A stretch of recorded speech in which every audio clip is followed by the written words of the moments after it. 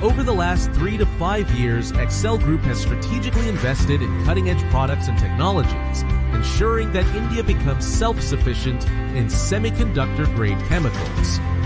Our indigenous chelation technology is revolutionizing semiconductor materials and lithium-ion battery recycling, driving sustainability and innovation. As industry pioneers, we have achieved remarkable milestones, becoming India's first and the world's second in manufacturing several specialty chemicals using in-house indigenous technology. Our efforts in import substitution, exports, and community development have earned national recognition and industry accolades. At Excel Group, we are not just manufacturers. We are visionaries, innovators, and nation builders. Join us as we shape the future of semiconductor manufacturing and drive India's self-reliant technological journey.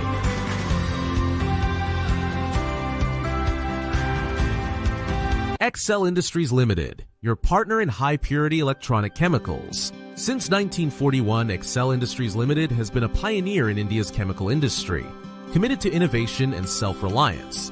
Founded before India's independence, our journey is driven by a sense of patriotism and a dedication to nation building. Our group companies, Excel Industries Limited, Transpec Industries Limited, Agrocell Industries Limited, and Schul Specialty Molecules Private Limited, together we serve industries including agriculture, pharmaceuticals, polymers, water treatment, and waste recycling, delivering advanced specialty chemicals.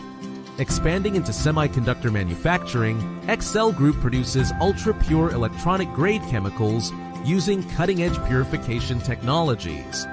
Our key offerings include chemicals and gases for etching, cleaning, and doping, along with polymers for photoresist applications. Over the last 3 to 5 years, Excel Group has strategically invested in cutting-edge products and technologies, ensuring that India becomes self-sufficient in semiconductor-grade chemicals. Our indigenous chelation technology is revolutionizing semiconductor materials and lithium-ion battery recycling, driving sustainability and innovation. As industry pioneers, we have achieved remarkable milestones, becoming India's first and the world's second in manufacturing several specialty chemicals using in-house indigenous technology. Our efforts in import substitution, exports, and community development have earned national recognition and industry accolades. At Excel Group, we are not just manufacturers. We are visionaries, innovators, and nation builders. Join us as we shape the future of semiconductor manufacturing and drive India's self-reliant technological journey.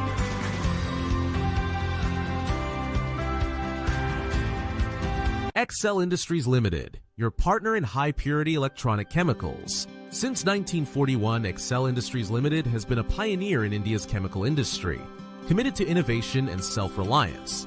Founded before India's independence, our journey is driven by a sense of patriotism and a dedication to nation building. Our group companies, Excel Industries Limited, Transpec Industries Limited, Agrocell Industries Limited, and Schul Specialty Molecules Private Limited, together we serve industries including agriculture, pharmaceuticals, polymers, water treatment, and waste recycling, delivering advanced specialty chemicals. Expanding into semiconductor manufacturing, Excel Group produces ultra-pure electronic-grade chemicals using cutting-edge purification technologies. Our key offerings include chemicals and gases for etching, cleaning, and doping, along with polymers for photoresist applications. Over the last 3 to 5 years, Excel Group has strategically invested in cutting-edge products and technologies, ensuring that India becomes self-sufficient in semiconductor-grade chemicals. Our indigenous chelation technology is revolutionizing semiconductor materials and lithium-ion battery recycling, driving sustainability and innovation. As industry pioneers, we have achieved remarkable milestones, becoming India's first and the world's second in manufacturing several specialty chemicals using in-house indigenous technology. Our efforts in import substitution, exports, and community development have earned national recognition and industry accolades. At Excel Group, we are not just manufacturers. We are visionaries, innovators, and nation builders. Join us as we shape the future of semiconductor manufacturing and drive India's self-reliant technological journey.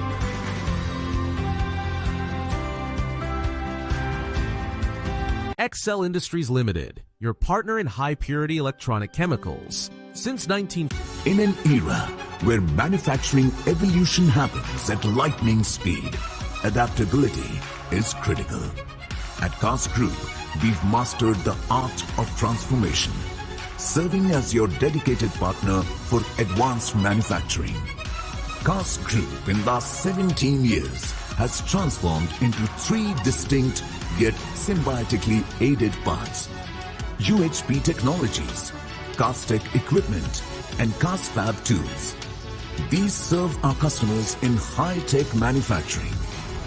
Whether it's rejuvenating your process through refurbishment of process equipment, or expanding with new manufacturing facilities, or contract manufacturing, CAST Group, your partner with an evolving matrix of backward and forward integration capabilities. At UHP Technologies, we take complete ownership of setting up on-site advanced manufacturing facility. Our design to delivery capabilities include clean rooms, high purity gas and chemical delivery systems, gas abatement and scrubbers, ultra pure water systems, and more. Our engineering design team integrates all facilities on BIM to ease everyone's role. We are India's leading one-stop solution.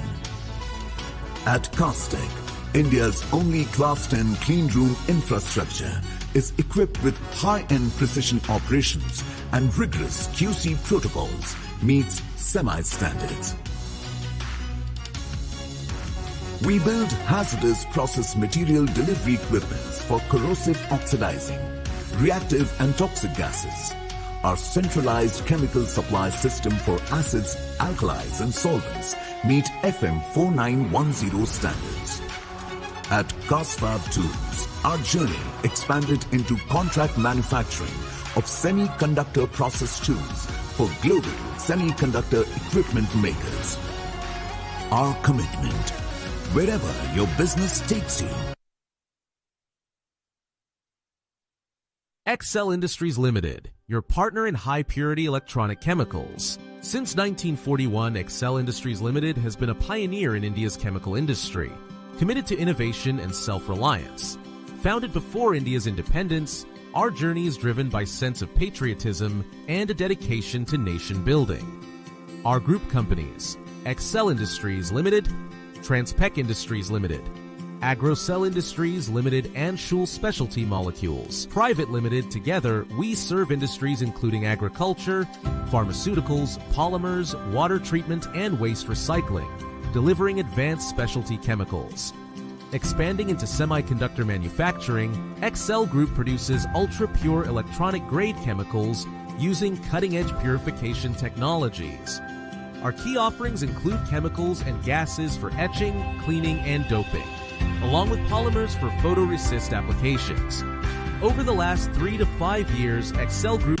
In an era where manufacturing evolution happens at lightning speed, adaptability is critical. At CAST Group, we've mastered the art of transformation, serving as your dedicated partner for advanced manufacturing. CAST Group in the last 17 years has transformed into three distinct yet symbiotically aided parts: UHP Technologies, CASTech Equipment, and CAST Fab Tools. These serve our customers in high-tech manufacturing. Whether it's rejuvenating your process through refurbishment of process equipment, or expanding with new manufacturing facilities, or contract manufacturing, CAST Group, your partner with an evolving matrix of backward and forward integration capabilities. At UHP Technologies, we take complete ownership of setting up on-site advanced manufacturing facility. Our design to delivery capabilities include clean rooms, high purity gas and chemical delivery systems, gas abatement and scrubbers, ultra pure water systems, and more. Our engineering design team integrates all facilities on BIM to ease everyone's role. We are India's leading one-stop solution. At CeNSE, India's only Class 10 clean room infrastructure is equipped with high-end precision operations and rigorous QC protocols, meets SEMI standards. We build hazardous process material delivery equipments for corrosive oxidizing, reactive and toxic gases. Our centralized chemical supply system for acids, alkalis and solvents meet FM 4910 standards. At CASFAB Tools, our journey expanded into contract manufacturing of semiconductor process tools for global semiconductor equipment makers. Our commitment, wherever your business takes you, CAST Group moves with you. Let's forge the future of manufacturing together. Ladies and gentlemen, the wait is over. We're going to begin the event now. We kindly request you to please take your seats and switch off your mobile phones or put them on silent mode. Thank you.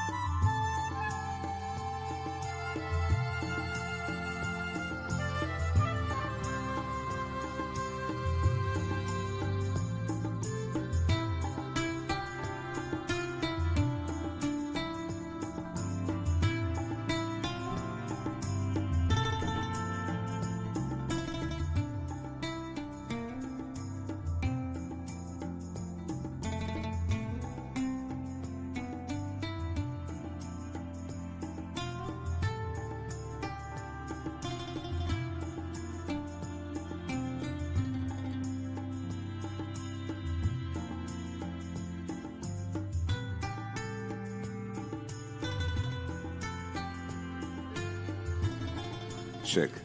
Ladies and gentlemen, good morning. If we can settle quickly, then we can get on with the proceedings.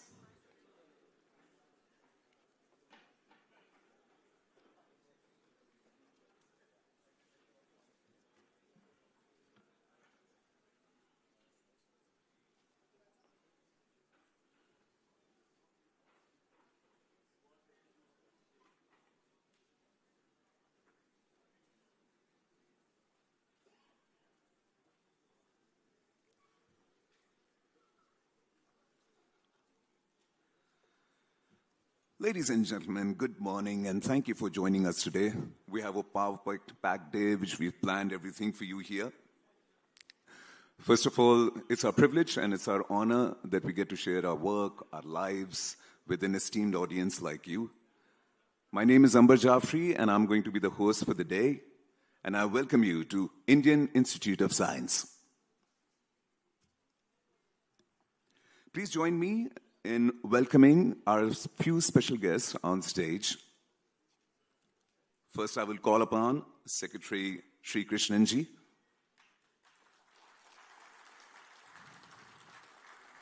Yeah, they are your people. You can keep giving them a huge round of applause and warm it up. Thank you.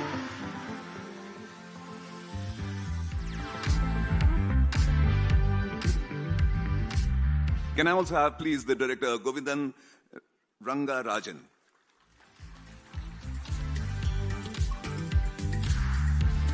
Additional Secretary Abhishek Singh.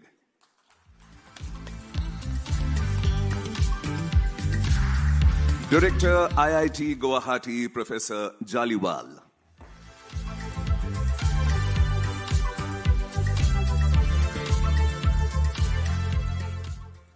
Professor Juzair Wasi.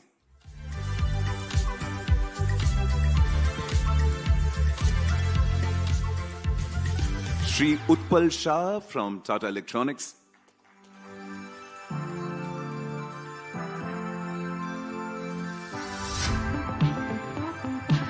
And last but not the least, Mr. Anant Ramamurthy from Micron.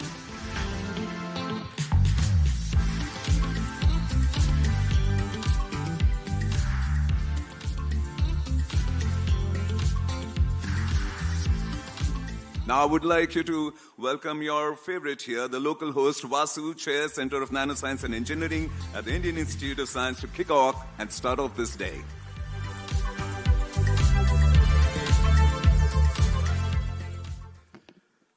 Good morning and welcome. It's an event on semiconductor nanoelectronics, and semiconductors, everything has to happen in time, and I realize we are 7 minutes and about 35 seconds late. But nevertheless, better late than never, as they say.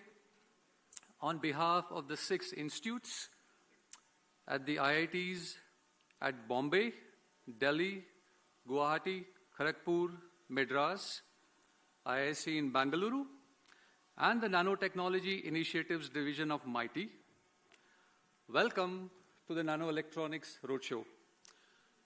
The purpose of the event is to showcase the cumulative output over the last combined 100 years of these 6 institutes. A big thank you to our sponsors. The vote of thanks happens at the end. I thought I would do it at the beginning. A big thank you to our sponsors. Of course, MIT is our biggest one, has always been.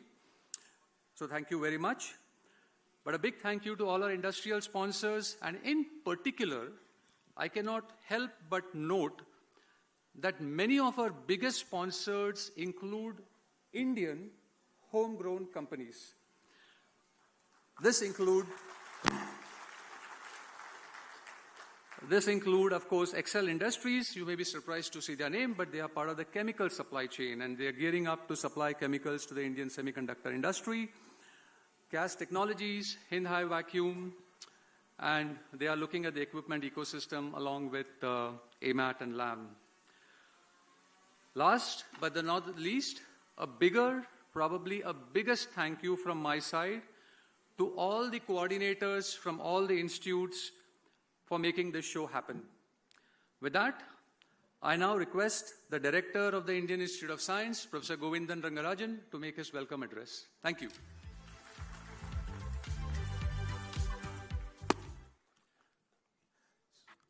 So on behalf of Indian Institute of Science, let me welcome all of you to this meeting.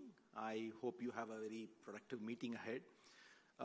We have been very fortunate to have the support of MIT in setting up these centers. In particular, at IISc, we are very thankful for the generous support by MIT. I would also, of course, like to acknowledge our own parent ministry, the Ministry of Education, for their continued support. I think we have made a lot of progress. So the silicon ecosystem has served us well all these years. But going forward, we need to integrate new technologies into this, things like quantum technologies, neuromorphic computing. Then we also need to look at new materials, maybe look at artificial intelligence, how the whole thing plays into this scheme of things, IoT, etc. So there are a lot of challenges ahead. We cannot rest on our laurels. We need to be proactive in incorporating all these new technologies into the silicon electronics, and that is when we can be world leaders and not just followers. So with these few words, let me again welcome all of you, and I hope you have a very good meeting. Thank you.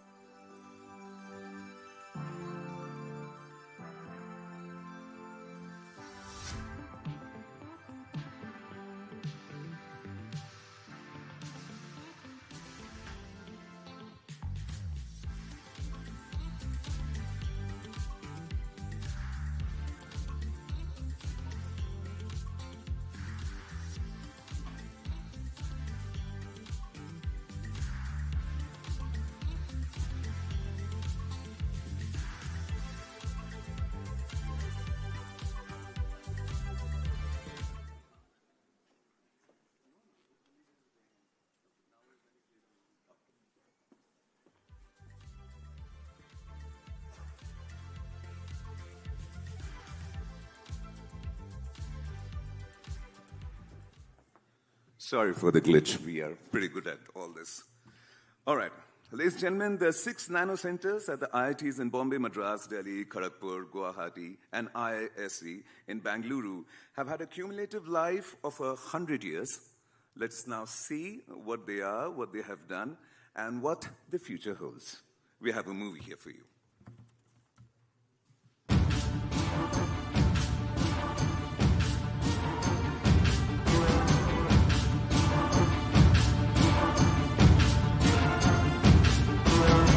Electronics defines the age we live in. Mobile devices, laptops, smartphones and smartwatches have enabled our fingertips to do things that would have been considered fiction, maybe even fantasy, just a couple of decades ago. Much of this has been enabled by semiconductor nanoelectronics. Even more powerful advances based on newer technologies are just around the corner. In realization and preparation, the Government of India, through the Ministry of Electronics and Information Technology, MITI, has launched the India Semiconductor Mission, or ISM, to indigenize semiconductor manufacturing and secure India's position in this crucial sector. In a far-sighted move, in anticipation of such requirements by the nation, MITI had nucleated the Centers for Excellence in Nanoelectronics in the IITs at Guwahati, Kharagpur, Delhi, Madras, Bombay, and IISc in Bangalore starting 20 years ago. Spread over 60,000 square feet, these 6 centers are a strategic national resource built with a cumulative investment of 1,000 crores. Powered by 200 faculty and 200 staff members, 700 PhD scholars, and about 1,000 BTech and MTech students, these centers have catapulted India into one of the top 3 producers of knowledge and human resource in nanoscience and engineering. Through initiatives like the Indian Nano Electronics User Program, INUP, the centers have extended their capabilities to over 1,000 institutes across the nation. By conducting classroom and hands-on training programs, INUP has skilled an additional 1,500 professionals and supported the completion of over 1,000 PhD theses over the last 10 years. These centers are now poised to support the nation in its quest for self-reliance in various nano-enabled deep tech sectors by performing cutting-edge science, developing technologies, filing patents, incubating startups, and bridging the gap between academia, industry, and the strategic sectors. For healthcare, mobile point-of-care devices by Pathshod and Mobilab are being used to measure 9 to 30 markers of human health from a drop to a small volume of blood drawn. iMedTech and Innovodyne are commercializing IoT-based devices and pain-free drug delivery systems. An air quality monitoring system is being transferred to Plantcraft Analytics. Terra Nautilus has raised funding for nano robot-based medicine, showing it is no longer science fiction. Indigenous smart sensor technologies for measuring lung function and sleep patterns have been transferred to Senflex Private Limited. Bioengineered electronic bandages for fast wound healing using electrical stimulation. Wearable devices for muscle movement monitoring that can inform future robotic arms. Microfluidics, nanoporous membranes for hemodialysis, and on-chip diagnostics, all of which are set to revolutionize healthcare. MEMS, micro-electromechanical system-based sensors and microfluidic technologies of every kind are getting integrated with personal and industrial electronics. An explosives detector by NanoSniff has been deployed at airports. Pressure sensors for Cheetah and Chetak helicopters by I2N are in low volume production. Moisture and pesticide sensors by SoilSense and Gunsutra for smart and efficient agriculture are being field tested. H2DC12 Avenue is developing portable green hydrogen generators. while fuel cell-based power generation using nano catalysts has been transferred to Madnani distilleries. Gas sensors and gyroscopes have been qualified for the space sector. In the works are microfluidics for heat extraction in power electronics and superconducting quantum interference devices or SCRID for detecting extremely small magnetic fields. While most electronics has been based on silicon so far, silicon is reaching its limits. The Silicon Plus world will be enabled by heterogeneous technologies integrated in various ways. GaN for Power and RF Electronics has a large research base in 4 of the 6 institutes, while process technology developed at IIT Bombay is being transferred to the strategic sector for setting up an indigenous RF GaN fab to serve space missions, and Matter Wave has been incubated. Agnit Semiconductors, an incubated company, is commercializing IISc's GaN, RF and power device technology for applications like radar systems and electric vehicles produced in India's low-volume production foundry, Geeky. The field of neuromorphic computing, which mimics the brain's structure for energy-efficient logic and memory, is gaining momentum. Indigenous chips for artificial intelligence hardware have already demonstrated the ability to consume 200 times less energy than existing solutions. Numelo Tech is commercializing memory technologies and spiking neural networks that leverage quantum tunneling for ultra-low power edge applications. Electrons are fast, but photons are faster. Indeed, photonic integrated circuits are being developed for a wide range of applications, from 5G and 6G systems to non-invasive diagnostics, chemical and biological sensing, and quantum computing. Advanced packaging will be needed to combine these varied technologies to yield highly miniaturized systems, heterogeneously integrated in 3 dimensions. Data analytics and AI will be essential tools to realize the full potential of these next-generation systems.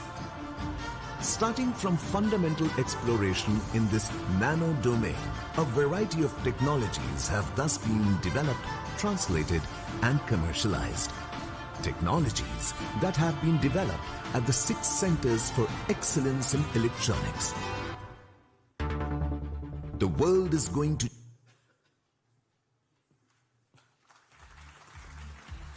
Yeah, that deserves an applause. It looks bright. The future looks great. The next speech, the guest that I'm going to call for, he will encapsulate in 5 minutes the last 20 years from the seminal meeting with the PSA to what has come to be the CEN ecosystem, nucleated and supported by the Nanotechnology Initiatives Division, the Ministry of Electronics and Information Technology, that is critical to India's semiconductor quest. Ladies and gentlemen, I call upon Professor Juzair Wasi for you.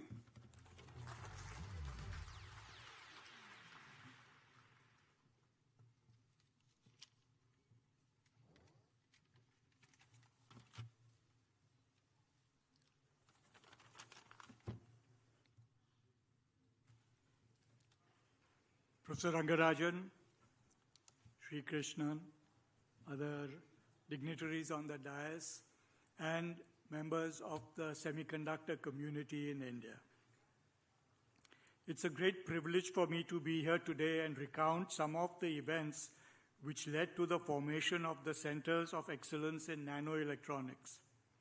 These events, 20 years ago, gave tremendous impetus to semiconductor research and training in India, making it possible for the government of India to launch the India Semiconductor Mission in 2021. It all started when Dr. R. Chidambaram, who was then the principal scientific advisor to the government of India, talked with Mr. Arun Shourie, then Minister for Communications and IT. This was in 2003.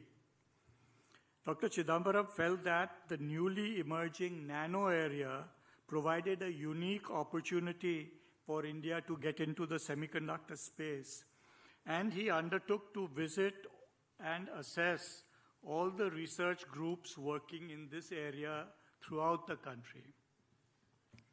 He did so, and then at a meeting in his office in 2004, he discussed with many of the participants who were gathered there, and said that the places he had visited almost all of them in India, he felt that IISc and IIT Bombay should take up this task, focusing respectively on the science and technology aspects of nano.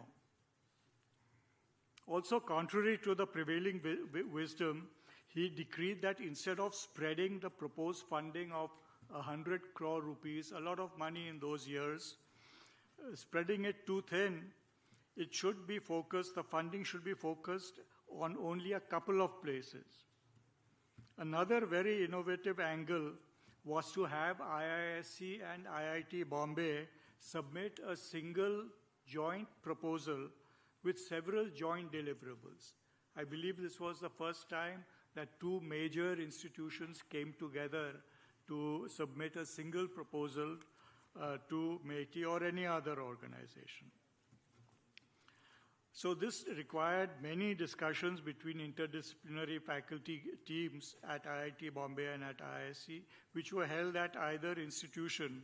But also I recall many such meetings held at Delhi airport when the teams got a chance to spend some time together after meetings at MAITI, where we would discuss what we had discussed and how we should go forward. Those really were exciting and heady days, planning for a future where anything seemed possible. I think many of you who are here in the audience will remember those days where we felt we could do anything at all. I must place on record here the enthusiasm with which the idea of a joint proposal between two leading institutions was mooted by the directors of IISc and IIT Bombay, Professor P. Balram, and Professor Ashok Mishra. The joint proposal, of course, was submitted, accepted by MAITI, and sanctioned in late 2005. I would also like to thank some of the scientists at MAITI in those early years, Dr. Uday Farke, Dr. S.P. Uttam, I'm sure some of you will remember them well, who ensured that the approval process went through very smoothly. Thus were born the two Centers of Excellence in Nanoelectronics, CEN. One of the things that Dr. Chidambaram had stressed is that although only two places would get the initial funding, it was their responsibility to ensure that these facilities would be available for researchers from across the country. The faculty at IISc and IITB took this mandate very seriously and really included this INUP, the Indian Nanoelectronics Users Program, idea as a part of the original submission itself. Of course, the proposal itself, the INUP proposal, was formally approved a few years later in 2008 after the CEN facilities came up at IIT Bombay and IISc. Again, I must mention that MAITI's forward-looking view on how this unusual program, the INUP program, should be run, really enabled this program to proceed in a very open, free, and transparent manner. The establishment of the Centers of Excellence had many important ramifications. They created a democratic state-of-the-art facilities. I will emphasize the word democratic, for nanofabrication for the first time in India, which came to be admired globally. They inspired many multinational companies to add to these facilities. They attracted a large number of highly qualified young faculty members, many of whom are here in the audience today. They encouraged many students to take up experimental research, not only students of IISc and IIT Bombay, but also from universities all over the country, as we've seen in this brief clip which was shown earlier. That it was a great success is evidenced by the fact that the CEN ecosystem has grown to encompass more IITs and to continue functioning till today. I would like to compliment and congratulate MeitY for its foresight and vision, and for staying the course to create a semiconductor and nanofabrication ecosystem which has produced people, research, and startup companies compared to the best in the world. I'm also glad today that there are representatives from some of the industries which are taking advantage of and benefiting from the ecosystem created by MeitY. I hope that they will encourage and also help enhance this research and training ecosystem together with MeitY. Many people from government and academia have worked together closely for the last 2 decades to create this environment. They deserve our gratitude. I now look forward to a full blossoming of the semiconductor activity in India with the active participation of MeitY, industry, and academia. Thank you.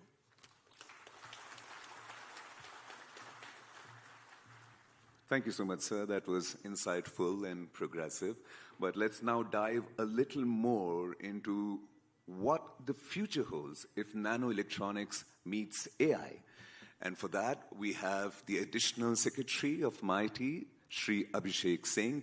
Please join me in welcoming him.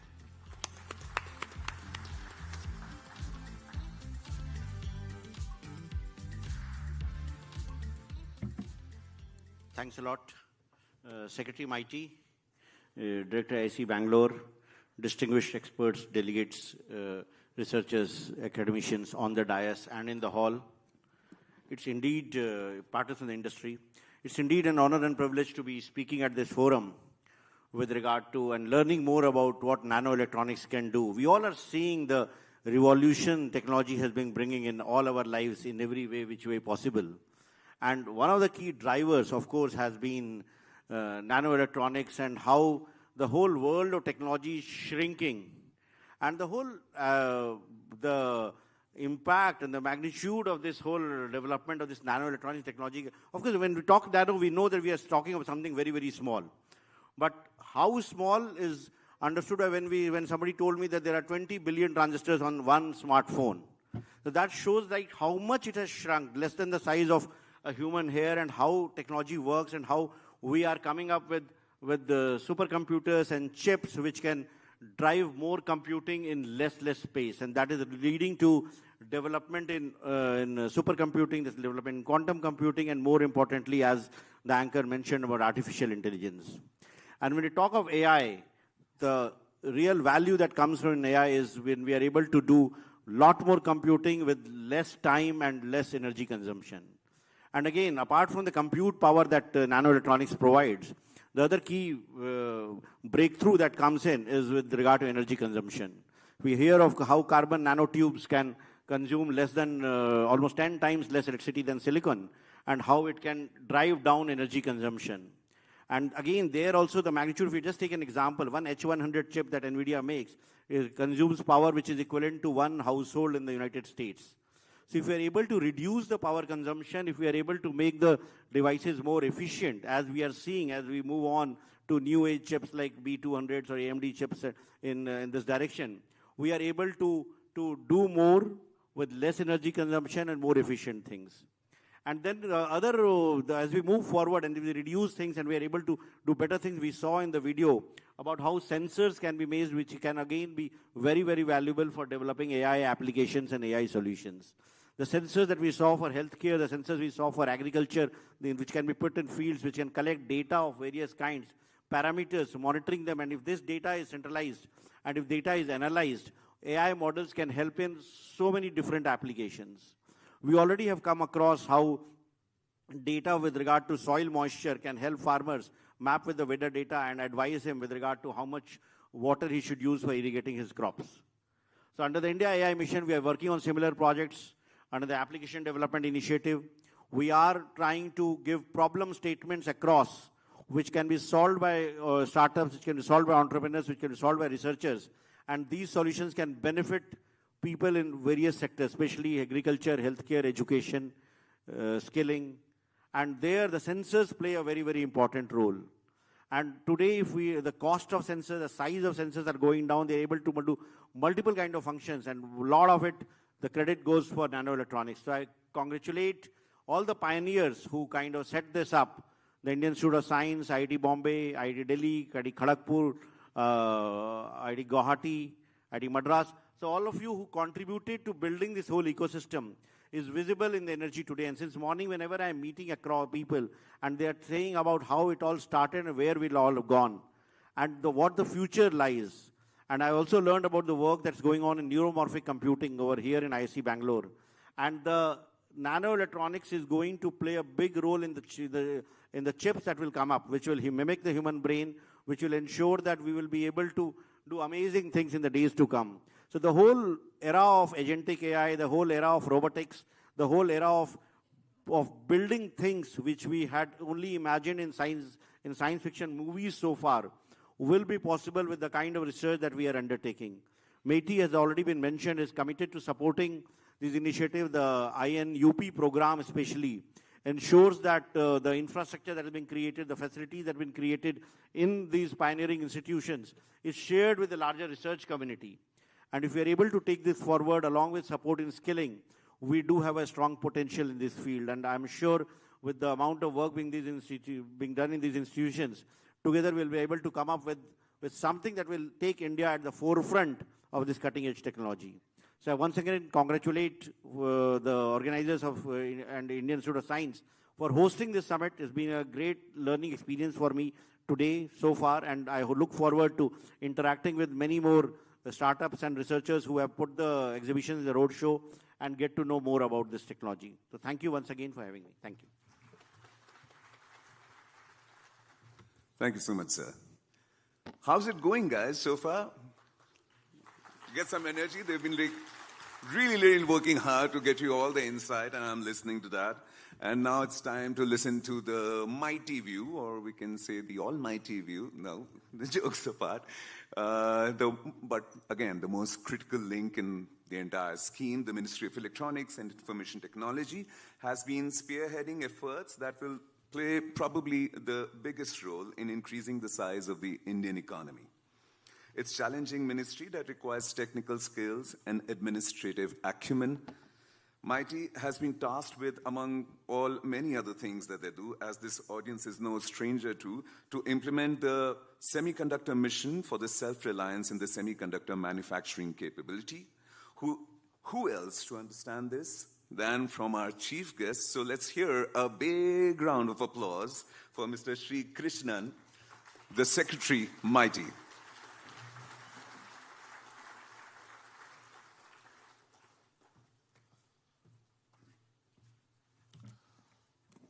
Director of the Indian Institute of Science, Professor Rangarajan, Professor Vaz Professor Emeritus from the Indian Institute of Technology, Bombay, my colleague, Additional Secretary in MeitY, Sri Abhishek Singh, Professor Devendra Jalali, the Director of IIT Guwahati, Sri Utpal Shah from Tata Electronics, Sri Anand Ramurthy from Micron. Today he spoke a lot more about the GCC part of it, a little less about the actual build-out, and hopefully we should see the first chip packaged out of India in the later part of 2025, and which is the progress of the India Semiconductor mission. Members of academia, industry, startups, and all of you present here this morning. In some ways, this event represents a lot of initiatives of the Ministry of Electronics and Information Technology and of the government of Tamil Nadu, the government of India, coming together in a way that really symbolizes a lot of convergence and significantly what we want to see coming out as industry, academia, collaboration, along with government playing a catalytic role in driving India's technological and industrial progress.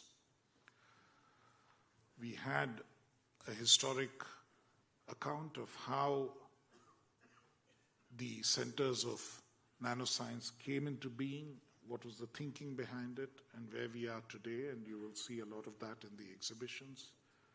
And you will see today's future and how it's contributing into the next stage of what India is attempting in the semiconductor space.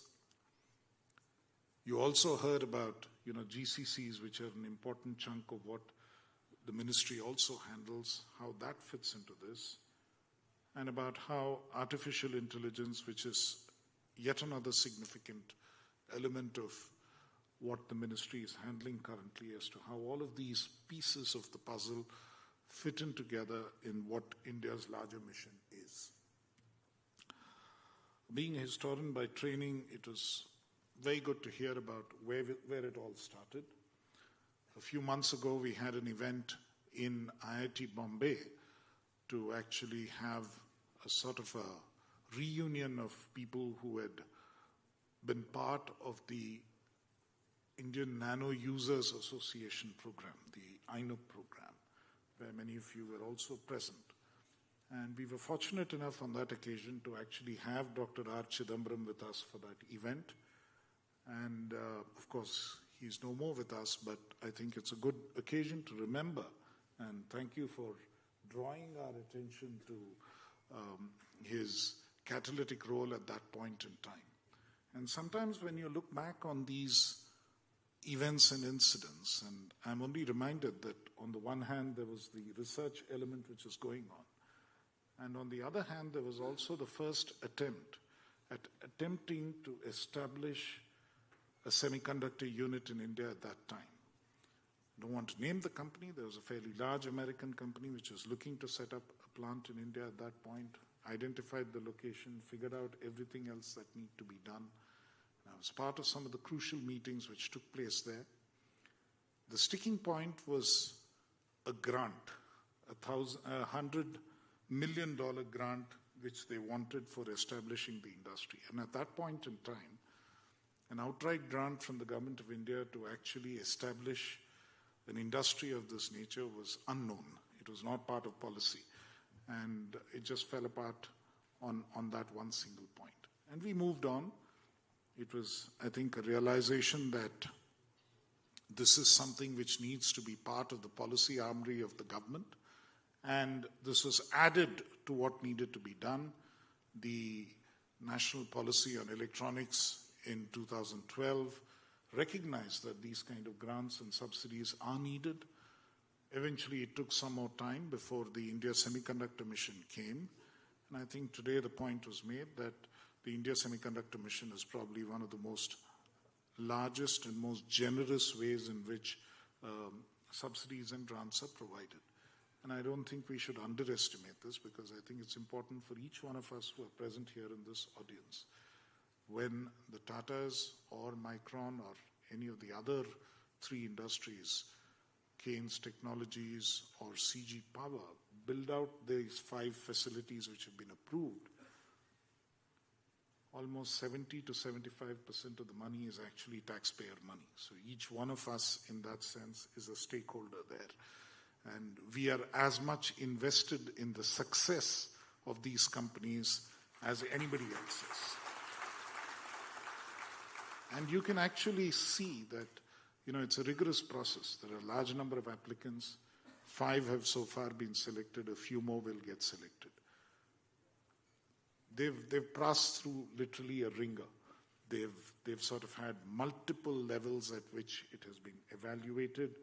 Multiple experts in the field have looked at what the content of the proposal itself is, and multiple ways have been attempted to see that this is something which will work for the country. Because the investment in the success of this. I mean, there's nobody more invested in the success of this than the government of India, than the people of India. And I think that is what is critical here, and each one of us needs to contribute to this. We've never had, I've spent 35 plus years in the civil service, and if you add another 30 years that I think Abhishek would have spent here, we've never had a program of industrial policy in this country which is so generous, or which is so oriented to success. Which is why I think we are all stakeholders and we have to ensure the success of this. In that sense, I'm extremely happy that, we have an assemblage here.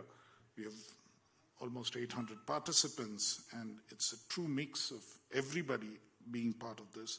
There are about 300 people who are from an academic background, 172 people from industry, there are 126 people from startups, there are industry associations, investors, incubators, people from the strategic sector, other national labs and so on. And the number of people from the government, fortunately, is only 31. So I don't want to downplay the role of the government, but what I'm trying to say is that this is a public cause, and I think all your participation here coming together is illustrating that more than anything else. Of course, when we are spending so much money, we are often asked questions saying, are you doing the right thing? Are you investing in the right technology? Is this the right stage? I've been asked this several times. The rest of the world is moving to 2 nanometers and 1 nanometers, and you guys are stuck at 28 nanometers and 40 nanometers and 60 nanometers. How does this make sense as policy? I think it's carefully considered policy, and it is worth repeating on this occasion, that we have to strike a balance. We are not a very rich country yet. We are already the 5th largest economy, but on a per capita basis, we are not a rich country. Therefore, there are limits of the fiscal capacity of the government as to what you can afford. And what we can afford is what we need to attempt to do. And so the roadmap on this is fairly clear, and that again is significant for today's event.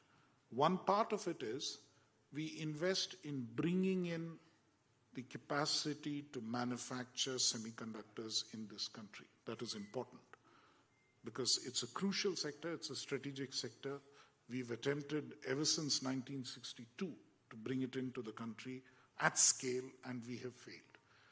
Therefore, this is the time to actually attempt and make sure that we succeed to bring it. And therefore, it will be historic when actually the first chip comes out of Micron's facility later this year. That is the importance. Now we can go to the very small, most advanced technology, try to leapfrog and do it. But our chances of success are not great. The risks we would be taking are significantly greater. The costs are going to be that much higher. That is something that a country at this stage of development would find difficult to afford. Therefore, the strategy is a little different. We are aware that at the nodes which are going to get manufactured in the country, there's a fair amount of demand in some of the areas that Sri Utpal Shah already outlined in his talk as to which are the segments that they are going to focus on. So there is a mature market, there's a mature technology, we find our place into that, and as he pointed out, it's not easy. Even looking at a 28 nanometer fab, and I visited the fab that he mentioned, the PSMC fab in Taiwan, which is attempting to be rebuilt here, it looks like something out of a science fiction movie. And, it has everything, there are hardly any people inside the fab, everything is sort of moving above your head in terms of everything wanders around and machines turn on and turn off by themselves, and there's a lot of whirring and purring going on inside on the factory floor. It doesn't look like a factory floor at all. It looks like, something out of Star Trek, one of those space age stations. We have not done that kind of advanced manufacturing before. It's a challenge. We have not built a fab, and the complexity of building it is something we have not done before. It's a challenge. For the best companies in India, it's a challenge. So we have to get there. We'll get there step by step. But the next steps, so if you come to 28 nanometers, what happens next? you have to actually research and go beyond that. And that is something I think is the next step, which is why today's gathering is so important, of industry and academia coming together and planning out how do we actually research and move to the next steps of how do you take this to 14, how do you take this to 7, how do you take this to 4, how do you take this to 2. And it's a roadmap. We've started a journey. It will take 15, 20 years to complete, but we will start today. So that's why when you look back on what CeNSE has done over 20 years, you'd really look forward as to what we can achieve over the next 15 or 20 in taking India to those cutting edges of technology, to those elements of it. And that's where I think the genius of India's researchers needs to come in. It's one thing which Mr. Anand Ramurthy mentioned, that they are the fastest growing, largest GCC in India. 20% of the workforce in semiconductor design is in India. We don't have one person who's actually worked on a fab. I remember Professor Vasu telling me the first time that I came to visit their facility here in CeNSE that they have a huge turnover of all the technicians who work there because they're leaving them to find jobs with private sector fabs. I said, why are you so worried about it? It's a good thing. I mean, let's use this facility to actually train more people to be available for the market and be available to what needs to be done. As a country, we're not very fond of working with our hands and getting our hands dirty and doing it. That's what the fab really is. And we need to get more people to work in that space, train more people, and that's how all of these centers contribute to the next stage. When you go to Guwahati, and Tata's big facility is coming up in Guwahati, and we're working with IIT Guwahati to make sure that they are able to supply the human resources which are needed to actually make that fab work. So we contribute at that level. The second level we contribute, of course, is in the design space. Point was made that unless the design ecosystem really picks up, you're not going to have the fabs being loaded literally. You have to have the designs which will load those fabs, and we'll have to get it done. So that is something where in the design space, we need to work and move forward. And design space is all about owning the IP, having India designed products eventually, and moving in that direction. We're very happy that we have so many GCCs, multinational GCCs in the country. You're creating this human resource to enable the spillover. Some of the people will leave that possibly. Some of the startups we have here today probably have left GCCs and they're trying to branch off on their own. You'll establish IP. Some of you will probably be bought over by the same MNCs tomorrow saying you've done a wonderful thing. Some of you will survive and probably establish and grow as India's own companies, fabulous companies. We are investing in those few of you, even if 1 or 2 or 3 out of those of you who are present here today come out and do that. I think it's an investment which has been well worth it. And we would sort of be enabled and take pride in the fact that the entire program has succeeded. We're working, as at the end of the government, we keep working on these elements. We're working on further improving the design-linked incentive scheme in the semiconductor space to achieve some of these objectives, to not limit it only to startups and MSMEs, which we have done right now, but to expand it to a wider group, to ensure that there is more, there are larger companies who can invest and take this forward. We are working to ensure that the intellectual property stays Indian. We would very much appreciate even if, you're Micron India, for instance. So if you want to own the IP as Micron India here in India, I think it's wonderful. Eventually, it's Indian IP which is getting used. The ownership is not important because, the ownership is global. If you look at, it's very interesting. If you look at Tata Electronics' 2 efforts, one, of course, is a JV, or rather they have a technology agreement. In the other, the technology is something that they are developing themselves by just having brought back a large number of Indian expatriates and people of origin to actually work on the technologies and move forward. So that is the spillover effect of the Indian diaspora, of people who have worked all over the world, developed a lot of this technologies themselves, and are coming back now to actually do this. And who knows, given what geopolitics looks like, we may see a lot more of this in the days to come, in the decades to come, and we can see a lot more of that develop. So in that sense, I think we are less fussed about who actually owns the entity. We are more concerned that it needs to be Indian intellectual property eventually, and design a scheme on that basis. And that hopefully should also bring in a lot more risk capital. And there are venture capitalists present here today. Part of our design is to make sure that we co-invest with venture capitalists. You are better at picking the winners. Government is not so wonderful at picking winners. I mean, we tend to be more conservative. We will only back people who will actually succeed, but that's not how venture capitalism works. You have to be prepared to back a number of them. A few will succeed, a few will fail. You have to accept the failures with success. We can ride alongside you rather than trying to pick the winners ourselves and see how it works. So to that extent, we're willing to sort of be in the background, invest alongside you, support the risk capital as it comes into the area of design, as it comes into more areas where fabulous companies can actually develop in this country. And that is another critical outcome that we'll be looking at. But let's not for a moment imagine that our job is done. It is a long, hard slog. We have done significant and important first steps. In a sense, we've built the critical momentum, and it's something that will finally succeed and work in India, and we'll have to push this forward. One point I already made was about, where we are in terms of the stage of technology and how we need to push forward through research and through our own efforts to take it to the next step. The other point I'd just like to make is that we're going to invest in these 5 companies, the 4 OSAT companies and the 1 fab company.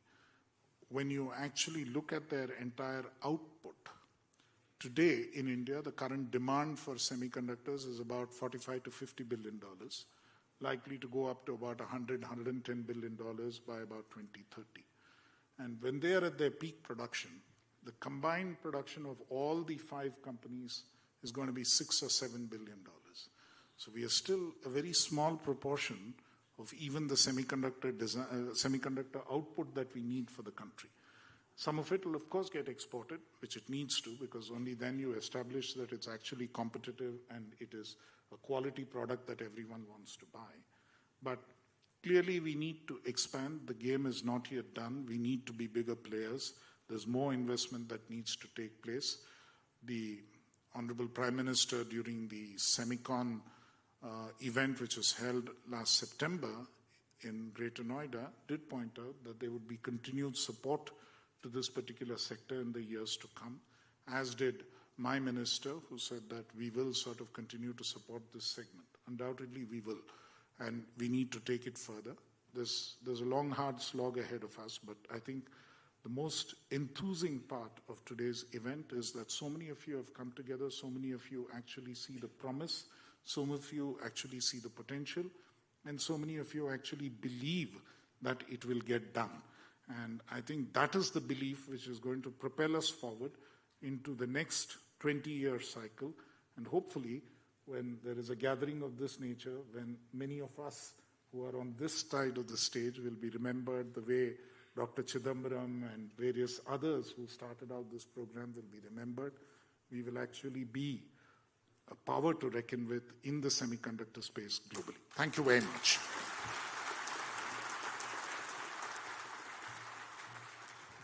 Thank you so much, Sri Krishnan.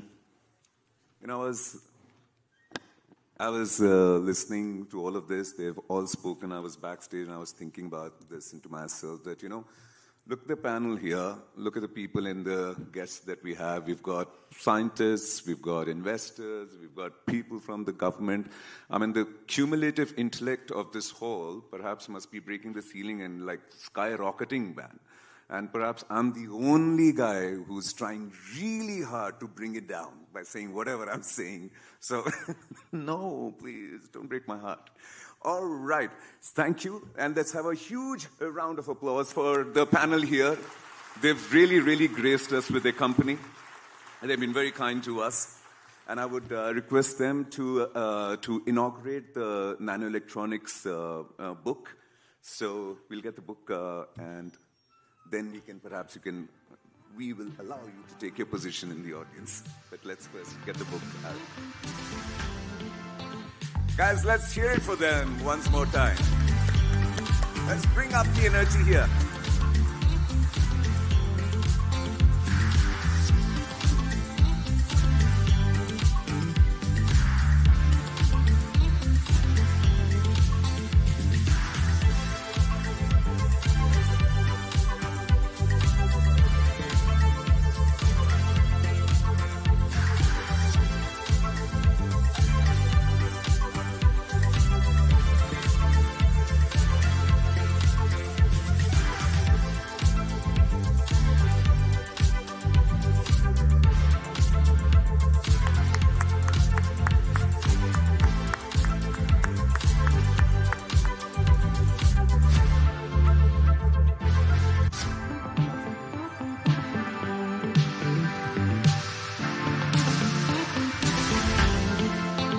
Thank you so much, gentlemen.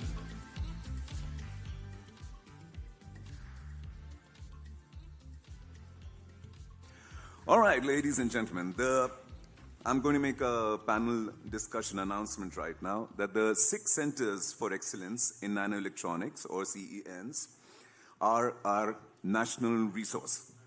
They support the strategic sector and industry by providing human resources and performing cutting-edge research and development. Can you hear them also from behind? Or it's only me? Okay. They have mentored companies and helped them grow. They have spawned startups. Let's now hear from the 6 panelists on how they have benefited from the CENs, how they envision the CEN ecosystem helping India indigenize semiconductor manufacturing, and how they foresee them playing a role in the changes that are appearing on the horizon beyond the semiconductor electronics.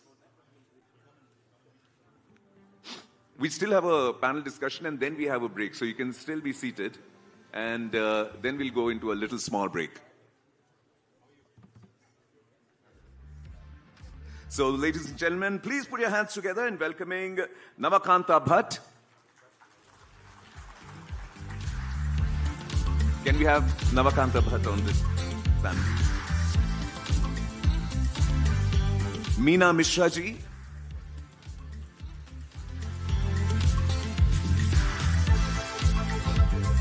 Manjunath Jyoti Nagar ji.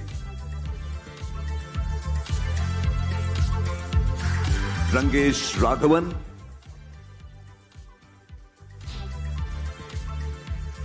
Avi Avula ji. Ram Gopal Rao ji.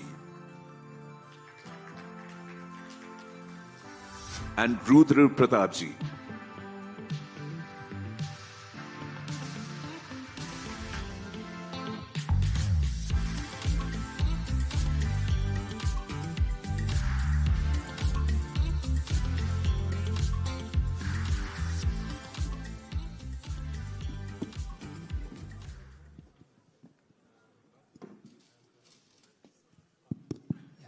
Yeah, it's working. Yeah. Are you guys comfortable?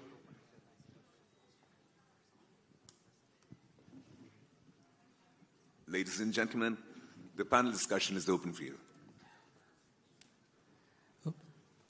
Okay, thank you. And it's indeed a pleasure to moderate this panel. And organizers have also told me that I should bring the schedule back on time. We're already running 25 minutes late.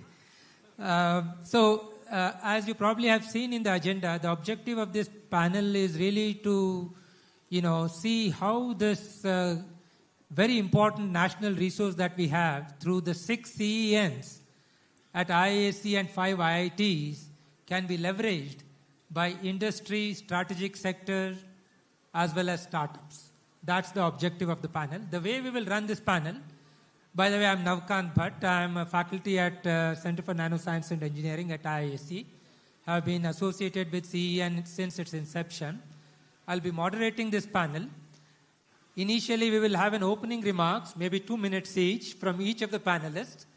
And then we will have a round of questions by me to each of the panelists. And towards the end, we will open up the panel for interaction with the audience. So that's the agenda. So let me begin then without much ado. Invite Dr. Meena Mishra.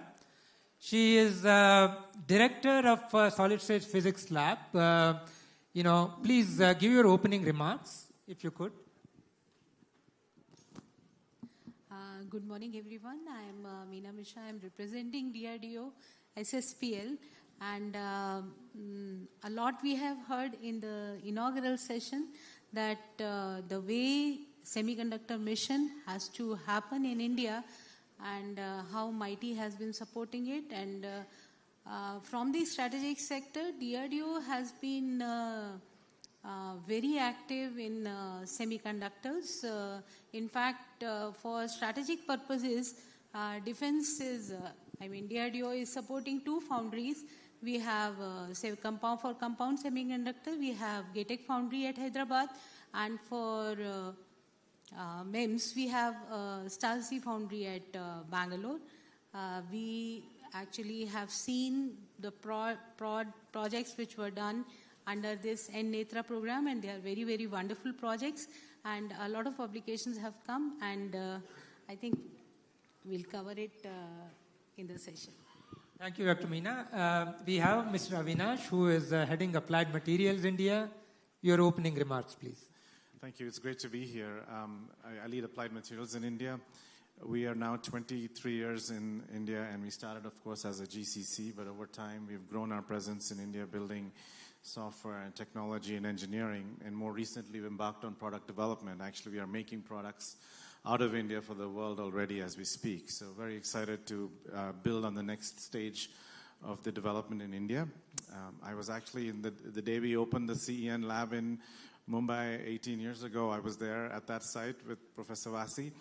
Our early collaboration was with the IIT Bombay site, and over time we have built our capability there, providing some tools, building our own lab, working closely with the professors there on multiple collaborations. We've recruited people. We built our own lab now that has expanded to do first solar, but now a lot of chemistry development as well. And as we look forward to building on our future, we recently announced an R&D center here in India that will do more product development. We actually have 300 millimeter tools today in Bangalore that are doing process and engineering development, and we look to expand that more. And as we look forward, we want to engage more closely with the ecosystem, help it develop, and also grow with it. Thank you. Thank you, Mr. Avinash. We also have Mr. Rangesh, who heads LAM research in India. Thank you, Professor.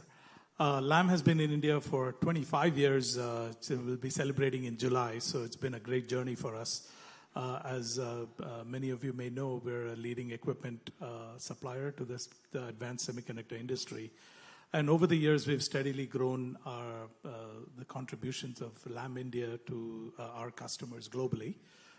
Today, I'm very proud to say we participate in all the activities across the range of activities of the company, including advanced R&D.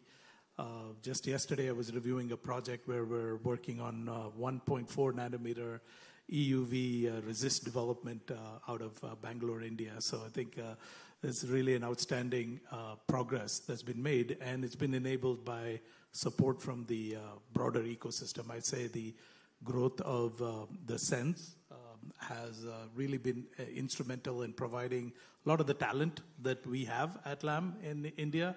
And also, we have a number of advanced research projects that are going on with CeNSE that are also very critical to our future progress. So we recently announced inauguration of a systems engineering lab. You know, like Avi said, we do process and technology development here in Bangalore now.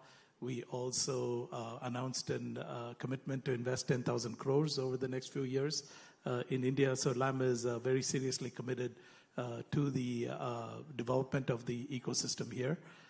We donated $30 million worth of software to develop semiconductor skills with our Semiverse solution package. So overall, we're engaging in all fronts and really excited to partner with the ecosystem here in India. Thank you. Thank you, Mr. Rangesh. We also have Manjunath Jyotinagar, CEO of CAS Technology, a homegrown MSME in semiconductor equipment. Yep. Thank you, Professor Navkant. So I represent three different verticals or legal entities. One is UHP Technologies and CAS Tech Equipments and CAS Fab Tools, and with a strong employee strength of about 235 plus. And we've been in this industry for about 17 years. We have a collective experience of 32 years across all three companies. And the one of the verticals supports construction design of fab facilities. Of course, there are no major fab until now, but it's coming up. But all these years we used to do for solar fabs and then R&D fabs for semiconductor. And the second works on equipment for facilities to deal with a lot of hazardous materials, wet and dry both. And the third newly constituted company supports in building the contract manufacturing for semiconductor tools, for legacy tools for some of the global OEMs. So that's having said, it's like, today, probably nobody would have noticed us here if not for somebody who took some risks early in their life, right? And it's quite easy for somebody to follow a rule book and then say, okay, fine, I'll justify my decision about it. And then we choose somebody to come across and do some services, some engineering work or some product work. But back then in early 2010s, we were kind of encouraged and spotted by none other than IISc CeNSE here, the team of acclaimed professors then, that this is a company, they have some potential with no proof on the ground then. So if not for that kind of a risk-taking, or rather that kind of a identification of a potential in an Indian company then, we would not have been here today. And it did not stop there, though we were part of the CeNSE building those days, but the journey kind of kept moving. We were kept on challenged by the same team to see what can we do more. And that's how we got into even building our gas cabinets and other equipments and so on and so forth, and eventually landed up collaborating in developing a 2D platform for graphene and few other materials. And as the current one, we also established a class 10 clean room with all the infrastructure for building the semiconductor tools. And I must say that though there was no formal incubation then in those days in IISc, I can easily say that we are a pseudo incubatee of IISc, and that's why we are here today. I'm really thankful for this opportunity. Thank you, Manjunath. Our next two panelists are academicians, also entrepreneurs, both associated with the CEN initiative from its very inception, one from IIT Bombay and one from IISc Bangalore. First, Professor Ram Gopal Rao, who is currently VC of BITS Pilani Group. Thank you, Navkant, and very happy to be here. In fact, in academia, we are looked at as entrepreneurs, and in the industry circles, we are like academicians. So I think we hold both the dual positions now. I am Ram Gopal Rao. I spent 25 years in IIT Bombay and IIT Delhi, of which 6 years as the director of IIT Delhi. I am now with the BITS Pilani system for the past 2 years. And I have been championing, writing, pleading, doing everything possible for increased academia industry collaborations. I think that's the biggest bottleneck in India right now. If you ask me, the most important thing that we need to do. And I think government has a major role to play in facilitating that. I think they need to promote, they need to incentivize industries to come and collaborate with academia. I think that's one thing I'm saying. And the second thing is also, I'm also doing all of that, what I said earlier, for even increased investments in R&D. India is not investing enough, whether it is industry or academia or the government rather. So not much money going into R&D. I think these are the two things which are of primary concern if we ever want to see, the Viksit Bharat and even what the Secretary Mighty talked about as to what the India's aspirations need to be over a period of time. I think we will discuss more through this panel discussion. Thanks, Ram Gopal. Professor Rudra Pratap. Hi, good morning. It's an absolute delight to be here. As Ram Gopal said, Naukant, Ram Gopal, myself, Professor Vasu, many of us have been through this journey of setting up this CENSE right from the day Professor Vasi mentioned, actually even before that. It has been a wonderful journey. I am an entrepreneur of a different kind. I'm an academic entrepreneur. That's what I think of myself as. And a somewhat reluctant product company entrepreneur. So what happened was when we set up these centers and technologies started coming, and some products from there had to be taken to the market. At that point, there was nobody ready to do it. And Ram Gopal kept nudging that, hey, we got to do it. We got to do it. So while he was setting up some companies at IIT Bombay, Naukant and we started setting up some startups at IISc. That's how, because there was a real need for doing that, taking the product from our labs to the market and understanding what does it take to do this journey. I mean, this is a huge journey. But anyway, so that's why I said that somewhat of a reluctant product company entrepreneur, but certainly an academic entrepreneur. Now I'm at Plaksha University trying to set up a private university that can compete with the government behemoths that we have in the country. Thanks, RP. So now we will have a round of questions for each panelist. So my question will have two parts. One sort of reflecting what has happened and one looking ahead. It is a single question with two parts. So let me begin with Dr. Meena Mishra. We know that based on our experience, strategic sector has been one of the prime users of the CEN facility. So in that context, what has been your experience? What has been some success stories? That's part A. The part B is, what's your roadmap at SSPL for the future of strategic technologies, and how do you want to engage with the CENs going forward? I would like to first answer the future part. First of all, I would like to congratulate Utpalji. He's here. It was very nice. Maybe you can bring the mic a little closer. It was very nice to hear from you that your lab is coming into, you'll be rolling out certain things after a few years, and from Micron also, they have started packaging. At SSPL, or in a way I will say from DRDO side, for DRDO, because if it comes to semiconductors, it is SSPL which is handling the semiconductor domain area of DRDO. We are looking for the complete holistic development of futuristic products. That will include the material growth, that will include the device technologies, that will include the products which will come out of those technologies. As you all are aware, if you look at the geopolitical situations which we have seen in past few years, although we had technologies available with us, device technologies available with us, the material became a problem. So right now the roadmap which is given to SSPL from DRDO is that we have to go for a holistic kind of growth. That's what we have been doing in the previous years also, but now the responsibility is even more that we have to make sure that the material growth as well as the device technology, packaging, everything happens in-house.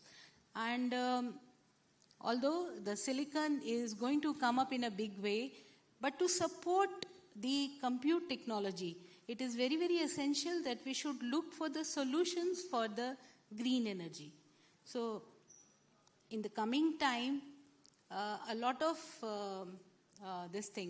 focus will be on providing green energy, providing clean energy to our data centers, to our strategic systems also. As far as the CeNSE is concerned and all the nano centers which have been generated out of this N-Netra program. They have been, I have seen the program, I have seen their journey also. It is really very, very beautiful. And as has been told in the previous section also, there are 3 sections which you have to cater for if you want to come out with the technology. And one major sector which is required, you require the knowledge bank, but you require the human resources also. The kind of patents, the kind of papers, the kind of the solutions which are coming out from these centers, they are now the pillars of strength. What is required to be done is, now these pillars, these dots, they have to be connected, and then we can come out with a bigger picture. Now the focus should be on creating a bigger picture. We have created pillars at various points. We have strengths at various centers available. We have to just connect, and without competing with each other, we have to work in synergy so that we roll out our products pretty fast. I think that's what my message. Thank you, Dr. Meena. Mr. Avinash, Applied Materials is an industry leader in semiconductor equipment segment. You alluded to your collaboration with IIT Bombay. 20 years ago, when you were actually bringing these industry-grade tools to an academic clean room, that was one of its kind move. So what has been your experience looking back? Do you consider that was very successful, and was the MIT's creation was an enablement for Applied Materials growth? So that is first aspect. The part B is, we know that Applied Material has big plans in India. There's a big facility coming up. We know it's not a fab. Can you elaborate what it is going to be, and how do you envision collaboration with the CENs going forward? As Minister Vaishnavji said, historically we've been a service country, and now we wanted to be a product country. I think you can take this juncture as our own shift in what we have been doing and where we want to go. And when you think back the last 15, 20 years, our capability in India, the infrastructure, we didn't have a customer here. So a lot of what we did was to serve the company worldwide, and we did what we could. We had 200 millimeter tools. We provided them to IIT, and of course, it's hard to go back 20 years and take a tool that is state-of-the-art and run it. But today, we're getting to a place where we can. We are starting to do that today in our own small lab. Small, actually, we have 10 bays of tools already. But the aspiration long-term is, can we deliver products from India for the world? Can we serve our customer here, our customers here in India, and use the lab to support them as we build new products to grow? So I'm excited about where we are today and what's coming. Certainly, MIT's helped bring the industry here, the support that they've given us, really the opportunity to partner with Tata to build their success. And in that process, can we deliver products not just for India, but for the world? So that's what we're working on. Great. Rangesh, continuing on the same line, you have been, perhaps one of the first industry affiliate member at IISc's Nano Center. Yes. And how has been your experience interacting with the CEN? And, you also have this ambitious program now of training 60,000 engineers, right? That's, you may want to allude on, describe a little bit on that. And finally, your big facility in Bangalore, what's it going to be, and how would you like to collaborate with the academia? Sure. Well, if I remember the 3 questions, I'll start. Very, very proud to be a very long-term partner of CeNSE. It's been a great journey for LAM. I have only been here for 5 years, so I can speak to my learnings from my predecessor and colleague, who is also now a professor at IISc. Ginny Srinivasan is sitting in the audience right here. I've learned a lot from him about the value of this collaboration. And if you look at the fruits of that, I would say multiple patents that LAM India has generated has its seeds in the work that we have done with CeNSE. A number of very critical projects, I would say even now, going on in the most fundamental aspects of advanced process technology that we're working with professors across the spectrum at IISc. And that collaboration is already leading to commercial viability in several applications. So I would say that the first benefit for Lam from this collaboration has been real intellectual property development, has been the development of new ideas that have made its way into our products. But then the more important one is also the people, the kind of talent, many PhDs that we have been able to recruit from IISc that have continued to contribute to this. So I would say it's been a very fruitful partnership. On the second question, it was that partnership that gave us the impetus as we looked at the needs of the country. As ISM was established, METI has been a very strong champion. And the problem statement was put to us by Minister Vaishnav that how can Lam help the country develop engineering skills and talent that is needed, but in a very rapid way. The existence of the CeNSE is fundamental, but the total output of CeNSE students is not sufficient to support the industry needs. And it's very impractical to establish nano labs of a scale sufficient to generate 60,000 students to go through these programs. So we thought that we needed to break that paradigm and come up with a different way to scale this problem without having to invest in a lot of capital. And so that's where we have a proprietary package, Semiconductor. Throughout the industry, every customer uses our package to do modeling and simulation of wafer fabrication. It's called Semiverse. And so we decided we could deploy this package, commercially successful package, but modify it. And with close partnership with Professor Sushoban, Professor Vasu, other people at IISc, we've created this program to train 60,000 engineers over the next 10 years. And I'm very proud to say already, I think this semester, 600 students are using this software and taking this program. So very, very powerful initiative. And then lastly, on our recent announcement, it is but a natural step. And our industry is very capital intensive. Even R&D facilities require significant amounts of capital. So as we progress to our journey, like Avi said, our vision is to make products from India for the world and for our customers in India. And that vision requires a lot of infrastructure investment. And so that's what this investment is related to. Yeah. Excellent. This is fantastic. Products from India and that too in semiconductor equipment.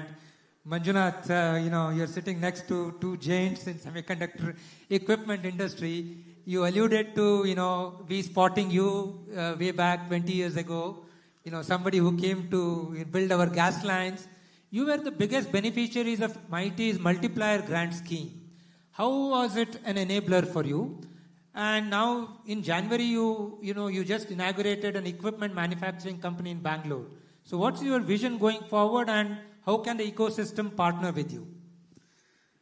Okay, so when we were challenged to look beyond building the facilities for our semiconductor R&D then. So we were thinking about what do we do? And when we talked about the concept of building some semiconductor process tools, we said, look, that's not our cup of tea. There are giants sitting.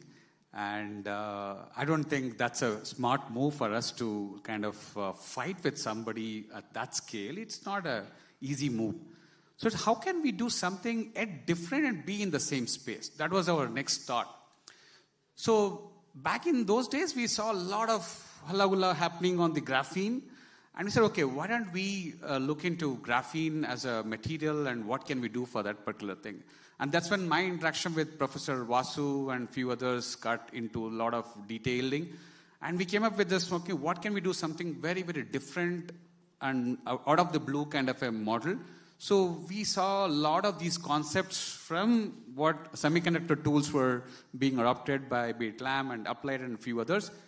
We kind of looked at those concepts and we made it a bit better to see how an R&D tool for a graphene deposition can look like a semiconductor fab level tool. So we brought down this entire time cycle from 240 odd minutes to about 40 minutes for graphene deposition by load lock systems, building all kinds of internal capabilities in the equipment rather than depending on the external capability. So that journey with IISc became really, a kind of a class in its own. I believe even till date, I haven't come across an equipment which is of really matching that capability. So thanks to Vasu and his team as well. So I can see that as one of the seeding example how a collaboration with a Center for Nanoscience for a smaller company like us, where there's a discipline and a passion to build something different, came together in delivering something, a nice equipment. And fortunately, it is not like one of those equipments, not many of the equipments, after 12 months of warranty, it goes to a corner. So for last 7-8 years, it's working like a horse, right? So at the first time it, working for last 8 years with all the, I think hundreds of PhD students must have cited this equipment as well. But going forward, we said, okay, we got to do something more. That's when we got into discussion with the SSPL, then seeing what kind of materials that they want to grow and what is the equipment that is missing to grow these kind of materials. And that was kind of an eye-opener. Okay, there's so much of, kind of restrictions on getting such kind of equipment itself. So we looked at the concept of PVT, we looked at the concept of MOCVD, we looked at the concept of even liquid epitaxial systems. But okay, they're all in work in progress at this point of time, but it is still not concluded. But the biggest success element or the enabling element is how MATI came up with a scheme called multiplier grant scheme, without which a smaller version of CAS in those days would not have been possible for us to kind of invest money. Though it was like a 1:1, we put in 1 rupee and 1 rupee would come from MIT, but into the IISc then. That was a very big boost. Though we did non-cash component was even maybe 2 times of money that we put in.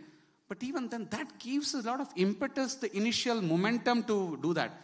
Of many such multiplier grant schemes, what I know unofficially, I mean, may be right, may not be right, I think we are the only one or out of 2 success stories of MATI's funding in that sense from the multiplier grant scheme. So thanks to MATI, and I would see that I'm in fact requesting the MATI in many forums that why can't this be continued? Why did they close the scheme, which many centers can really collaborate with a local MSME players in their respective areas to really propel this activity, at least based on whatever that we could do. Thank you. Thanks, Manjunath. Ram Gopal, you are essentially, started your journey as a CMOS technologist. You have successful collaboration with many CMOS industry giants. But you really pivoted and started working on sensors and MEMS. And you also seeded these startups, right? So what was the defining moment to really get into that? That's part A. Now, the part B is going forward. You're already leading this BITS group of institutes, and you've worked at many other institutions. How can the CENs collaborate with the rest of the institutes, and what is your vision going forward? Yeah, thank you, Naukant. I joined IIT Bombay in '98, right? At that time, for academics, it's publish or perish kind of a culture. I mean, you are sitting in IISc. This is a place where you would find people with highest number of papers. The joke in IISc corridors is the paper is ready. Where is the data, right? so that's how fast people publish in IISc kind of places, right? And I think the credit should go to Rudra Pratap and Naukant and the CeNSE, which has actually transformed the culture of IISc. If you see now IISc faculty starting companies and all of that, it was unthinkable 20 years ago when they joined the institute. But now almost all good professors have startups, right? That is one change that has happened now with Indian academia. So I think, so from that publish or perish kind of a culture to, I think we have now come to a stage where it's patent, publish, and prosper, right? So now that is the sequence that we do. But how do we connect that patents to the prosperity? I think that can happen through 2 ways. One is startups, right? That is the way which most of us have found is the is a much better way to actually translate your knowledge into something which is useful for the society. So I think the startup route now has got established very well, thanks to multiple Government of India schemes. I think last 10 years, right? I should give credit to the government on that. Multiple schemes now. I think in this country the problem is you move from one extreme to other extreme. There was an extreme when there was no startup fund available. Government money going to a private agency was a complete no-no. Now you have too many people doing startups in the government. You don't know where to go, right? Every ministry has its own schemes right now, but it's a good position to be in rather than that scarcity kind of a situation. So I think that is the process now that has got enabled. So most of us in academia now are doing startups. I think it's the process is very well established and all of that. But I think that is where I would like to give you one insight: the patents to prosperity kind of a route. In ministries particularly, the general tendency is, okay, you are filing lots of patents, right? India today ranks 6th in the world for patenting, 6th in the world. We were nowhere on the scene. We are growing in double digits now for the past almost like a decade. And so now how do you commercialize the patents and how do you generate value out of these patents? I can tell you today, the only people who are getting richer because of patents are the lawyers. Other than lawyers, nobody is actually making money out of any of these patents. How do we change that, right? The change again comes from, what US models are. Look at Stanford. You can actually go and check this data. And Stanford sitting in the middle of Silicon Valley ecosystem, and MIT, right? They file lots of patents now, close to 500 or above kind of patents. How much money did Stanford make last year out of patent licensing? That some industry coming and taking Stanford patent, right, and giving Stanford money. How much money do you think Stanford actually made out of patent licensing? Looking at the total revenues of Stanford, that revenue was about 0.58%. Just 0.58%. That's all the money Stanford made out of licensing of their patents. MIT made about 0.65% or so. So the money, even the best of the universities in the world, sitting in the best of the ecosystems, make less than 1% of their total revenues. That's all the money that is there out of these patents. But then why do you file patents? The same Stanford, if you go a little bit deeper and study, right, through industry collaborations, through working with this industry, using these patents, and then starting companies. Now these companies going ahead and making products and all of that, the value created out of that process at Stanford is $3 trillion US, right? The same university, therefore, it's a myth that you file a patent, some industry will come, take that patent and give you tons of money. That is not going to happen. The only way it will happen is you need to create that ecosystem around these patents, right, with industries, so that industry would know what you are doing. Most of these patents, in my opinion, need to be jointly filed, right? I think these are the kinds of patents which eventually see the light of the day and which will generate value for the country. So I think without this industry and academia collaborating closely, whether it is IP or whether it is startups or any of these kind of aspects, I think nothing is going to happen. We will only keep climbing on the ranks, in all these innovation indices and all of that. But on the ground, these are not going to give rise to any tangible kind of a value. I think again, stress that point that academia industry collaborations are very critical, even to generate value out of these patents. That's where MIT, all the ministries need to have more programs. The multiplier grant scheme, which Manjunath benefited from, I think many of these schemes have now vanished. There is no structured way we are even seeking proposals. There was a funding scheme from Ministry of Education, right, which was called Uchtar Avishkar Yojana, where ministry said, we will, if industry gives you something like 75%, we will give you 25%, right? That kind of, or 50-50 kind of models. And within a year, the funding went up to almost like 200 crores from industries, to academia and all of that. And then very soon, ministry realized that they don't have enough money and that whole program got shelved. right? I think we need more and more multiplier grant schemes. We need more schemes which industry puts in, 25% of money, you give the rest, and things like that. I think MIT is doing that.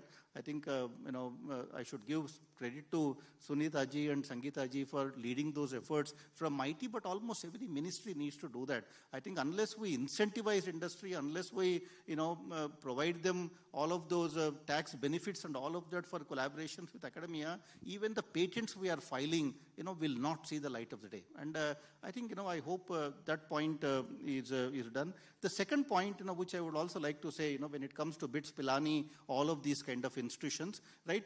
India doesn't have enough scientists per million population. Today, India has less than 300 scientists per million population, less than 300 scientists per million population. China has 1,800 scientists per million population. Israel has 8,000 scientists per million population. US has 4,500 scientists per million population. In this country, any area you name, I can count on my fingers how many scientists are actually working at a cutting edge of the technology. Just your fingers are sufficient to count that. With so few people, even government will find it difficult to invest money, right? How much money you can give me, 1 million, 2 million, 10 million. After that, even spending money becomes more difficult, in all of these kind of schemes. We need to grow the base. We need to have more scientists. We need to scale our PhD programs. But more importantly, all of these institutions, right, also need to scale up. Now look at JNCSR, Jawaharlal Nehru Center for Advanced Scientific Research in Bangalore, the finest institution in the country when it comes to research, right? How many, I happen to chair their board of governors, how many scientists do you think JNCSR has as faculty? 40. Just 40 people in JNCSR, while JNCSR must be working with 200 scientists, right? That is the problem right now. All our good institutions haven't scaled up. All our good institutions have remained so tiny that, now government says, even if I allocate more money, how will you spend more money? That's because we have so few people who can actually absorb this money and do something about it. I think our education system needs to scale. We need to have more PhDs produced. We need to provide more job opportunities for PhDs. Already the situation has come. There are no recruitments in government institutions, for many PhDs. Industry recruitments aren't as many, when it comes to PhD appointments. Where would these PhD students go? Now with US, going the India way, I don't think they can even go to India now, right? Go to US now, right? The US is having lots of challenges now. Their universities are having lots of challenges. I think we are sitting on a kind of a situation right now where we need to scale up our scientific establishments. And this is a good opportunity. A lot of scientists, from US want to come to India. And just as many of them have come and joined Tata's and other industries, there will be lots of good US scientists who would come back to India if we can create, those institutions, and if we can scale up these institutions. I think we are sitting at the right kind of a moment right now. I think that needs to happen in this country. Otherwise, with these 300 scientists per million people, you can't really go too far in this country. Okay, thanks, Ram Gopal. RP, MEMS pressure sensor is one of the biggest success stories of the CEN initiative. And how critical was the CEN facility created by IT for this success from I to N? That's your startup. That's part A. Part B is it took 10 years from the idea to product. And now it's used by HAL in their helicopters. That's the biggest success story, as I said. Now, this is a long gestation period. How do you think this could be shortened? Any thoughts on that? Certainly. Thank you, Naukant, for posing that question. So, first of all, the pressure sensor bit. It happened because there was a dire need. There was a dire need in the country from the strategic sector to have pressure sensors for aerospace. Aerospace requires lots of qualification. So it was like we were pushed in a corner that, hey, we desperately need it. Can somebody raise a hand? When you said that how critical was CEN, without CEN facility, without CeNSE, there was no way that you could have done it, right? It took us so much time because any of these sensors, when you develop them, when you do fabrication goes through multiple rounds, to be able to find the perfect prototype you can get from an experimental facility. These are not production facilities, right? On top of that, why does it take 10 years for a technology which is known already? Because you have to go through qualification. The jump from TRL 7.8 to 8.9, that's a big jump, a huge jump that is not appreciated by many people, including our ministries. There is so much to do in terms of qualification that, the kind of rounds you go through for any aerospace qualification, you feel like somebody is taking your nose and running it on the ground. That's how bad it is, right? And people who work in defense sector know this very well. That takes years to get through. And that's why it takes longer. You are talking about pressure sensor 10 years. In the audience, there are, folks from ISRO. Our gyro, which is also on display outside, right? The gyro, MEMS gyro, took 20 years of development here. 20 years of development. But now, it is on the spacecraft. It has completed 1,000 orbits. Our friends from ISRO will tell you that, right? But it takes that kind of time simply because the entire ecosystem is not in place. Whatever you need for testing, whatever you need, for testing these things to qualify, space qualify, you have to go to 20 different labs. You don't have the testing facilities in one place. Or, in a place which is convenient enough. So there are issues of that kind, but that's all doable. It's all doable. When you say that how do we reduce the time, the way to reduce the time is to figure out the ecosystem gaps and address that squarely. I think MIT has been doing a great job, since we are talking about, MIT here. Of course, Sunita is spearheading everything now. But before that, there are two people in this audience who need special thanks. Devasis, I could see, Devasis was instrumental in getting us where we are today. And Professor Vikram Kumar, who headed all our committees, which were evaluating our proposals, and he was continuously giving us feedback on how to do this or how to do that. These people, certainly, deserve an applause from the audience. So we can reduce the time. One by one, we must address the ecosystem issue, right? That's what is required. More testing facilities, which we are missing on. Testing facilities that can certify. Not testing facilities for just characterization, but that can certify. That's a missing link that we must address. Okay. So, very quick, Ram Gopal, very quick. I think just to add to this point, I think what we need is, institutions which can work between, which act as a bridge between academia and industry. Academia goes up to TRL 3 kind of a thing. Industry wants it at 8 or 9. Who will now bring it up from 3 to 8? You need dedicated institutions, right? Those institutions in India are completely missing. I would have liked to convert CSIR labs into those institutions, but unfortunately, CSIR labs are competing with academia more than doing much with industry, right? So I think CSIR labs could have been those bridges between academia and industry. Take the academic IP, convert it into something which industry can take forward. I think that is what this country needs to do right now. Yeah. So thanks, Ram Gopal. I think let's give some time for the audience. Maybe 3 or 4 questions. Again, we want to wrap up in another 7 minutes. Be very crisp in your question, right? 30 seconds questions. Yeah, I see some, one here and we'll come there next. Yeah. No, give it to him. Yeah. Good morning, everyone, and thank you for this. I'm Vasu from VNIT Nagpur. Sir, Ram Gopal, this question is to Professor Ram Gopal Rao. I'm from past 1.5 years when the semiconductor ecosystem has started, we have prepared proposals to start BTech in IC design and technology.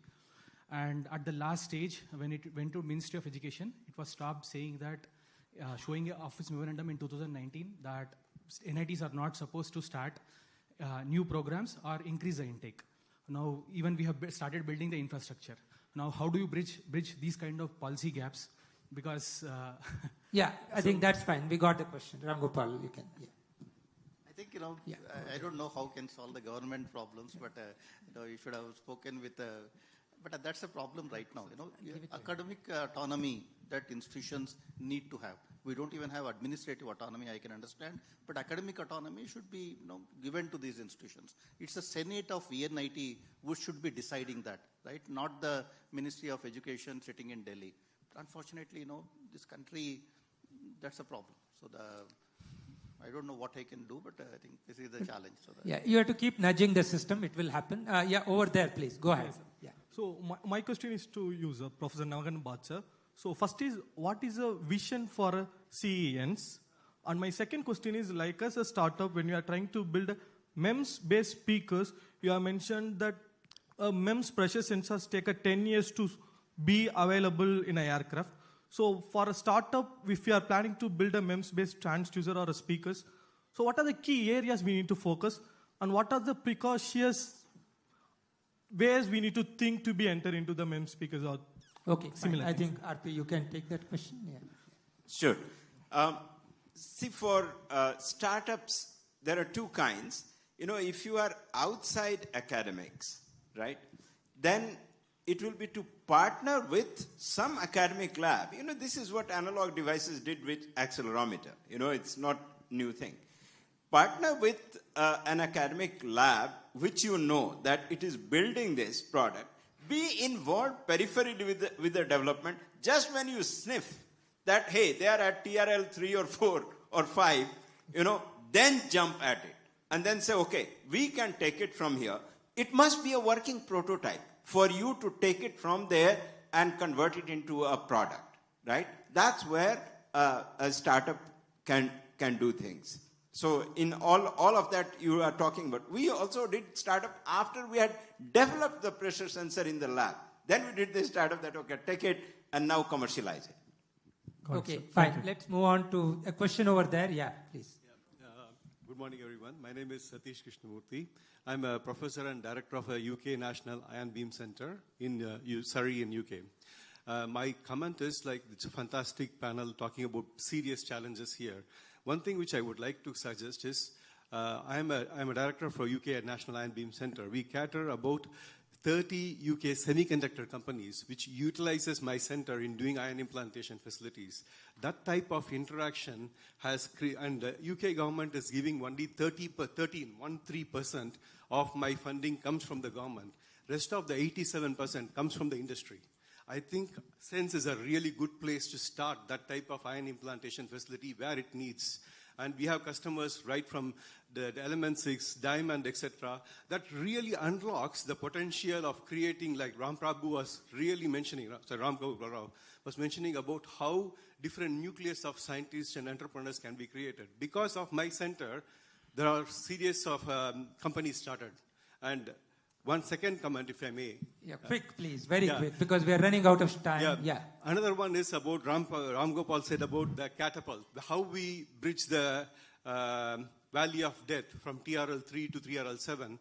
I think catapult is a really good mission that is bridging in UK, trying to bridge in UK. So probably that model can also be implemented. Thank you. Thank you. I think there's a question here.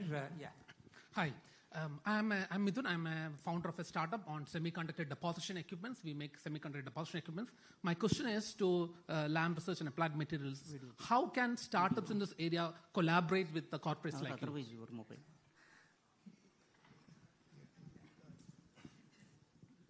Yeah, first of all, of course, if you're competing, we can't cooperate. No. But if we are working on technology together, where there is a collaborative opportunity where you have something to bring that is solving a problem that we're working on, there's an opportunity to bring it together. So you may have some capability, some insight, something that is additive to us. So can we go to market together because you have a capability? Applied does this all around the world. We have partners where we do bring technologies to our customers, working with startups or other technology avenues. So certainly the profile will have to fit in terms of, is it a problem we are trying to solve that you can help with the need, right? So I think that's where we would look to do something like that. Hello? We have, at Lam we have a venture fund as well, and we do a number of investments in startups that might be in our space. Oftentimes what we find is, as a startup, you may be focusing on a material that we are not doing, for example. Or you may be focusing in a regime, a process regime we're not operating in. So again, like Avi said, if it's not competitive and it works with our, what we're looking to do, then we're always open to talk. And there are many models of working together, so the full range is available. Thank you. Now, good morning. It is from the Sana Engineering College, Sana Incubation Center, Kodada, Telangana. Sir, actually, we are in the TRL 3 levels right now. Our 3 ideas are shortlisted by Ministry of MSME under 4.0. That is, one is model for LLS, lively life saving. Another one is microbial infection detection by using nano water filters under BARC. But how it is to materialize in future, we are concentrating on nano, that means micro level nano coating water filters. Is it possible to help for in that Indian science for us? Anybody wants to take that? I mean, you're asking, you have some product roadmap and you want help from CENSE. Here it is possible. Here all the ministries are showing like a seed support in the website itself, but in practically zero. But local bodies are helping for us. No, I think you will have to talk to particular CENs because each one has expertise. Your requirement is in water filter, if I understand. Yes. Right. So you have to see where that water filter expertise lies. Okay. So maybe we can take that offline. That's better. Okay. Thank you. Yeah. So one question. Professor Vikram Kumar, you wanted to ask something. Yeah. Yeah, I just wanted to make a remark that today has been said earlier also that we are going to make the first chip from next year. But actually, to remind you, the chips were already made in India in 70s. State of the art at that time, okay, at Bharat Electronics Limited and other places. Then in 80s at SCL Chandigarh. So the chips were already being done. It's not the first that is going to come out, okay, at a state of the art. Actually, the fact is that what will come out now in next year will not still be the state of the art. The problem is, as Dr. Ram Gopal Rao said, we don't have enough scientists. The chips were made, and then the technology ruled out. We did not absorb the technology and grow it. In 70s at Bell, it stopped making LSIs afterwards. 80s, it caught fire and it could not keep up, that SCL at Chandigarh. But we could not absorb the technology and enhance it. And I'm afraid it is going to happen the same. We'll stick at 28 nanometer, we buy the technology, bring it here, and then what happens after 10 years? Are we still listing at 28 nanometer and no more? So the important thing is that our research establishments and education should be funded. We should have more people doing research in this area so that we know state of the art and we are able to absorb the technology. So role of CENs, etc. is very important and it must be expanded. And and we should also have more scientists per million. Unfortunately, it's not just more scientists. Too little scientists. We have too few policemen, too few judges, too few doctors, everything too few. Teachers also, except unemployed people per million. We are low in everything. Thank you. I don't know. So I think that's a very important point. On CeNSE capabilities, so this side. No, please raise your hand. You don't start. What is it? So please. This is about the CeNSE capabilities. We are really impressed with the capabilities you have. I want to highlight the opportunity for improvement in terms of utilizing your facility. We have been waiting to utilize your focused ion beam center in IISc for the last 3 months and still we don't have a date. There is an improvement, a possibility you can collaborate and help industries. We are waiting in queue for a long time. If you can take care of that, it will be of great help to industry. Otherwise, the timelines are going out of our way. Thank you. A very important point, the wait time to use an equipment should be brought down. Precisely, that's an extremely important point. That's where we may need more copies of the similar equipment. Any other questions? Maybe last 1 or 2 questions. We will stop after that. Mine is more of a remark. My name is George Paul. I'm from Sahasra Semiconductors Private Limited. We are a memory packaging SME unit in Bhiwadi.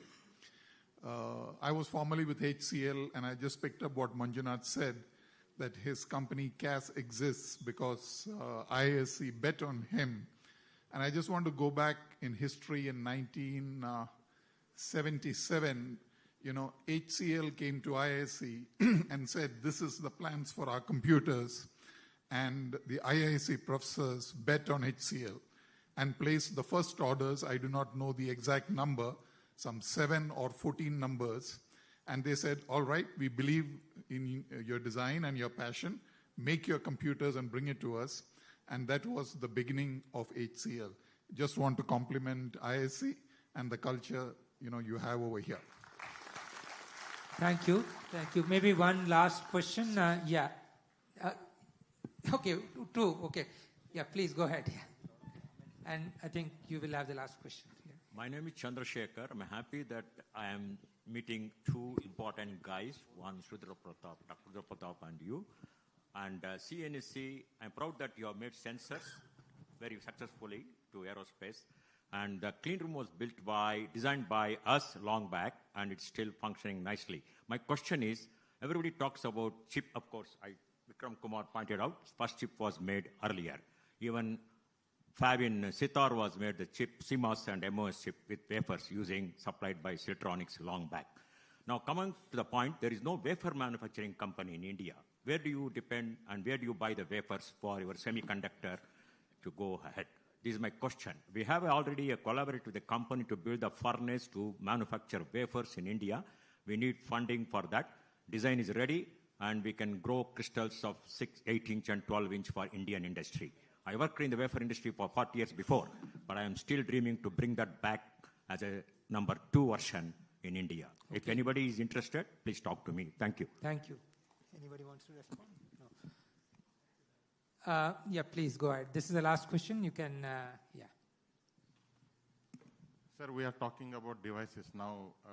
Let us talk about raw materials, which is required. Like SSPL is talking about silicon carbide wafers. Where this silicon carbide raw material will come, because we need 99.5N purity or 6N purity. Still, we have to purchase from the outside. So, is there any roadmap for like silicon? Still, we are buying 5N silicon or 5N germanium from the outside. So, we do not have any roadmap for this. I think so. Materials, supply chain. Anybody wants to comment here? Already government has chalked out the plan for germanium as well as for all kinds of semiconductor materials.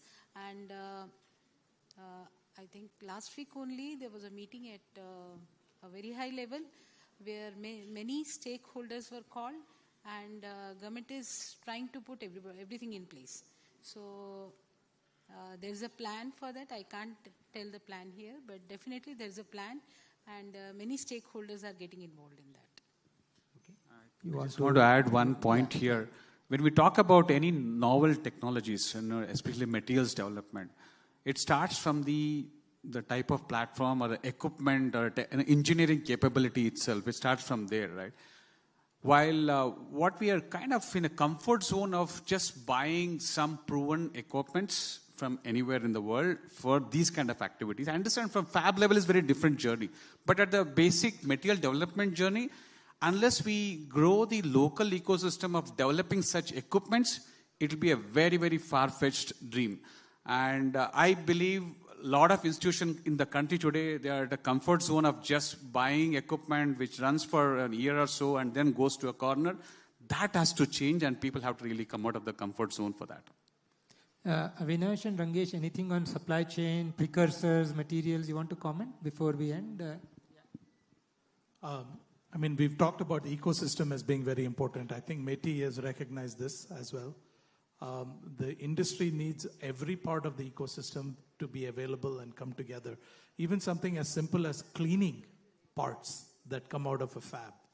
You need an ecosystem to, do cleaning properly and maintain the equipment in pristine state. So in my mind, it's inevitable that the supply chain for these materials will develop once the the central piece of this, which is the fab and the equipment and the chemicals and materials industry comes together, the rest of this will be inevitable just because of the commercial opportunity that many people will see. So that's my view. Yeah, just want to add on the materials. I spent 10 years at DuPont Electronic Materials before I rejoined Applied. That's a very complex ecosystem and capability, and it's not something you can develop overnight. The purity standards and the quality standards are extremely, extremely high. The current leading suppliers have done that over 20, 30 years. There are ways to accelerate it. There are ways to enter. There are some key problems that the world is looking at. Is there a way to solve that? Are there some critical supplies that they want an alternate source? Partnerships, JVs, those are acquisitions, those are ways to bring that into India in some way. Of course, other Western Asian companies are looking at India as well. Excellent. So I think we have to close the panel now. To just summarize, we have come a very long way in the last 2 decades. From the time where everybody was saying, look, let's not get into the fab.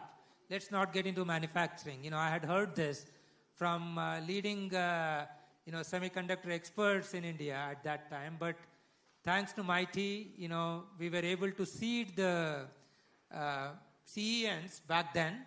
And now you can see that this is really blossomed, and you have an India Semiconductor Mission and fabs happening, OSATs happening, equipment companies expanding their mission.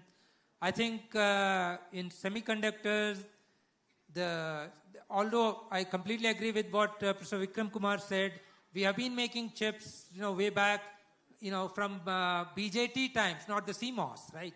But the commercial entities getting in, private sector getting in, I think that is a differentiator I see here. So we have a long way to go. And if we want to be a product nation, that is, have our own technologies, the working together, collaboration between industry, academia, and government is the only way we can do it. So I think we will all, look forward to this, and we will end this. There are, of course, a lot of waiting time. All these issues are there, but I think there are always opportunities for improvement, right? We are on the positive trajectory, right? So we will end this panel with that optimistic note, and I would really like to thank all my panelists here. Thank you again. Ladies and gentlemen, your panel, let's hear a big round of applause for them. This was interactive and very insightful. All right, now we're going to break exactly for 10 minutes. We are actually running a little late. Before you go, I just want to tell you that the other side of the break, we have got some 3 nice, these tech talks that I've been told you should not miss. And then there are these crazy competitions of startups, and then there's awards. So we have lots packed in for you. So don't get lost in the banana chips and the potato chips. Come back to our chips, and we get onto the stage again. 10 minutes. I would strongly recommend put a very hard stop for 10 minutes and then back. All right, we don't have any buzzers for you to remind you that 10 minutes are over. So you'll have to do it on your own. Thank you.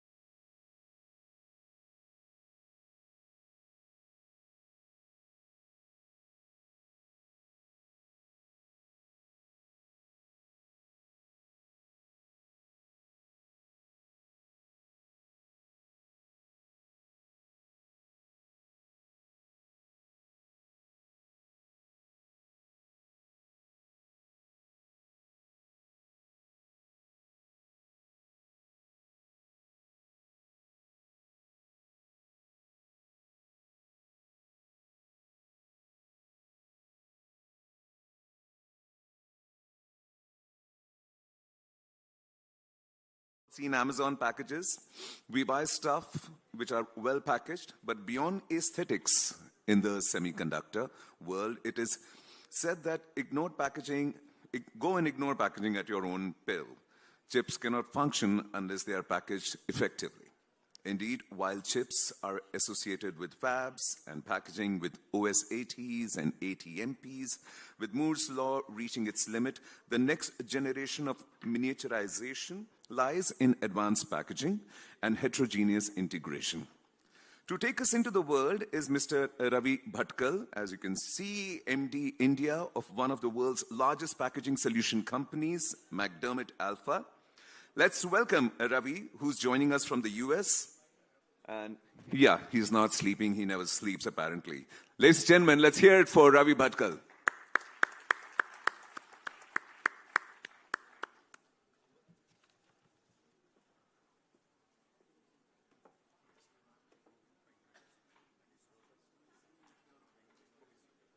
Can you guys hear me?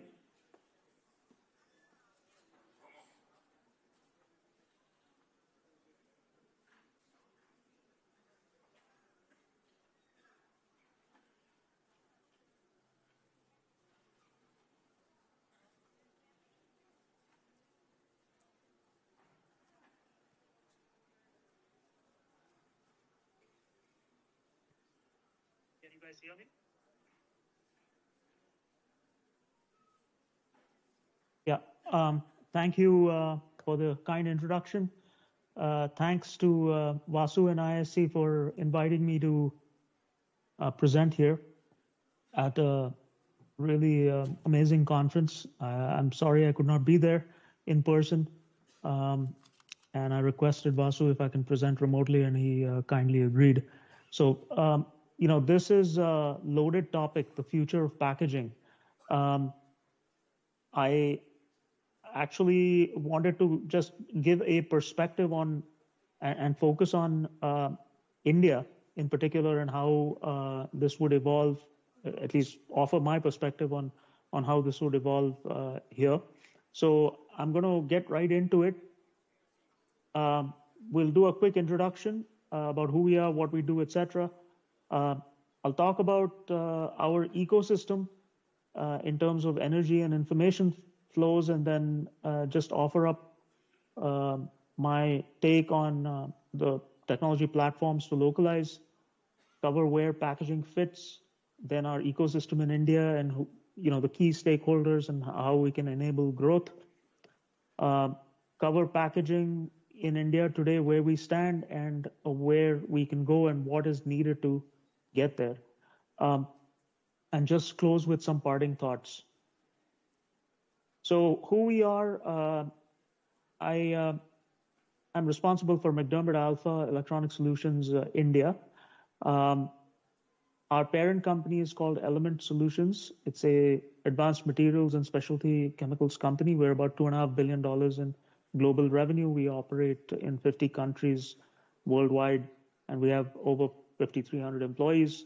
About 60+% of our revenues are from electronic materials, going from chip to box, and the rest come from industrial and specialty products.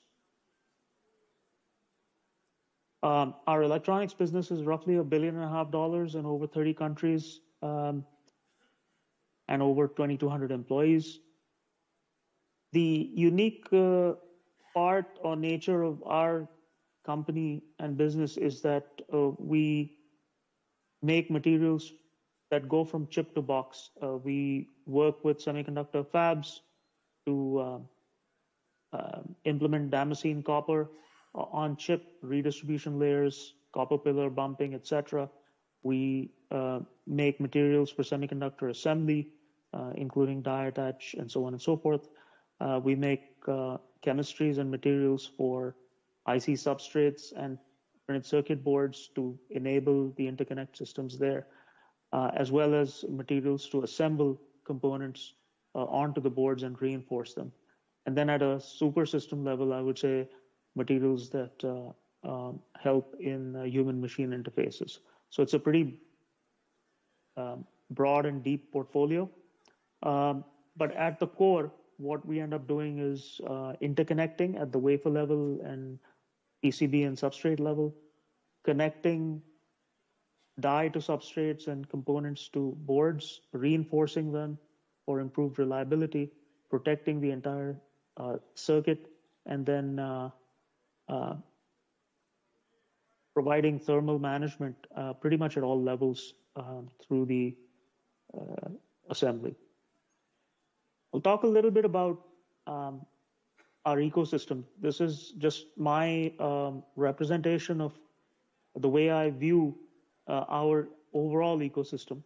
And we can actually look at our ecosystem in terms of, especially as it relates to electronics, in terms of energy flows and information flows.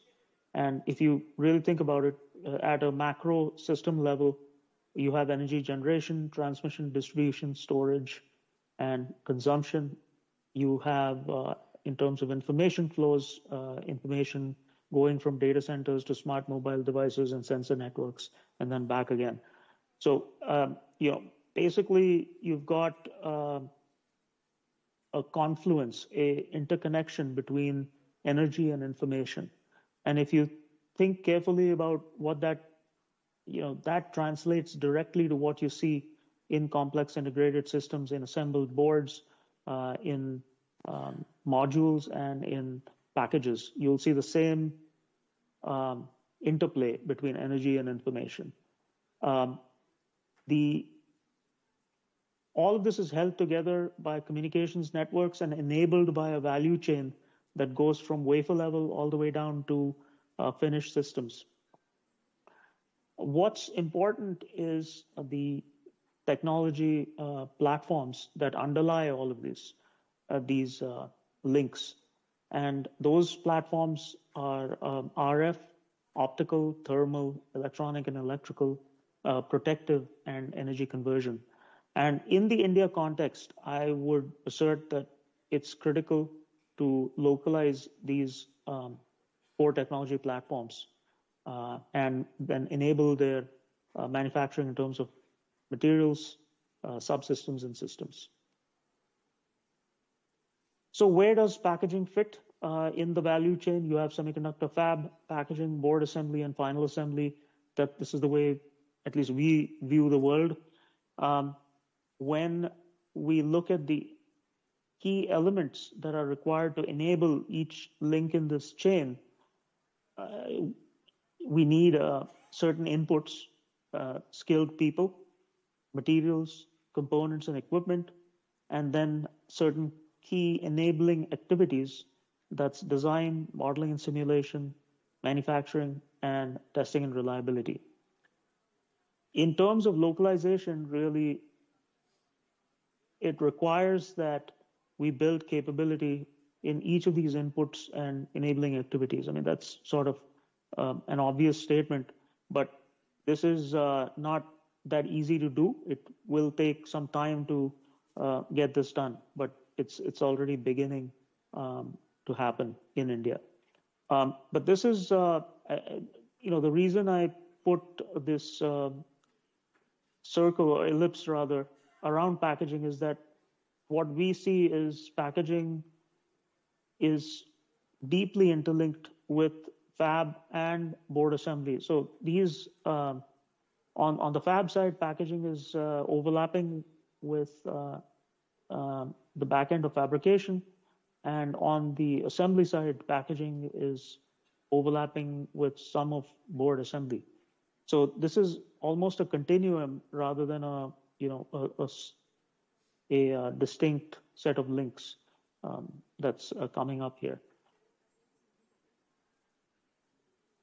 What our ecosystem looks like, I mean, you've got central government agencies, state government agencies, both Indian and global industry companies located here, small and medium enterprises, academia and research institutes, startups and venture capital and private equity firms, consortia and non-governmental organizations.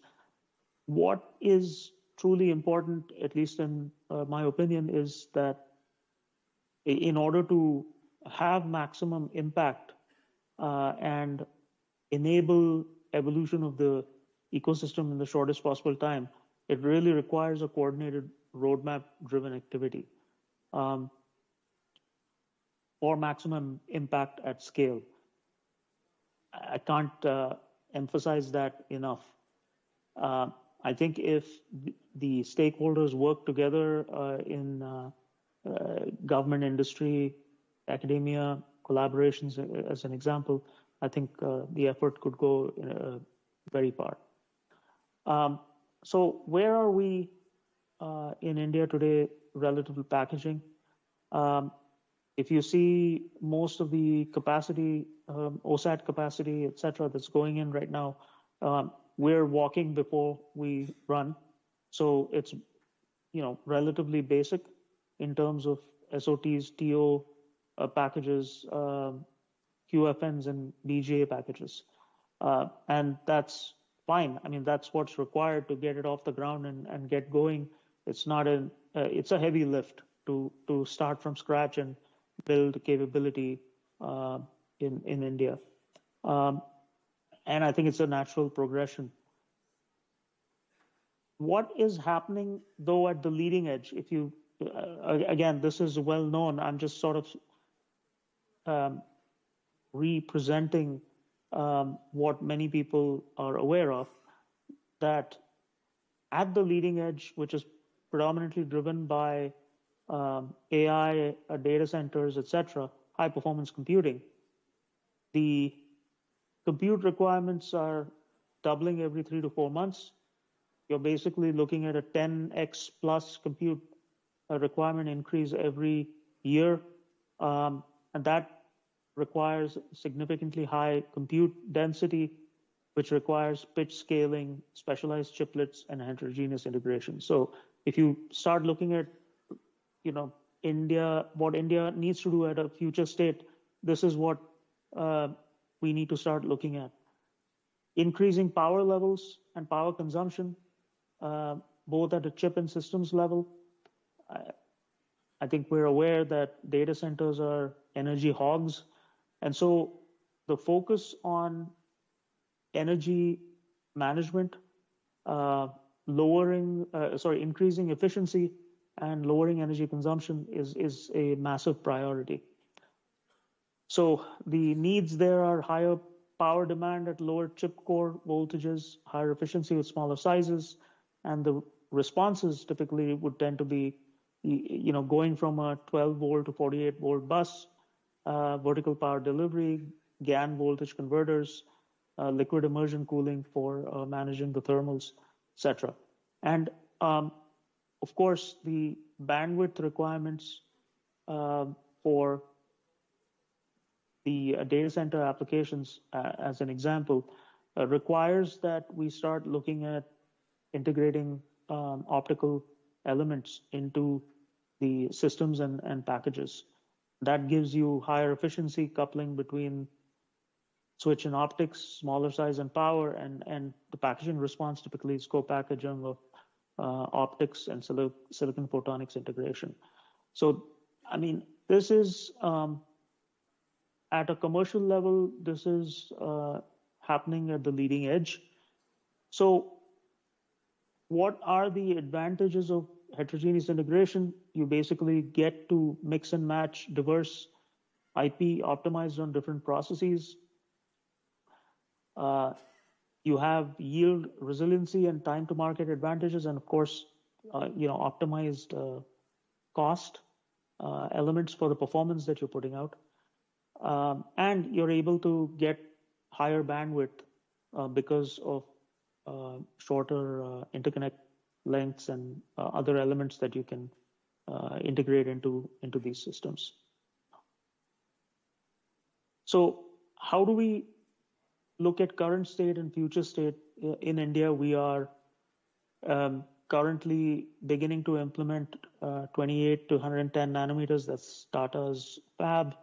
We're looking at power devices by and large, or basic laminate and lead frame based packaging with wire bonding, some flip chip, and it's mostly OSAT driven. The future state where I think we can be clearly in a few years' time, we need to transition to a design-led development and manufacturing, enable less than 3 nanometer capability, the ability to handle multiple substrates, including glass, enable heterogeneous integration, and technologies such as hybrid bonding and 3D chiplet integration, integrated power devices, and co-packaged optics and quantum devices. I mean, this is a laundry list, but that's something that needs to get localized here. So how do we begin to enable that, right? One is ecosystem building, really taking, I think it was mentioned in the panel discussion that, bringing all the different pieces that are required to build out these capabilities is crucial and critical. Part of that is also cutting edge infrastructure building at key institutes, and I mean both university-based institutes such as CeNSE or the IIT Madras centers, and then capability at research institutes and, like, for example, CMTI. People investments and collaborations. I think someone mentioned during the Q&A session about the, and Professor Ram Gopal Rao mentioned about the lack of sufficient people with advanced degrees getting into the system. I think this needs to and will follow the infrastructure build out if the industry university collaborations scale. Intensive education and skills development. So at every level for implementation, commercial implementation and factory implementation, you need people at the factory shop floor level as well as the engineering level, in addition to the science-based degrees, capabilities that are required. And then research programs within institutes, within universities and research institutes, but also, as was said before, I believe that the industry needs to allocate a lot more research funding internally as a percentage of sales. This is an industry that absolutely requires that to happen in order to keep up with progress, so to speak. And then the last piece is really localization of supply chains. We are a materials company.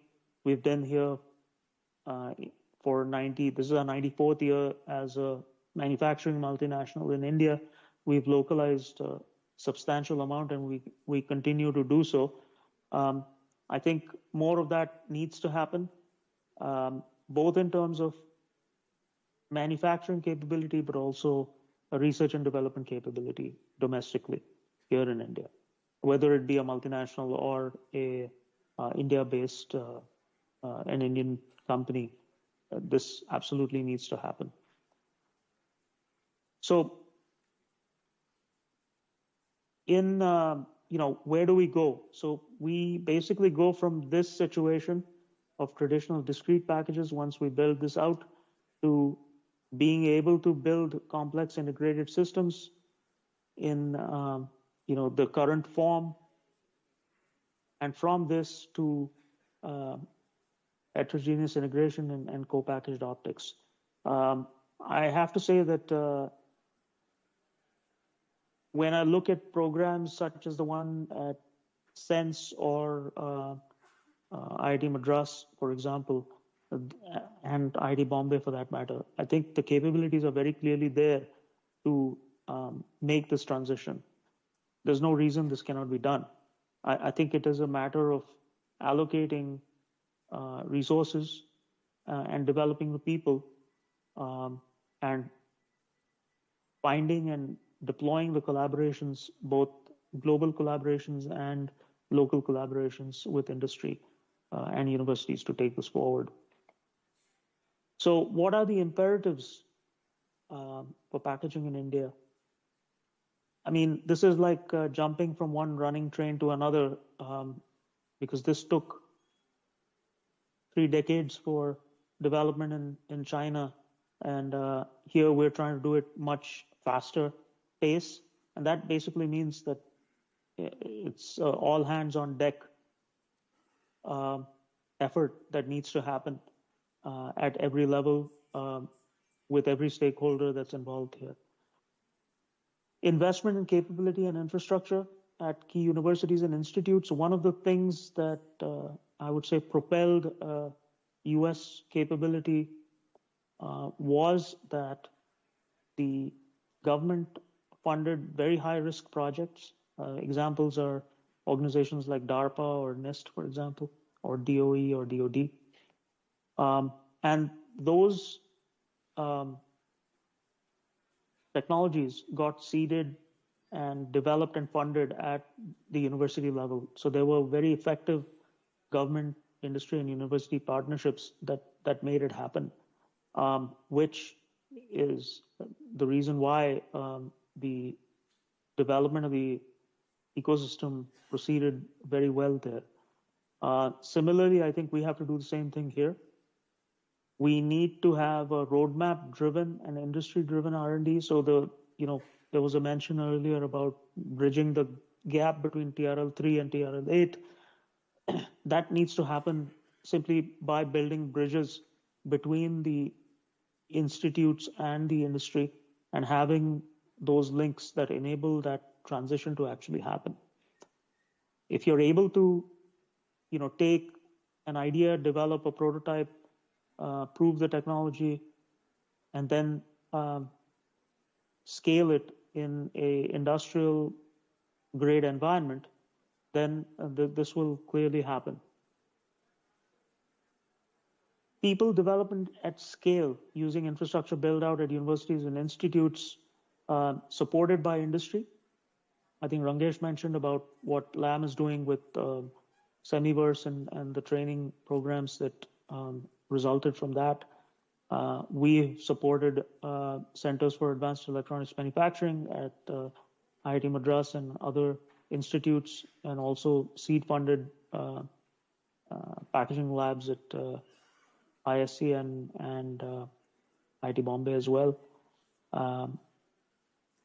That needs to, scale.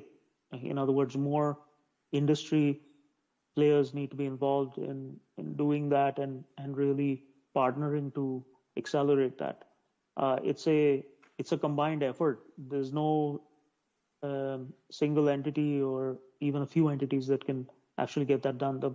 The need is so massive that it's going to require, like I said, all hands on deck to get this done. The last point is attracting global players to localize and developing and scaling local players in the value chain. That is systematic localization. And that's already started to happen. It just needs to accelerate. And I go back to the chart that I showed of the different inputs that are required and the different enabling activities. And all those pieces really need to come into place, fall into place in India. And that only happens with proactive, roadmap-driven pursuit of that final piece, basically, of systematic localization of capability. Just as parting thoughts, I mean, it's entirely possible. There's no reason this cannot be done. It will happen. The only question is how fast. And I think if we work together as industry, university, and government collaboration, effective collaboration, I think there's no reason it cannot happen. The first steps have already been taken. And in my view, a deliberate roadmap-driven build-out of the ecosystem is needed at all levels. And it can certainly be done pretty effectively. Thank you very much for your time and listening to what I had to say. And thanks again to Vasu and IISc for having me present here today. Thank you so much, sir. Can you hear me? Or have we? Yes, I can hear you. Hi. So, first, we all want to thank you for making this effort that you got out of your night suit and wore some nice clothes and came up and do that for us. Sure, no problem. What time is it there right now? It is 3:30 in the morning. So, what do you plan to do now? Go to bed. What are you going to do? Go to bed. Thank God. I almost thought that you'll be another overachiever who'll say, oh, no, I'll just go for a walk, a jog, and then some yoga, and then have breakfast. Please sleep. Thank you so much for doing this for us. Thank you, thank you. A huge round of applause for Mr. Bhatkal.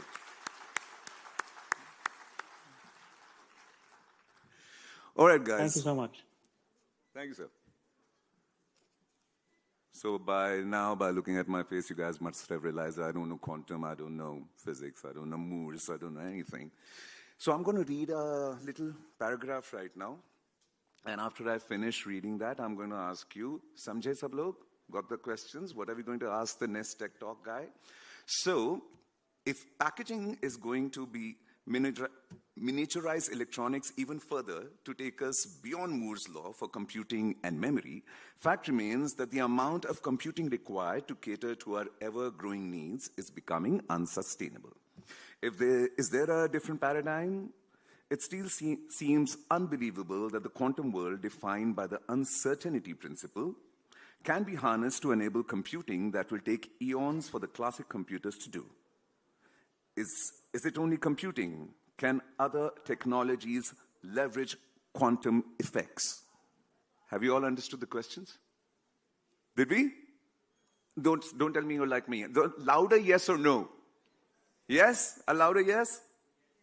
Great. So then to answer this question, please join me in welcoming Mr. L. Venkata Subramaniam, an IBM Master Inventor and IBM Quantum India Leader. Let's hear it for him.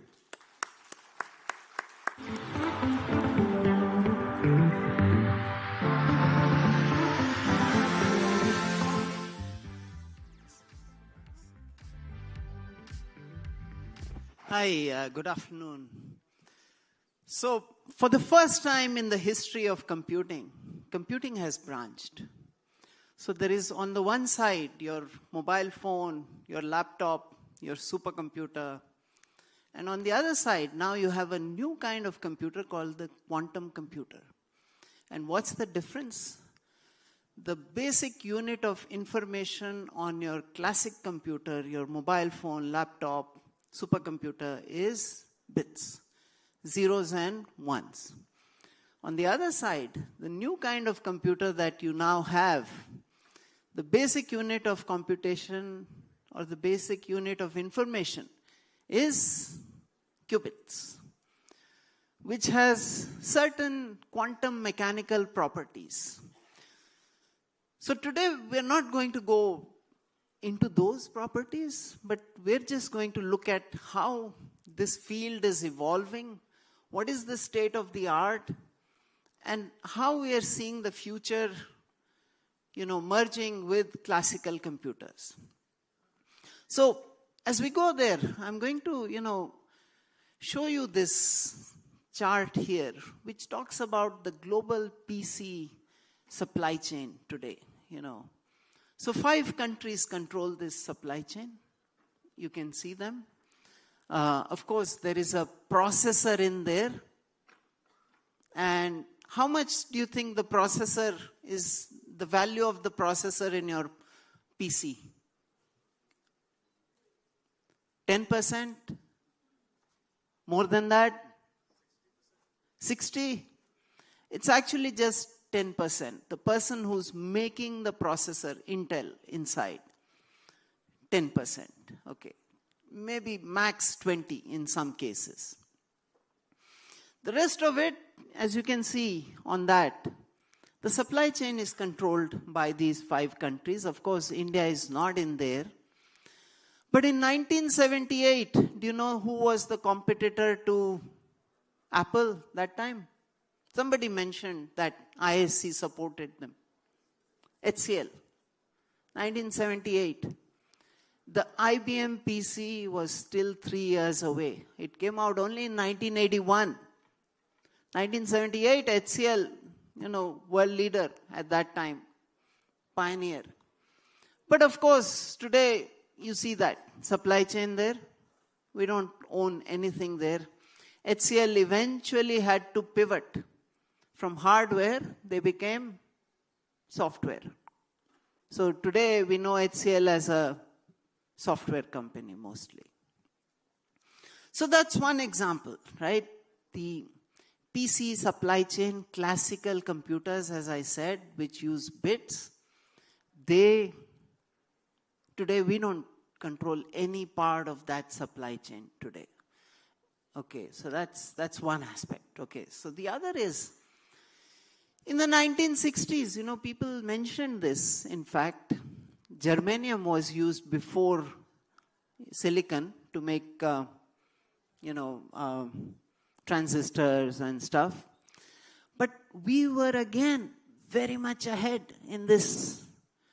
Lot of research came out of here. Lot of good work came. But again, supply chain, nothing. We didn't control the supply chain. In fact, when TSMC started in 1987, we were already ahead of them, ahead of Taiwan at that time. So we have a history of innovation and talent creation. Father of Pentium, Vinod Dham. So we have a huge history of, creating innovative starts, but we don't take them too far. So we stop at some point. And then somebody takes over, and now what are we doing? We're trying to again catch up in the semiconductor. So we heard that in the morning, right? Tata's investing, others investing in India. And we're trying to catch up. Remember, in 1984, we were at par with the best. Now we are about 10 generations behind, 10 to 12 generations behind, 28 nanometer. After we have it, we'll be about 12 generations behind, right? So with that context, I'm going to now start talking about quantum. Where is quantum? And what is India's role in this? What can we do here? So quantum, these are some of the state-of-the-art chips. I know a lot of you would have heard about recent developments. There is the Majorana. There is the, I forget the Google's one, something. So the 1,000-qubit barrier was broken about 1.5 years back, 2023. The first 1,000-qubit plus chip was produced. And since then, Heron, the next one, which is designed for quality. So this is the chip that at IBM we are now scaling up as the number of qubits keeps increasing to error correction, leading up to error correction in the year 2029. Okay, so these are some of the chips, and as I said, the Condor one was 1,000 plus qubits. That was a scaled out chip with 1,000 qubits in a single chip. Now we're focusing on Heron and trying to do various kinds of interconnects and reducing the error rates. Okay, so the error rates are very important in quantum computing at this point.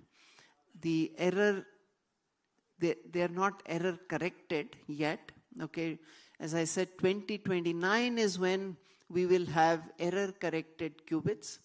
But to put it into context, Hamming codes came in 1950. Error correction codes, Hamming codes, 1950. But before 1950, your computers were already in use. In World War, in nuclear, all of those places, they had already proven their usefulness. Okay. So error correction is not a barrier to usefulness. Okay, so some people say that, oh, I'm going to wait for error correction before I start doing anything. No, you should start now, because even before error correction, we are expected to reach what is called quantum advantage. What is quantum advantage? You do a task on a classical computer and the same thing on a quantum computer, And if you are able to do it much, much faster, much, much cheaper, and this is a useful business task, okay, not a made up task, but a useful business or scientific task, where if you're able to show that the quantum computer is able to do much, much better than the classical, you say that I've reached quantum advantage. Have we reached there yet? No, we haven't. When are we going to reach? Well, according to IBM, 2020, this is 25, yeah, 26 December, within the next 2 years, okay? If you talk to some startups, they will tell you, oh, we're going to do it this year, okay? So quantum advantage is not very far away, okay? Yes, the error-corrected qubit is about 4 years away in the roadmap, but as I said, that should not stop us from going out and solving real-life problems using quantum computers, right?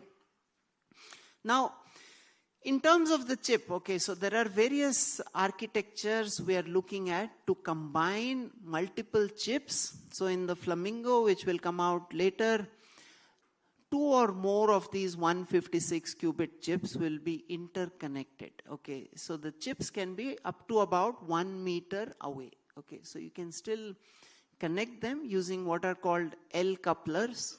These L couplers can connect the qubits, and you can do faster and more, intense computations using that.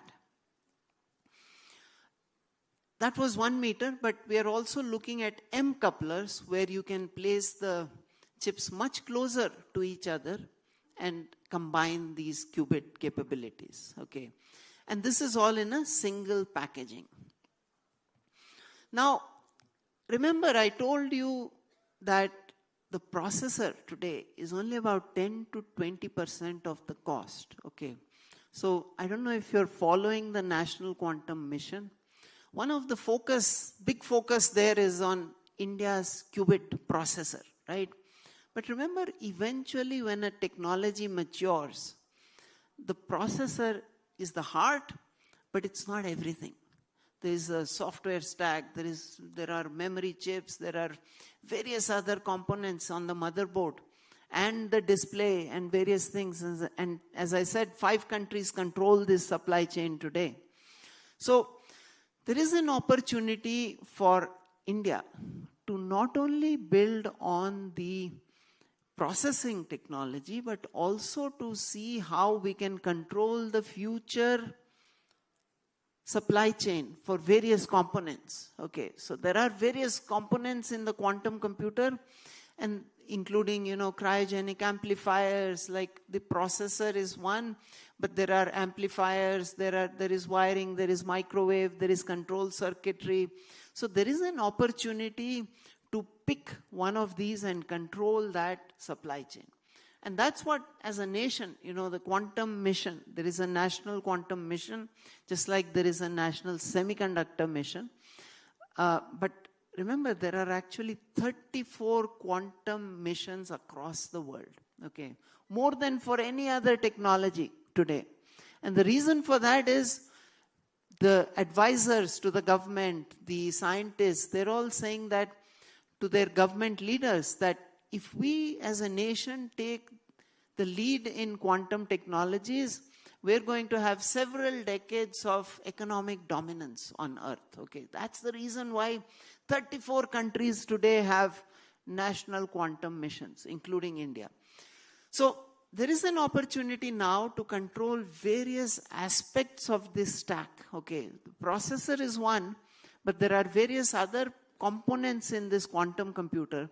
Today, the cost per qubit is about $10,000, okay? And the size of this quantum computer is about 3 to 4 feet. As we scale this to thousands and lakhs of qubits, the cost per qubit has to come down at least 100x, and so does the size, okay? And that's how naturally all technology evolves, right? So there is a big opportunity here for India to actually get into this, to control one part of the supply chain, so that in future, unlike in the PC era where we don't control any part of that supply chain, there is an opportunity because we are now getting into this early in the game. Okay, so there is an opportunity to control that supply chain. And in terms of what can quantum computers do, so there are already a lot of new results which are coming out. And to put algorithms into context, what was NVIDIA before ChatGPT? It was a normal tech company. After ChatGPT, what was NVIDIA? 900% increase, and the most valuable company in the world. Okay. Until you show a use case for a technology, the technology sits in the lab and it is of not much value or not much use. Quantum is now at a point where it is now showing that it can solve certain problems. So here, these results, just at a very high level, this is Schrodinger's eigenvalue problem, which is the basis for a lot of chemical reactions which are very important in new fertilizers, new batteries, new drugs, new medicines, all of these areas. There is now, these results are beginning to show that you can solve certain problems which you can never ever solve using the best supercomputers. One example of such a problem, an algorithm which came out in the year 1994, prime factorization. What are the prime factors of 15? 3 into 5. Prime factors of 49? 7 into 7. But prime factors of a very large 2048-bit integer, it takes 8 billion years on a best supercomputer, and it takes 8 hours on a quantum computer. So exponentially fast on certain kinds of problems, including molecular simulation, including things like factorization. And that's where the promise of quantum computing lies. And that's why 34 countries have national quantum missions. And that's the reason why there is now this push to look for new algorithms which can run on quantum and give us that quantum advantage. So with that, I'm going to stop right here. This was just a very high-level overview of where is quantum headed and how can we as a country get into this and take one part of the stack over there. So I don't know if I can take questions. If yes, yeah.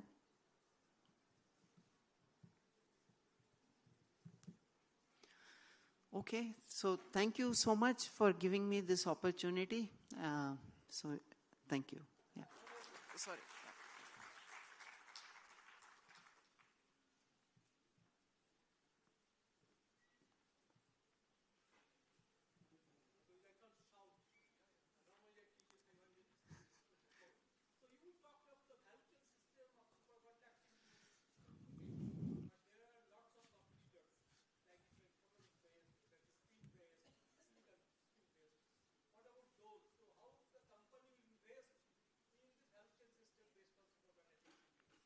Yeah, so the value chain which I showed you, as you rightly said, is all superconducting.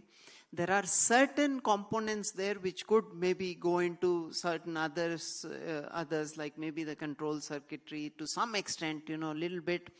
But as you rightly pointed out, there are multiple technologies. Okay, so for example, photonics, light particles, they can also be qubits and they can be probably room temperature.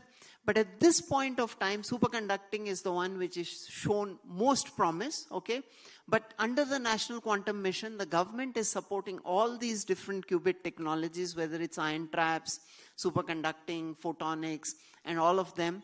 But at this time, it is superconducting which is building a stronger value chain and an ecosystem, just because the results there have been much better.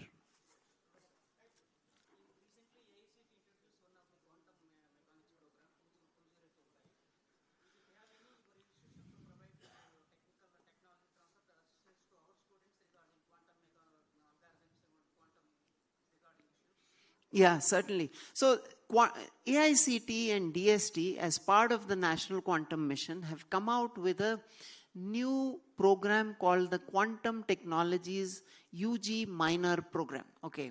Under that program, if you take 6 courses, any UG, whether they are in civil, mechanical, electrical, any branch, if they take 6 of those courses, then they also get a degree, a minor degree in quantum technologies. Okay.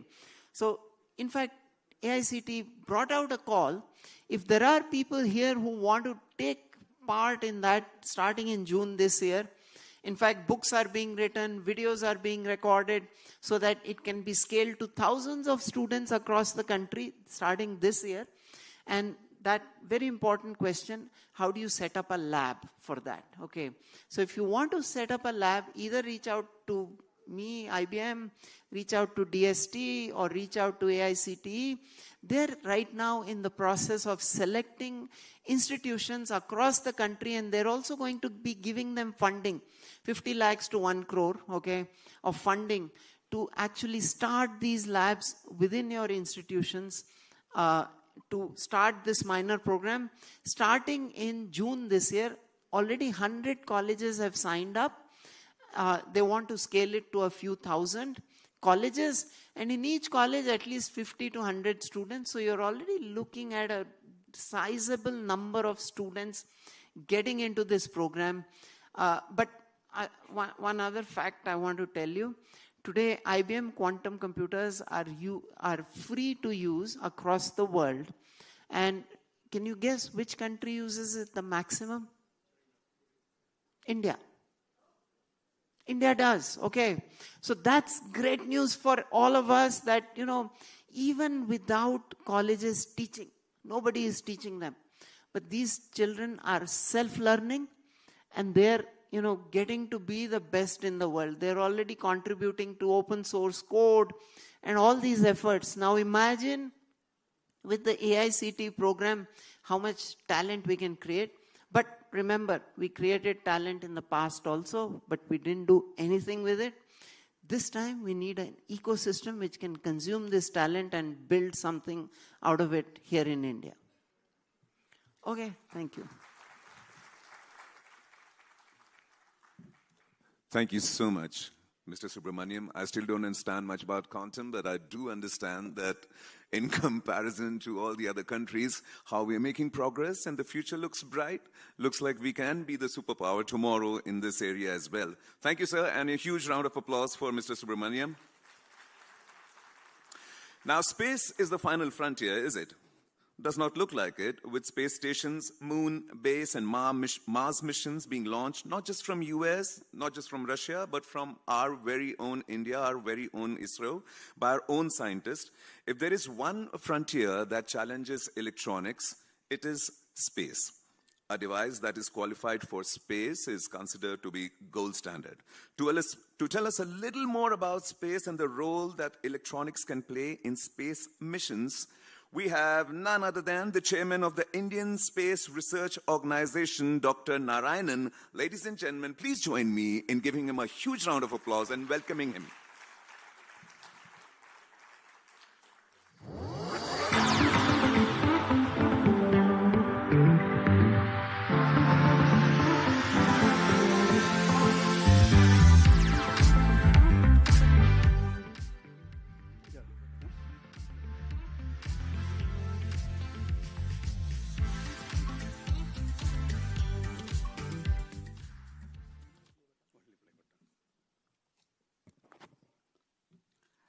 Very good afternoon to all of you. I think this is time for lunch, 1:30. Okay, it doesn't matter. So Nano, it is a great honor and privilege to be part of this Nano Electronics Roadshow. I know in front of me, lot of dignitaries are there. If I start talking about them, that itself will take 15 minutes. I saw Dr. Krishnan, Secretary Mighty, hope he's there, and Professor Vasu, Chairman CeNSE, of course Dr. Nayak, who was a person always coordinating with us, Professor Ram Gopal, another great veteran, and lot of distinguished people. And youngsters. Very, very good afternoon to all of you. So when we talk about the role of electronics for the space program, if I make a single statement, without electronics, there is no space program. This is the simple statement I can make. I think you all will agree with me. So I am basically not a designer of electronics. I am basically a user of electronics. So I have structured my talk with that perspective. What are all the Indian space program, what we do, and probably what is the role of electronics. Because to this audience, talking about the design aspects or qualification aspect, I think it will be too much for me, because you all are, each and everybody is veteran on this area. Now coming to the topic given to me is the nano perspective of space. That's what is the topic given. And just, the Indian space program was started, rather the seed was put in the year 1961, and the actual program took off in the year 1962 by the visionary leader, a great person, the father of Indian space program, Sarabhai. And at that point of time, 1947, we got independence. I think 97% people were below the poverty line, no proper academic institutes, and no proper infrastructure in the country. And average life of Indian was hardly 32 years. At that point of time, somebody has thought that space can bring benefit to the common man. Let us give a big salute and hand to that great personality. And, in the space program, to bring the benefit, there are three major areas involved. Of course, we need satellites of different types. That has to be conceived, built, then launches for launching them, then ground segment for launching, also utilizing the data, and the entire development started concurrently. That is the major thing, what happened. Now, today, if you look at the space program in the country, the entire activities are kept under three verticals. One is the space infrastructure, nothing but satellites and associated activities. Second thing is the space transportation system, the launches, and space application, of course. When you have a satellite or launching, what for it is? It should bring benefit to the common man. Then, of course, very recently, we have also started the human spaceflight program. Initially, it was not in their agenda, in our agenda. But then, of late, when you have matured in other areas, this program is started. Then, of course, capacity building is another vertical on which we are working. And these top two photographs are very interesting photographs. Initially, I joined ISRO in the year 1984 and just completed 41 years. And I had the opportunity to work from the small rocket, Rohini sounding rocket, to then initially ASLV. Two ASLVs were failing. And when both failures, we could not properly go to office because we were received that way by the public. And in the initial phase, the rocket parts used to be really tied in the bicycle, and only one jeep was there in Tumba. And then it used to be tied in the old bicycles and used to be transported. And in here, the Apple satellite was transported for an experiment in Bangalore in the bullock cart.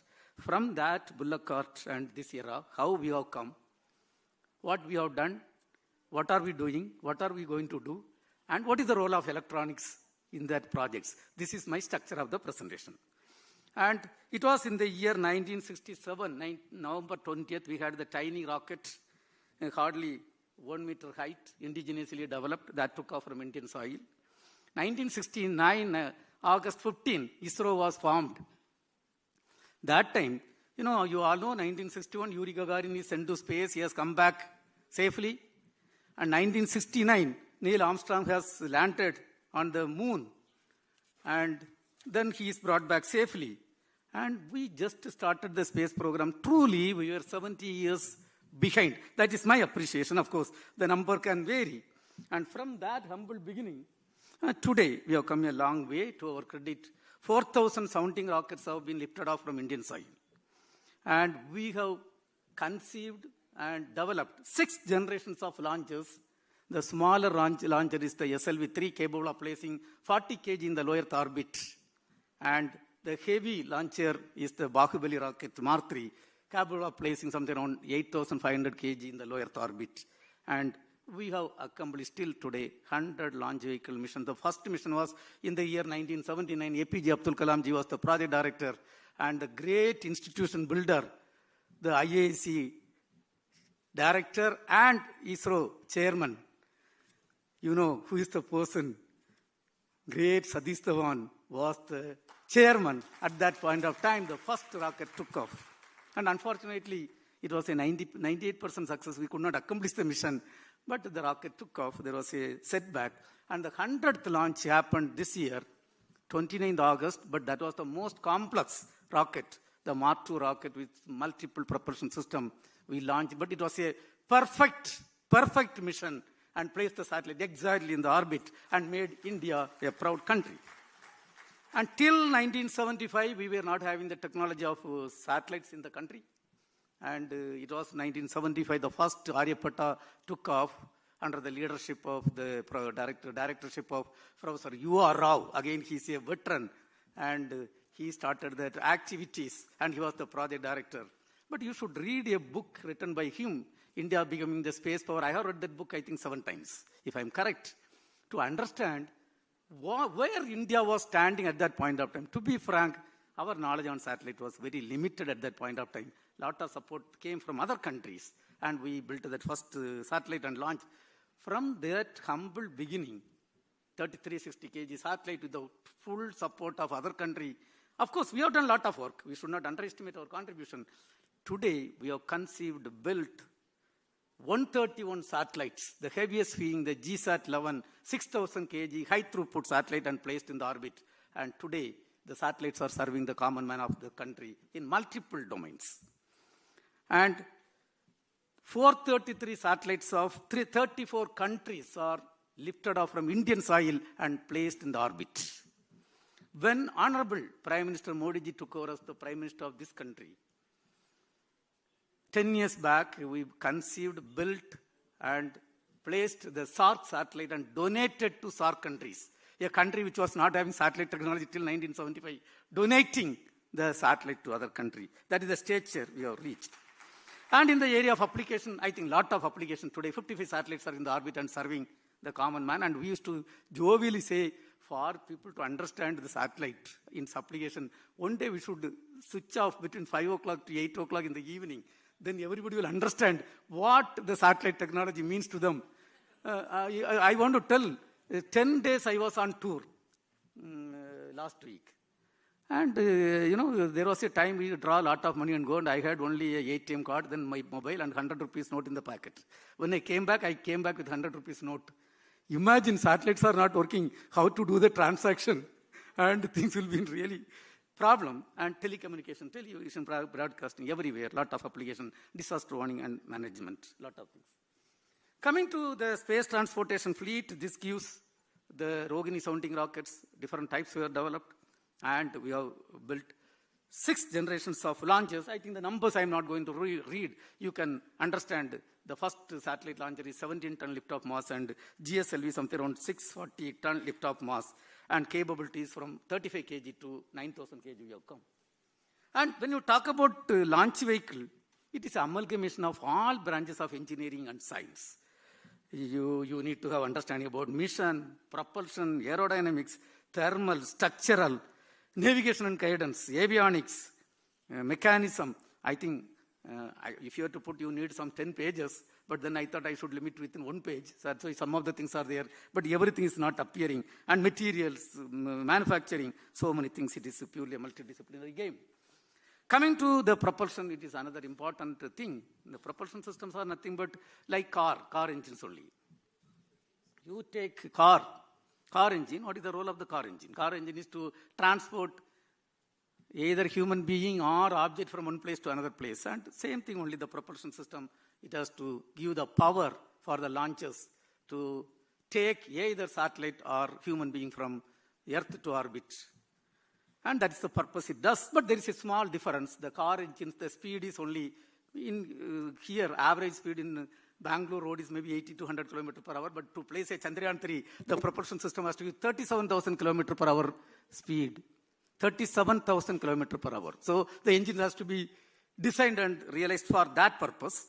And In the car, a petrol car, I think we can do some fundamental calculation. The consumption of fuel is 3 to 4 grams per second, air and petrol.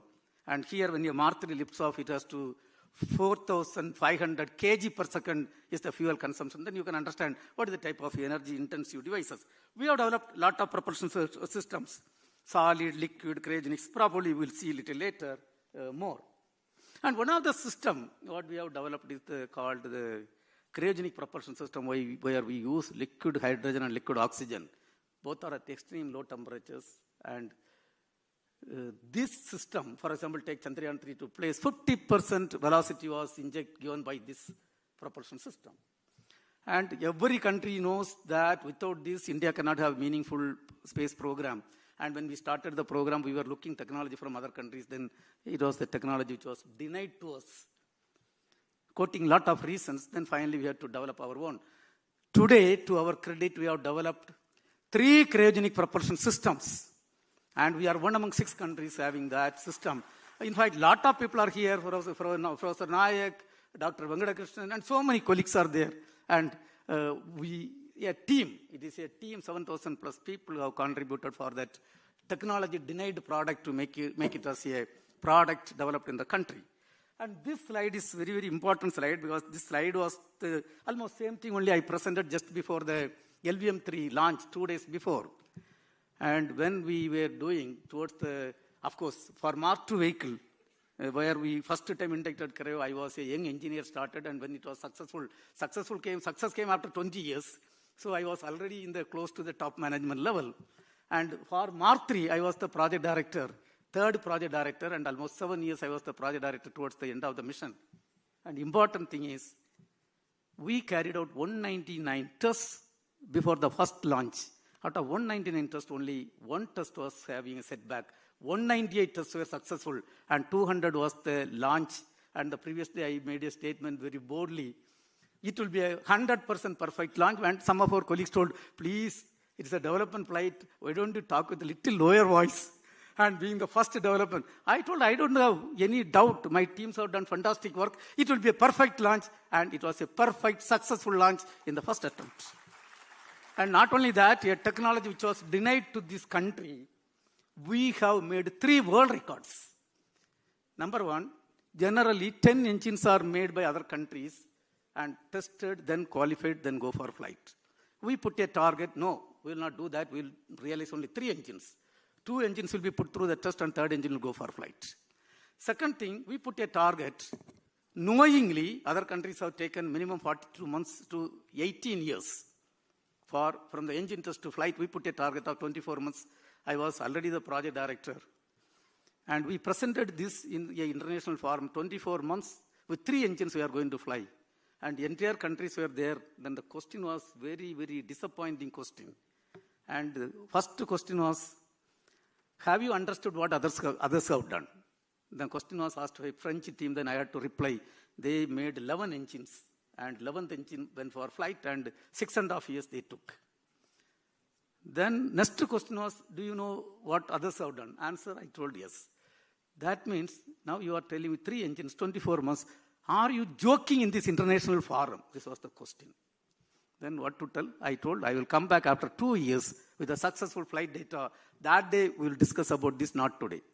And dear friends, it is history that in 24 years, against 28 months, 24 months target, we have successfully done this in 28 months with 3 engines, and we have got 2 world records. And 3rd world record is very important. We have to do a stage test with 5,000 kg of hydrogen and something around 23,000 kg of oxygen in a test stand with 1,000 crore facility. 1,000 crore facility. And if you handle hydrogen properly, it will work as a fuel. If you don't handle, it will explode. And generally, people after taking the stage to the test stand, they do a lot of experiments before authorizing the test. It takes 6 to 7 months, and international standard is 6 to 7 months is the minimum time to authorize the test. But we did a lot of computer simulation, everything.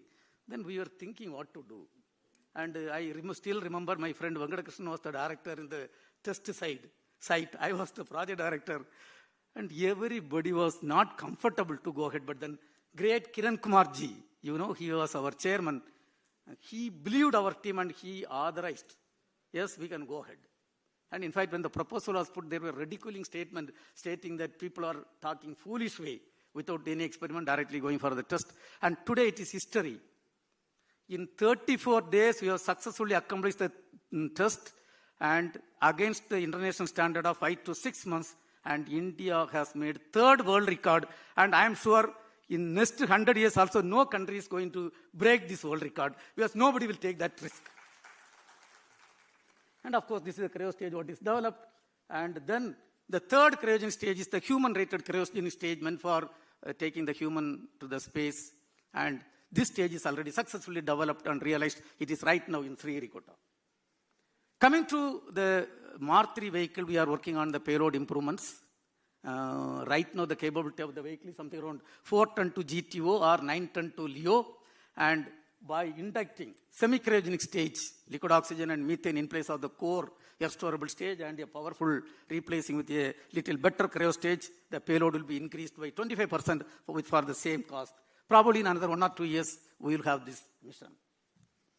Coming to the spacecraft system, till today, as I told, from the Aryabhatta to now, 131 satellites of different types we have built and we have launched. I think you are having some of the things here. And we also developed an electric propulsion system. Why I wanted this to be displayed is Chandrayaan 3, the spacecraft mass was 4,000 kg. Out of 4,000 kg, almost 2,000 plus kg is the propellant used for taking to moon and landing. If you can have 5 minutes. I think 10 minutes I will try to complete. Let me rush through, then fine. And we are developing an electric propulsion system which is 6 times better performance than chemical propulsion. And space application, I think if I have to talk, it will take 5 hours. I am not going to talk on that. It gives a lot of benefit to the common man. Maybe some other occasion we will talk about that. Interplanetary missions, the Chandrayaan 3, you all know we soft landed near the South Pole of Moon, and India is the only country and first country soft landed near South Pole of Moon. Chandrayaan 1, we found water molecule on the moon, and India is the first country found water molecule on the moon. Chandrayaan 2, we are having an orbiter revolving, having the best camera called on-orbiter high resolution camera. That is the best camera on the orbit. That belongs to India. Mars orbiter mission, we have gone traveling 68 crore kilometers, and India is the first country which successfully accomplished Mars orbiter mission in the first attempt. And of course, we have got Chandrayaan, Aditya L1. India is one among 4 countries having a satellite to study the sun today. Now we are working on the human spaceflight program to take the man to moon, the man to orbit and bring them back safely. Lot of developments are happening. This itself is a talk by itself. And this year we are going to have the first uncrewed mission, followed by 2 uncrewed missions, and the crewed mission will be authorized. And here a lot of technology has to be developed. Coming to and of course one of the things is the miniaturized computer system. Probably I will come back a little later. And Indian space vision. We are going to build our own space station by 2035. We are going to have Chandrayaan 4 mission to bring back sample. And Chandrayaan 5, a heavy orbiter and lander system. And Honorable Prime Minister also has given the guideline to take human to moon and bring them back safely by using our own launcher by 2040. And this year, we had another important accomplishment. 2 satellites rotating at 28,400 kilometers in the orbit were successfully docked. And very easy to say, successfully docked. Please imagine 2 cars are moving on the road with 100 kilometers per hour velocity. You imagine both have to be synchronized, it has to be docked. What type of systems are required, what type of complexities involved. Here 2 satellites rotating at 28,400 kilometers in orbit and using set of electronics, set of sensors, getting docked, and India becoming one among 4th country to demonstrate that capability this year. And of course, on 13th March, we also undocked and we have demonstrated the technology. And we are working on the next generation launcher. First launcher had the capability of taking 35 kg to low Earth orbit. This launcher will take 30,000 kg to orbit. Right now, the design is almost completed. And Chandrayaan 4 is a sample return mission, and we are going to work on the Indian space station, which will be built by 2035. And first module will be, it is a 5-module construction, first module will be placed in the orbit by 2028. And we are working on the reusable launch vehicle system, and lot of work has gone inside. And India will have its own reusable launcher very shortly. In fact, the new generation, next generation launcher, first stage is designed to be recovered, and at least 25 to 35 times we are going to reuse. And we are in the process of conceiving the next generation vehicle for taking man to moon. You know, the rocket will be something around 35-story building height, maybe 110-meter height, and 2,700 to 3,000 tons lift-off mass. Right now, we are spending sleepless nights in conceiving this rocket configuration.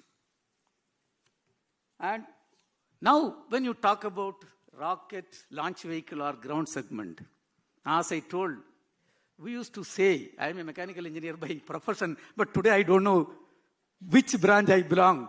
Moved to cryogenic engineering, then aerospace engineering. I got confused which is the branch of engineering I have studied.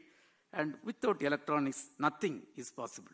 And we used to say electronics people, by seeing people, professor like Ram Gopal used to say, these are all black box people, because we don't know what is inside the box, how it is going to perform. But today it is all open book.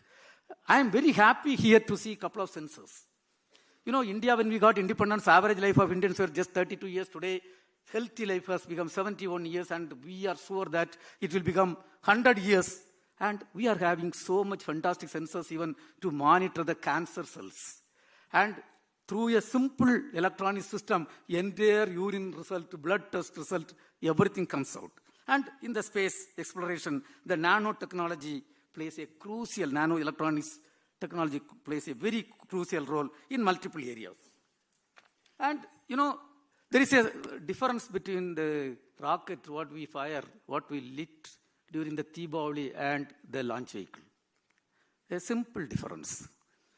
When you operate, in fact, I want to share, sir, if you allow 2-3 minutes, I will take more. If you allow, this Deepavali, what happened was, I happened to be near Madurai area, I bought some 10 rockets, took home, and crackers. And my wife was worried, why are you doing all these things? Then we are staying in a campus. It's a 9-story building, one apartment is there, and I am having independent house. There is a vacant plot.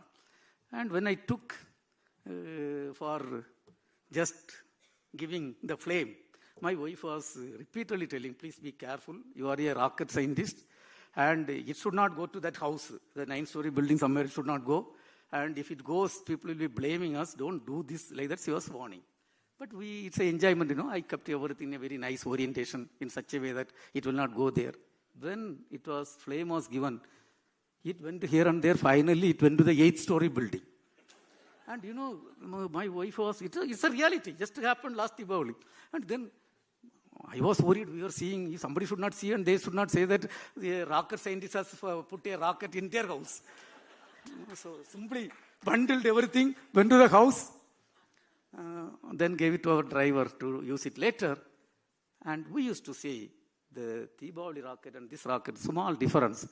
The Deepavali rocket, whatever you do, 20% time it will not work. Even if it works, it will go wherever it wants. But our launch vehicle should go wherever we want. That is the only small difference. For that only, all these things has to be done. Inertial system, guidance system, onboard computer, algorithms, everything, autonomous way, you monitor its movement, then take it to right place. The entire thing is for that. So electronics plays a crucial role. Hope our Christian sir is there. A week back, they have done fantastic job. And the bottom, you can see a Vikram 3201 32-bit chip. Earlier we were importing, and it is indigenously developed in Semiconductor's lab. And let us give a big hand to that team, mainly secretary and the team. They handed over to us.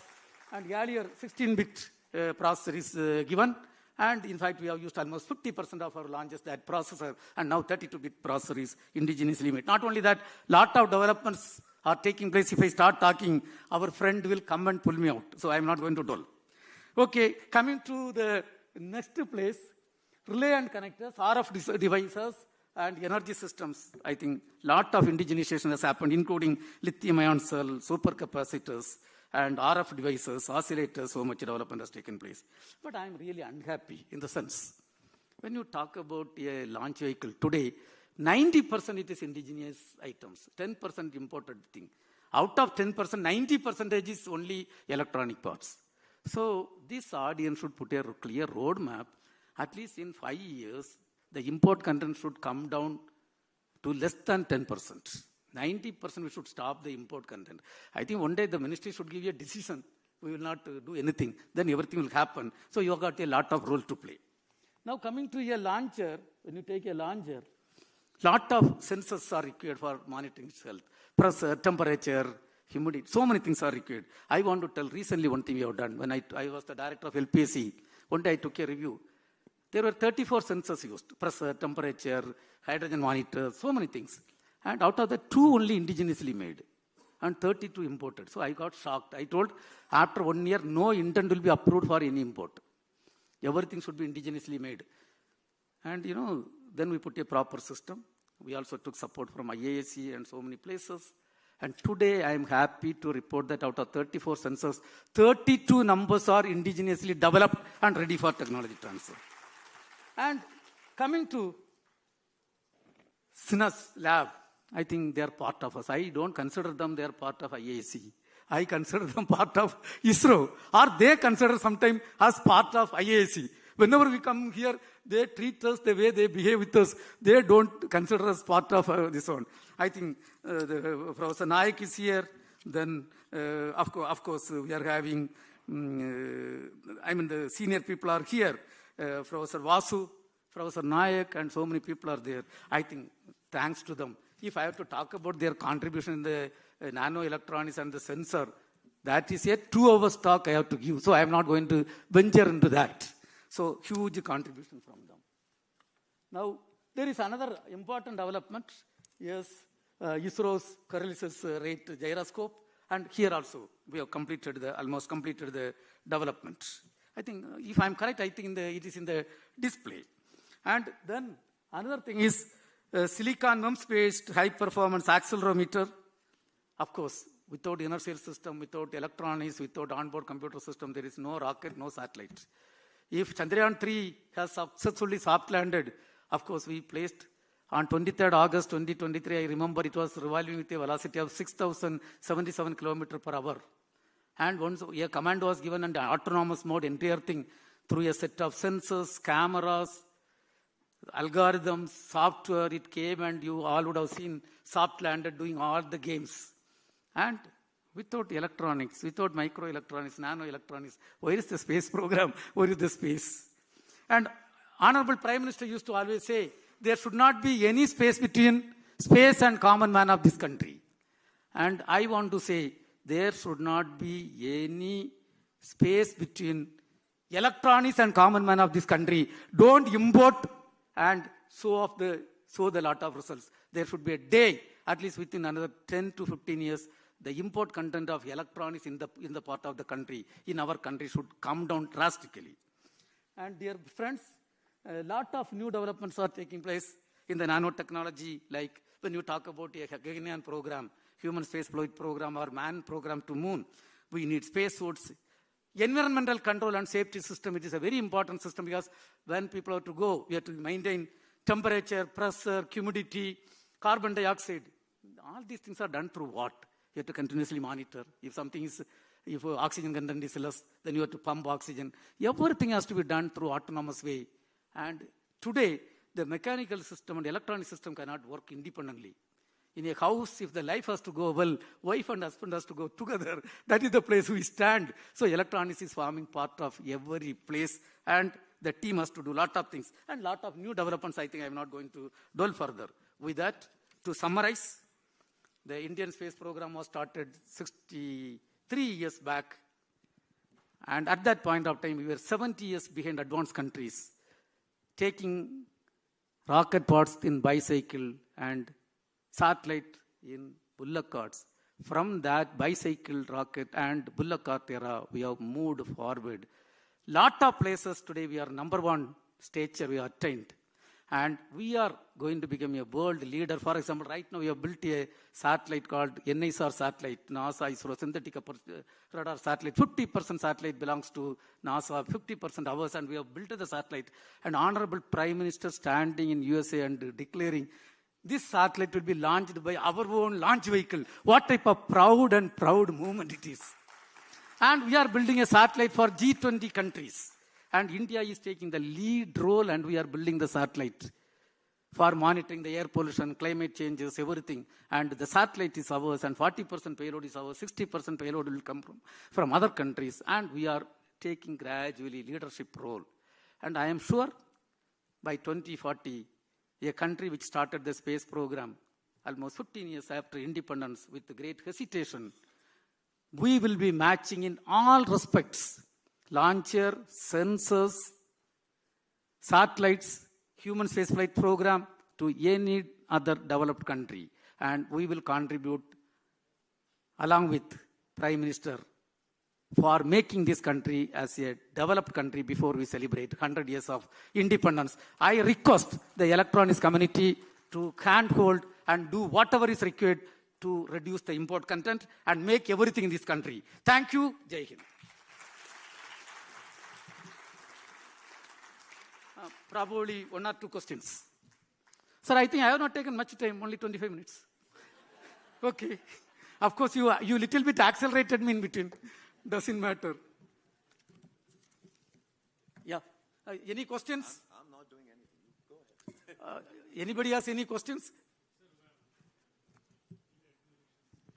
Hello, sir. We are from Banashri Systems.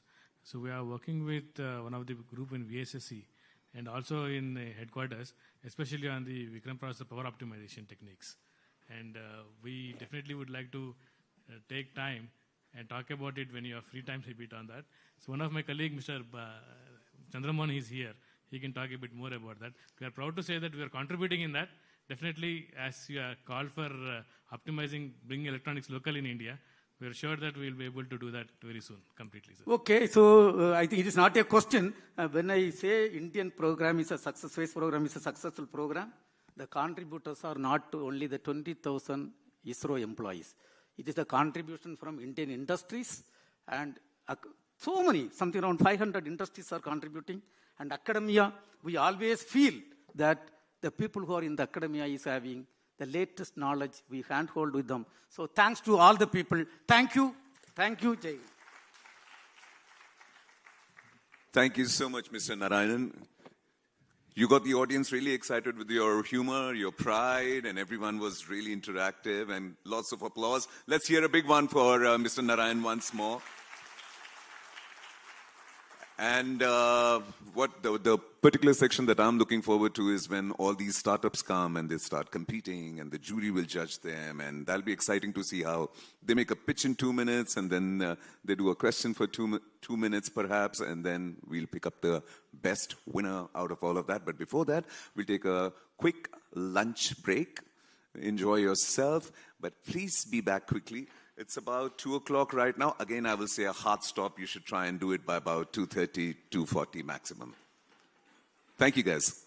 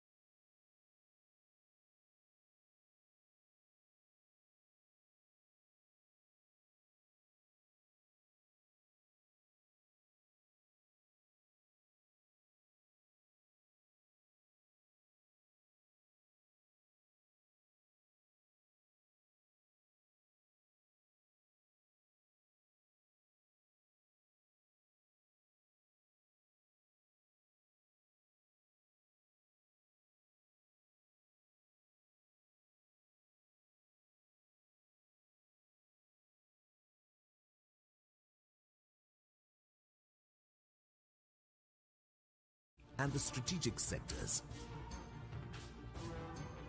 For healthcare, mobile point-of-care devices by Pathshod and Mobilab are being used to measure 9 to 30 markers of human health from a drop to a small volume of blood drawn.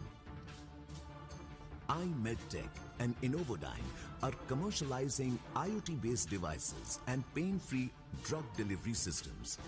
An air quality monitoring system is being transferred to Plantcraft Analytics. Terra Nautilus has raised funding for nano robot-based medicine, showing it is no longer science fiction.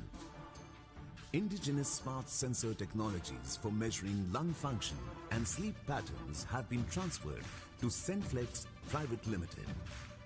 Bioengineered electronic bandages for fast wound healing using electrical stimulation. Wearable devices for muscle movement monitoring that can inform future robotic arms. Microfluidics, nanoporous membranes for hemodialysis, and on-chip diagnostics, all of which are set to revolutionize healthcare. MEMS, micro-electromechanical system-based sensors and microfluidic technologies of every kind are getting integrated with personal and industrial electronics. An explosives detector by NanoSniff has been deployed at airports. Pressure sensors for Cheetah and Chetak helicopters by I2N are in low volume production. Moisture and pesticide sensors by SoilSense and Gunsutra for smart and efficient agriculture are being field tested. H2DC12 Avenue is developing portable green hydrogen generators, while fuel cell-based power generation using nano catalysts has been transferred to Madnani distilleries. Gas sensors and gyroscopes have been qualified for the space sector. In the works are microfluidics for heat extraction in power electronics and superconducting quantum interference devices, or SQUID, for detecting extremely small magnetic fields. While most electronics has been based on silicon so far, silicon is reaching its limits. The Silicon Plus world will be enabled by heterogeneous technologies integrated in various ways. GAN for Power and RF Electronics has a large research base in 4 of the 6 institutes, while process technology developed at IIT Bombay is being transferred to the strategic sector for setting up an indigenous RF GAN fab to serve space missions, and Matter Wave has been incubated. Agnit Semiconductors, an incubated company, is commercializing IISc's GAN, RF and power device technology for applications like radar systems and electric vehicles produced in India's low-volume production foundry, GIKI. The field of neuromorphic computing, which mimics the brain's structure for energy-efficient logic and memory, is gaining momentum. Indigenous chips for artificial intelligence hardware have already demonstrated the ability to consume 200 times less energy than existing solutions. Numelo Tech is commercializing memory technologies and spiking neural networks that leverage quantum tunneling for ultra-low power edge applications. Electrons are fast, but photons are faster. Indeed, photonic integrated circuits are being developed for a wide range of applications, from 5G and 6G systems to non-invasive diagnostics, chemical and biological sensing, and quantum computing. Advanced packaging will be needed to combine these varied technologies to yield highly miniaturized systems, heterogeneously integrated in 3 dimensions. Data analytics and AI will be essential tools to realize the full potential of these next-generation systems. Starting from fundamental exploration in this nano domain, a variety of technologies have thus been developed, translated, and commercialized.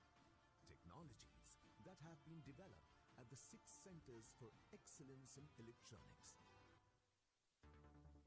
The world is going to change even faster, and these nano centers are here to ensure that India will be able to keep pace.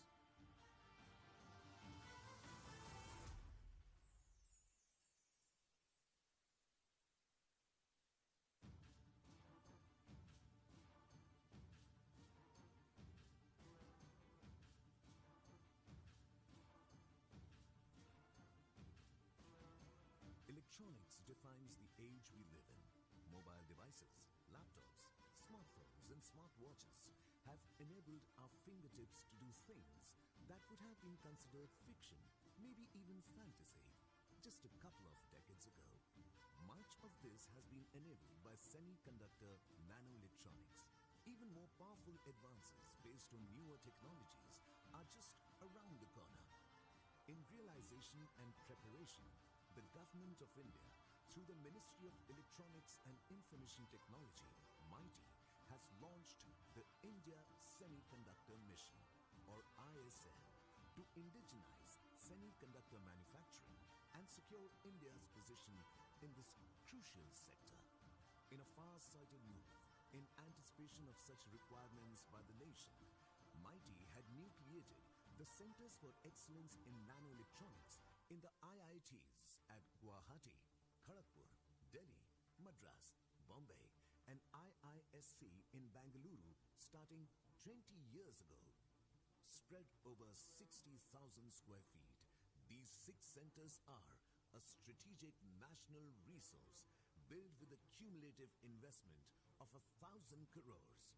Powered by 200 faculty and 200 staff members, 700 PhD scholars, and about 1,000 BTech and MTech students, these centers have catapulted India into one of the top 3 producers of knowledge and human resource in nanoscience and engineering.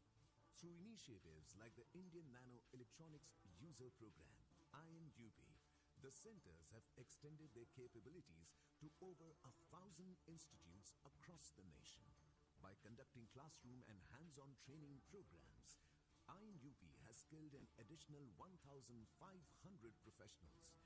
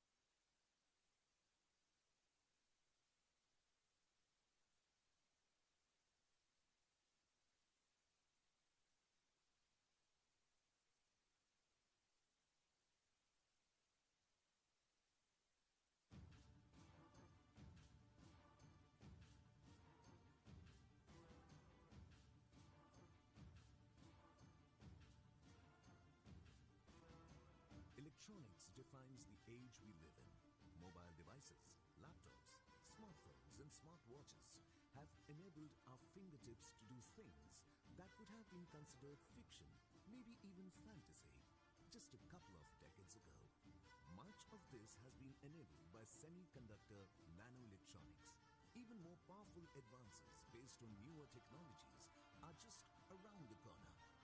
In realization and preparation, the Government of India, through the Ministry of Electronics and Information Technology, MITI, has launched the India Semiconductor Mission, or ISM, to indigenize semiconductor manufacturing and secure India's position in this crucial sector. In a far-sighted move, in anticipation of such requirements by the nation, MITI had nucleated the Centers for Excellence in Nanoelectronics in the IITs at Guwahati, Kharagpur, Delhi, Madras, Bombay, and IISc in Bangalore starting 20 years ago, spread over 60,000 square feet. These 6 centers are a strategic national resource built with a cumulative investment of 1,000 crores, powered by 200 faculty and 200 staff members, 700 PhD scholars, and about 1,000 BTech and MTech students.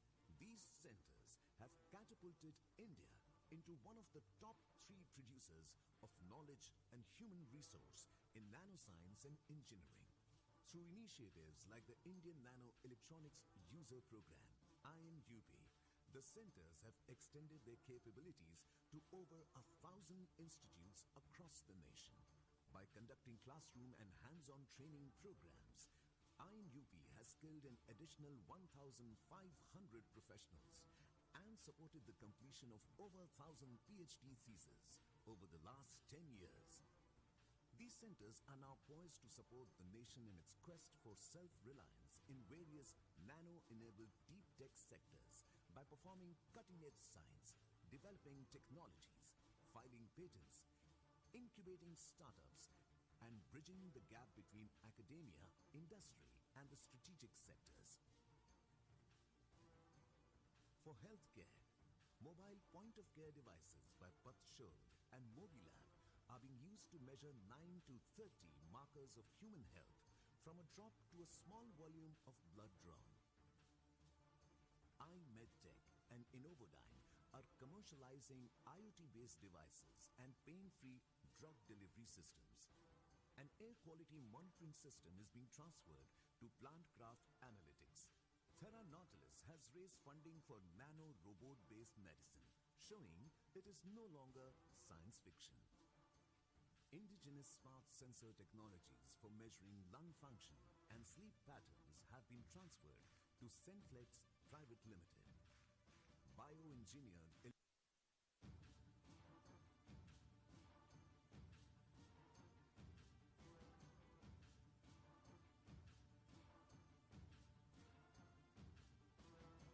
electronics defines the age we live in. Mobile devices, laptops, smartphones, and smartwatches have enabled our fingertip are here to ensure that India will be able to keep pace.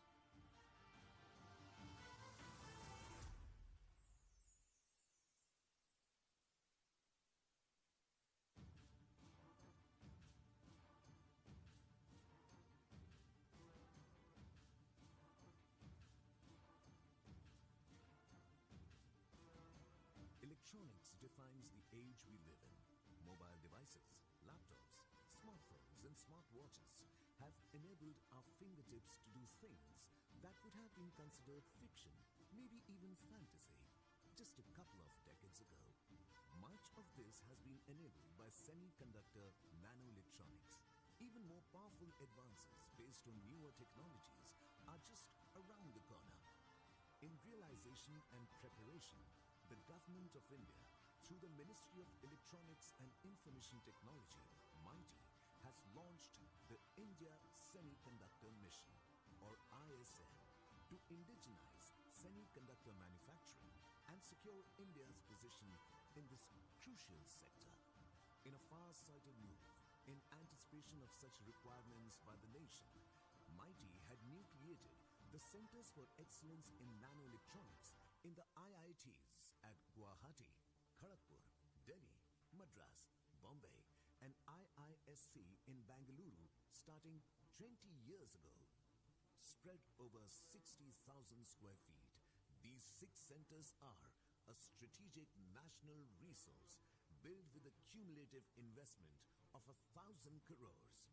Powered by 200 faculty and 200 staff members, 700 PhD scholars, and about 1,000 BTech and MTech students, these centers have catapulted India into one of the top 3 producers of knowledge and human resource in nanoscience and engineering. Through initiatives like the Indian Nano Electronics User Program, INUP, the centers have extended their capabilities to over 1,000 institutes across the nation. By conducting classroom and hands-on training programs, IISc has skilled an additional 1,500 professionals and supported the completion of over 1,000 PhD theses over the last 10 years. These centers are now poised to support the nation in its quest for self-reliance in various nano-enabled deep tech sectors by performing cutting-edge science, developing technologies, filing patents, incubating startups, and bridging the gap between academia, industry, and the strategic sectors. For healthcare, mobile point-of-care devices by Pathshod and Mobilab are being used to measure 9 to 30 markers of human health from a drop to a small volume of blood drawn. iMedTech and Innovodyne are commercializing IoT-based devices and pain-free drug delivery systems. An air quality monitoring system is being transferred to Plantcraft Analytics. Thera Nautilus has raised funding for nano robot-based medicine, showing it is no longer science fiction. Indigenous smart sensor technologies for measuring lung function and sleep patterns have been transferred to Senflex Private Limited. Bioengineered electronic bandages for fast wound healing using electrical stimulation. Wearable devices for muscle movement monitoring that can inform future robotic arms. Microfluidics, nanoporous membranes for hemodialysis, and on-chip diagnostics, all of which are set to revolutionize healthcare. MEMS, micro-electromechanical system-based sensors and microfluidic technologies of every kind are getting integrated with personal and industrial electronics. An explosives detector by NanoSniff has been deployed at airports. Pressure sensors for Cheetah and Chetak helicopters by I2N are in low volume production. Moisture and pesticide sensors by SoilSense and Gunsutra for smart and efficient agriculture are being field tested. H2DC12 Avenue is developing portable green hydrogen generators, while fuel cell-based power generation using nano catalysts has been transferred to Madnani distilleries. Gas sensors and gyroscopes have been qualified for the space sector. In the works are microfluidics for heat extraction in power electronics and superconducting quantum interference devices, or SQUID, for detecting extremely small magnetic fields. While most electronics has been based on silicon so far, silicon is reaching its limits. The Silicon Plus world will be enabled by heterogeneous technologies integrated in various ways.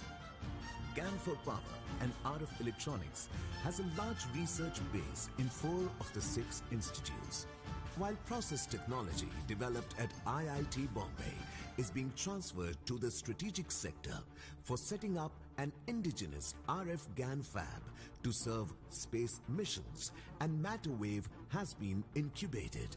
Agnit Semiconductors, an incubated company, is commercializing IISc's GAN, RF and power device technology for applications like radar systems and electric vehicles produced in India's low-volume production foundry, GEEKI. The field of neuromorphic computing, which mimics the brain's structure for energy-efficient logic and memory, is gaining momentum. Indigenous chips for artificial intelligence hardware have already demonstrated the ability to consume 200 times less energy than existing solutions. Numelo Tech is commercializing memory technologies and spiking neural networks that leverage quantum tunneling for ultra-low power edge applications. Electrons are fast, but photons are faster. Indeed, photonic integrated circuits are being developed for a wide range of applications, from 5G and 6G systems to non-invasive diagnostics, chemical and biological sensing, and quantum computing. advanced packaging will be needed to combine these varied technologies to yield highly miniaturized systems, heterogeneously integrated in 3 dimensions. Data analytics and AI will be essential tools to realize the full potential of these next-generation systems. Starting from fundamental exploration in this nano domain, a variety of technologies have thus been developed, translated, and commercialized. Technologies that have been developed at the 6 centers for excellence in electronics. The world is going to change even faster, and these nano centers are here to ensure that India will be able to keep pace.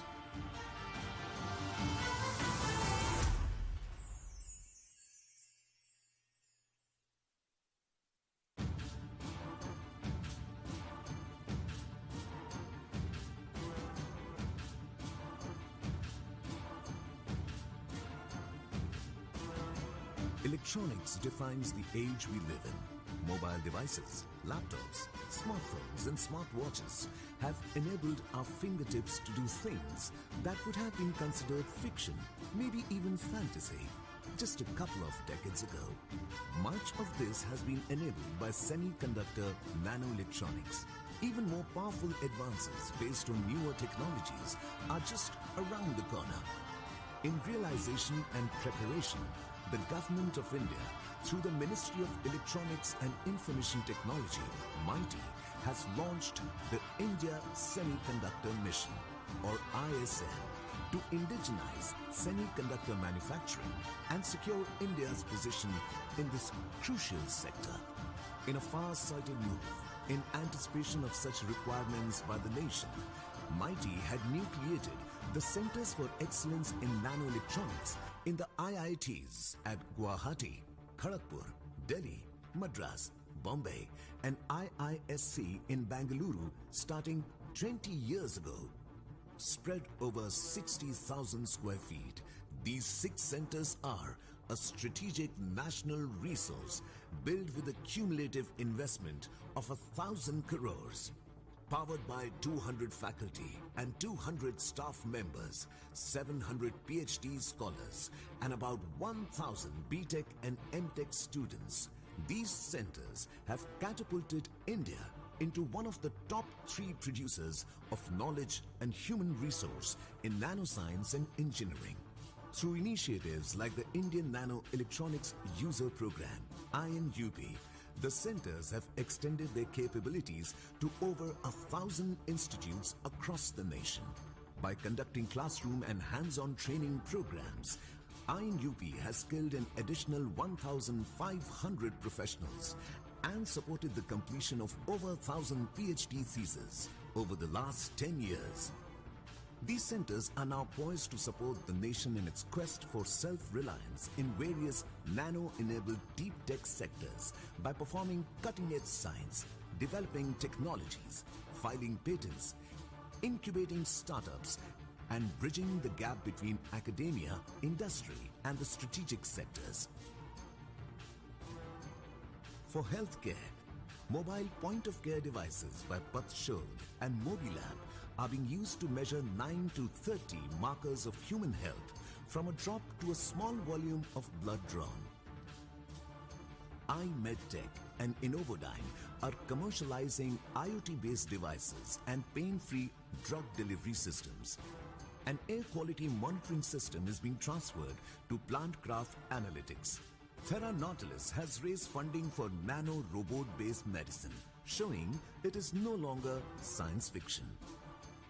Indigenous smart sensor technologies for measuring lung function and sleep patterns have been transferred to Senflex Private Limited. Bioengineered electronic bandages for fast wound healing using electrical stimulation. Wearable devices for muscle movement monitoring that can inform future robotic arms. Microfluidics, nanoporous membranes for hemodialysis, and on-chip diagnostics, all of which are set to revolutionize healthcare.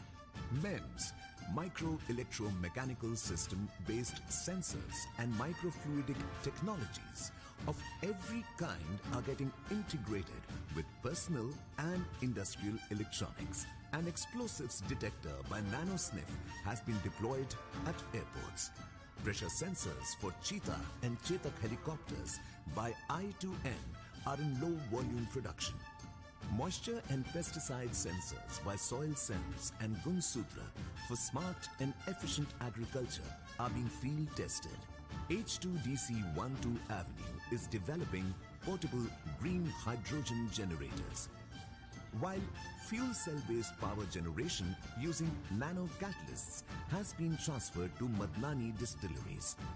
Gas sensors and gyroscopes have been qualified for the space sector. In the works are microfluidics for heat extraction in power electronics and superconducting quantum interference devices, or SQUID, for detecting extremely small magnetic fields. While most electronics has been based on silicon so far, silicon is reaching its limits. The Silicon Plus world will be enabled by heterogeneous technologies integrated in various ways.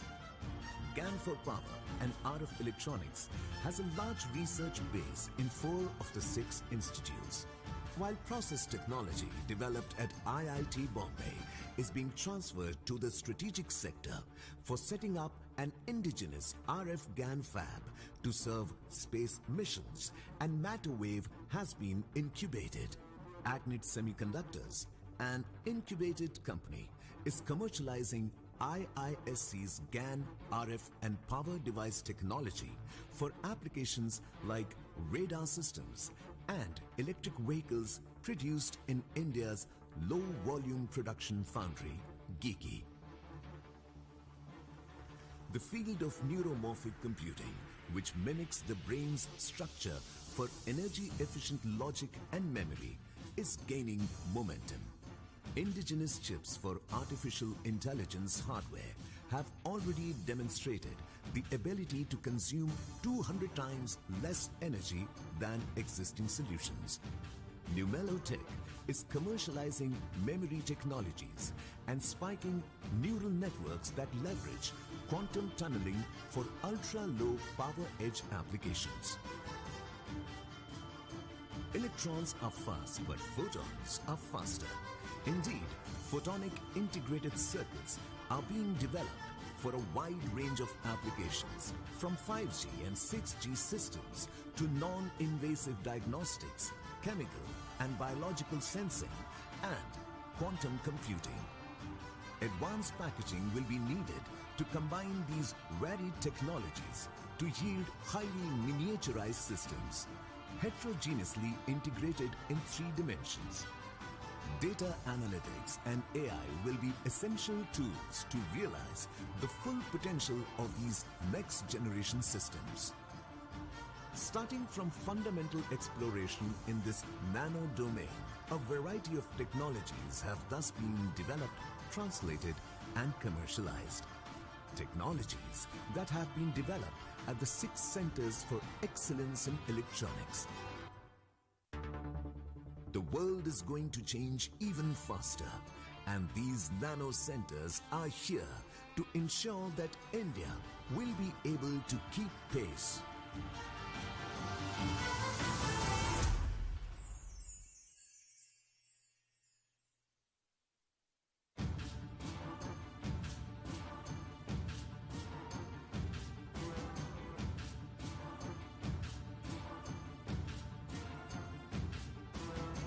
Electronics defines the age we live in. Mobile devices, laptops, smartphones and smartwatches have enabled our fingertips to do things that would have been considered fiction, maybe even fantasy, just a couple of decades ago.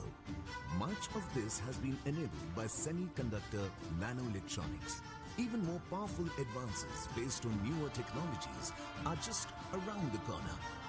In realization and preparation, the Government of India, through the Ministry of Electronics and Information Technology, MITI, has launched the India Semiconductor Mission, or ISM, to indigenize semiconductor manufacturing and secure India's position in this crucial sector.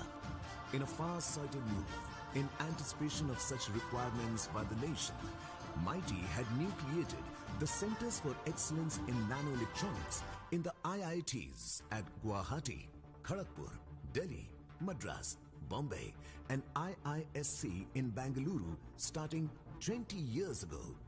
Spread over 60,000 square feet, these 6 centers are a strategic national resource built with a cumulative investment of 1,000 crores. Powered by 200 faculty and 200 staff members, 700 PhD scholars, and about 1,000 BTech and MTech students, these centers have catapulted India into one of the top 3 producers of knowledge and human resource in nanoscience and engineering. Through initiatives like the Indian Nano Electronics User Program, INUP, the centers have extended their capabilities to over 1,000 institutes across the nation. By conducting classroom and hands-on training programs, INUP has skilled an additional 1,500 professionals and supported the completion of over 1,000 PhD theses over the last 10 years. These centers are now poised to support the nation in its quest for self-reliance in various nano-enabled deep tech sectors by performing cutting-edge science, developing technologies, filing patents, incubating startups, and bridging the gap between academia, industry, and the strategic sectors. For healthcare, mobile point-of-care devices by Pathshod and Mobilab are being used to measure 9 to 30 markers of human health from a drop to a small volume of blood drawn. iMedTech and Innovodyne are commercializing IoT-based devices and pain-free drug delivery systems. An air quality monitoring system is being transferred to Plantcraft Analytics. Terra Nautilus has raised funding for nano robot-based medicine, showing it is no longer science fiction. Indigenous smart sensor technologies for measuring lung function and sleep patterns have been transferred to Senflex Private Limited. Bioengineered electronic bandages for fast wound healing using electrical stimulation. Wearable devices for muscle movement monitoring that can inform future robotic arms.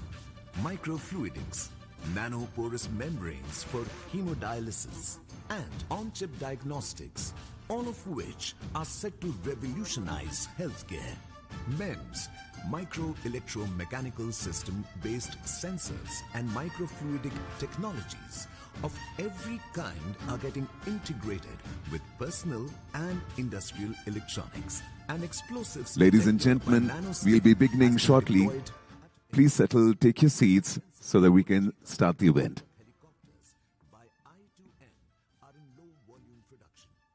Moisture and pesticide sensors by SoilSense and Gunsutra for smart and efficient agriculture are being fielded. And if we can request the startup institutes to be in the first couple of rows so that you can come onto the stage as soon as we call out. While fuel cell-based power generation using nano catalysts has been transferred to Madnani distilleries. Gas sensors and gyroscopes have been qualified for the space sector. In the works are microfluidics for heat extraction in power electronics and superconducting quantum interference devices or SQUID for detecting extremely small magnetic fields. While most electronics has been based on silicon so far, silicon is reaching its limits. The Silicon Plus world will be enabled by heterogeneous technologies integrated in various ways. GAN for Power and RF Electronics has a large research base in 4 of the 6 institutes. While process technology developed at IIT Bombay is being transferred to the strategic sector for setting up an indigenous RF GAN fab to serve space missions, and Matter Wave has been incubated. Agnit Semiconductors, an incubated company, is commercializing IISc's GaN, RF and power device technology for applications like radar systems and electric vehicles produced in India's low-volume production foundry, GIGI. The field of neuromorphic computing, which mimics the brain's structure for energy-efficient logic and memory, is gaining momentum. Indigenous chips for artificial intelligence hardware have already demonstrated the ability to consume 200 times less energy than existing solutions.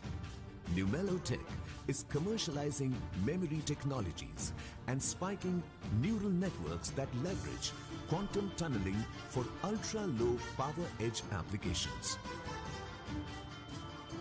Electrons are fast, but photons are faster. Indeed, photonic integrated circuits are being developed for a wide range of applications, from 5G and 6G systems to non-invasive diagnostics, chemical and biological sensing, and quantum computing. Advanced packaging will be needed to combine these varied technologies to yield highly miniaturized systems, heterogeneously integrated in 3 dimensions. Data analytics and AI will be essential tools to realize the full potential of these next-generation systems. Starting from fundamental exploration in this nano domain, a variety of technologies have thus been developed, translated, and commercialized. Technologies that have been developed at the 6 centers for excellence in electronics. The world is going to change even faster, and these nano centers are here to ensure that India will be able to keep pace.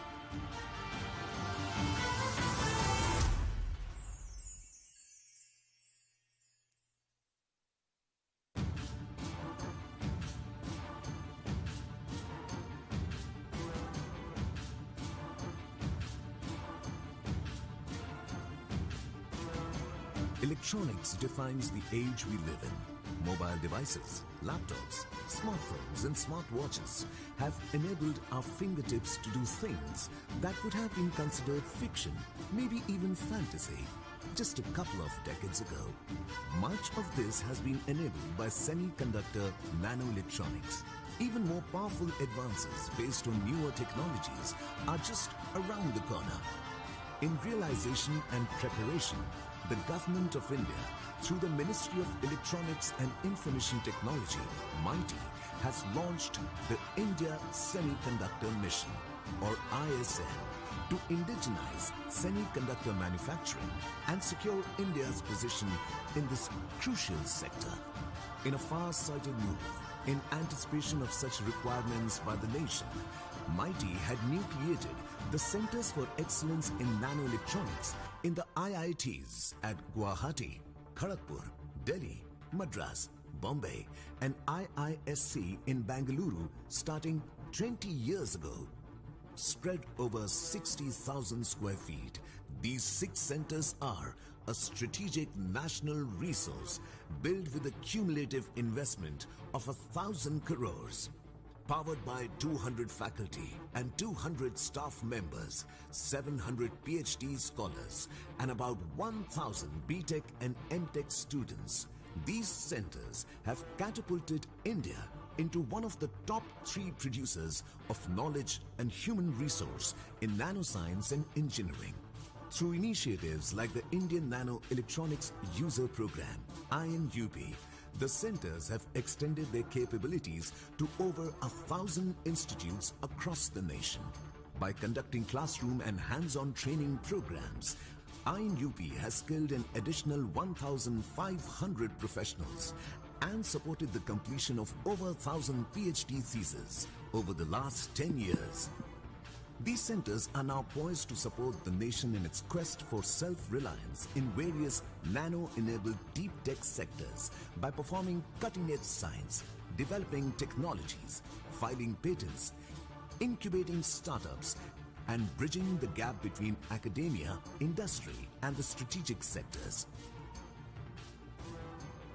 For healthcare, Mobile point-of-care devices by Patshod and Mobilab are being used to measure 9 to 30 markers of human health from a drop to a small volume of blood drawn. iMedTech and Innovodyne are commercializing IoT-based devices and pain-free drug delivery systems. An air quality monitoring system is being transferred to Plantcraft Analytics. Thera Nautilus has raised funding for nano robot-based medicine, showing it is no longer science fiction. Indigenous smart sensor technologies for measuring lung function and sleep patterns have been transferred to Senflex Private Limited. Bioengineered electronic bandages for fast wound healing using electrical stimulation. Wearable devices for muscle movement monitoring that can inform future robotic arms. Microfluidics, nanoporous membranes for hemodialysis, and on-chip diagnostics, all of which are set to revolutionize healthcare. MEMS, micro-electromechanical system-based sensors and microfluidic technologies of every kind are getting integrated with personal and industrial electronics. An explosives detector by Nanosniff has been deployed at airports. Pressure sensors for Cheetah and Chetak helicopters by I2N are in low volume production. Moisture and pesticide sensors.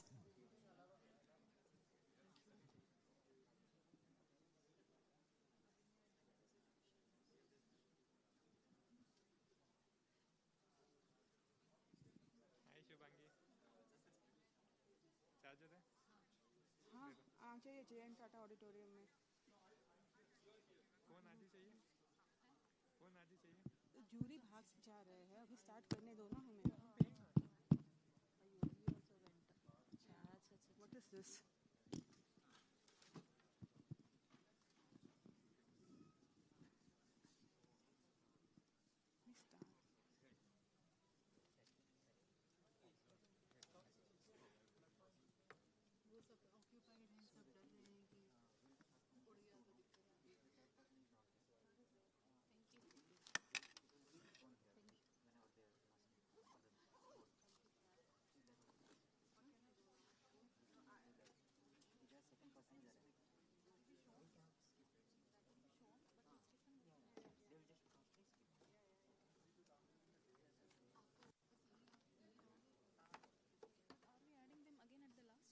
I don't think so. If there's time, then we can.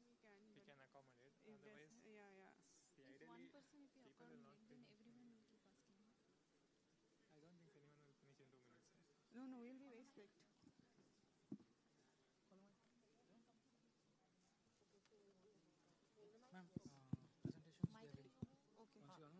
तो pass करते रहेंगे. हाँ.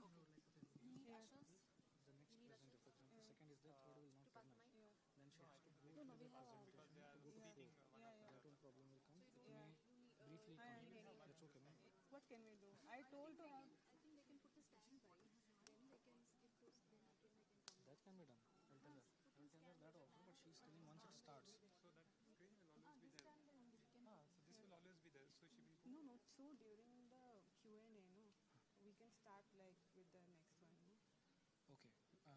You will be getting to know which is next. Vishwas will tell me. Okay. Yeah. Here.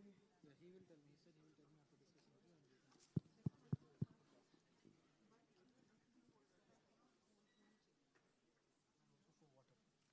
Ask Divya, can we start? We are ready. There's one jury member. Can we start? Okay. Only one jury member is there. Or pen. I think he is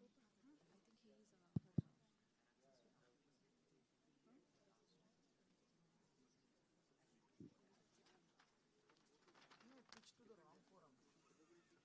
They can put this slide for admin. I don't see my name here. Multi-nano sense. Is it here? No. Exactly. Admin, this slide after. That is the investor. Yeah.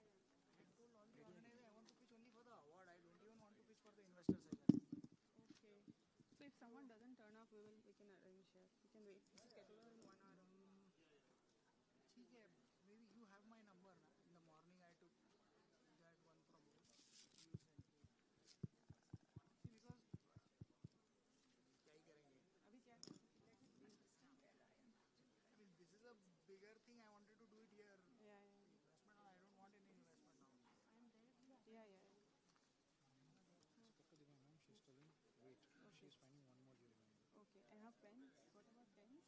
How would they write?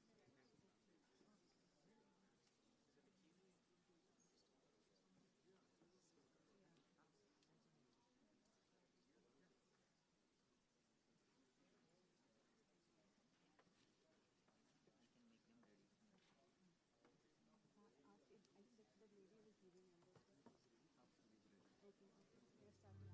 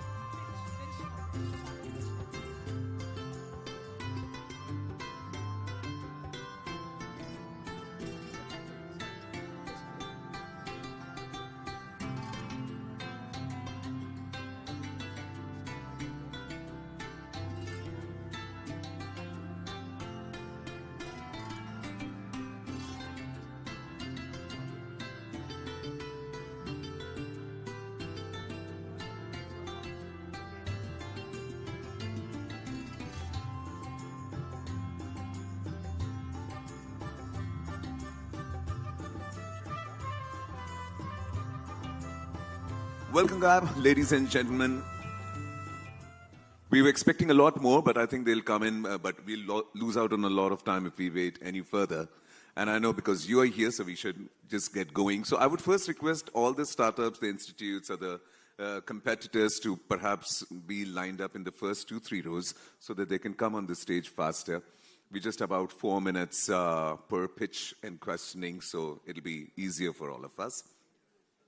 So we are looking forward to this one. I hope the good lunch happened, and I'm sure you're not going to be sleepy because there's a lot of adrenaline rush here. There'll be a lot of fight, there'll be a lot of competition, there'll be a lot of jury doing everything together. So welcome to an exciting competition involving the best startups. The 6 Centers for Excellence in Nanoelectronics, or CENs, have spawned many deep tech startups over the last 20 years. These are brick and mortar deep tech startups. We have curated 14 of the best for this award competition. They make everything from low-cost diagnostics to electronics for the strategic sector, to neuromorphic devices that work on quantum effects, to nano robots. So ladies and gentlemen, let's put our hands together for the jury that will decide the best of the best here. Let's welcome Ms. Sunita Verma, if she's with us here. Please come on stage, madam. Group Coordinator, R&D in Electronics and IT. Oh, I'm sorry. I'll call you in a bit. I will call you in a bit. Dr. V.V. Virappan, co-founder and president, TestSolve Semiconductors and chair, IISc. Mr. Vishnu Das, principal, Celesta Capital, and Praneed Selvam Mandana Gopal, CEO, Mighty Startup Hub. Now for the startups, have we got them here? So remember, you have 2 minutes for the pitch and 2 minutes for the questioning. We will start with Agnet of IISc. Can we have a representative? Oh, lovely. Thank you. Got it. Okay. I hope I'm audible. Great. Thank you all for being here. I hope you're all well caffeinated, so I think we can get started. We are Agnet. We are an Indian gallium nitride semiconductor product company. Those are all important words. I'll talk about why they're important. So where is gallium nitride as a technology used today? So I think if I say semiconductor, most people are going to be thinking of silicon, apart from this audience, of course. But gallium nitride is a new semiconductor material.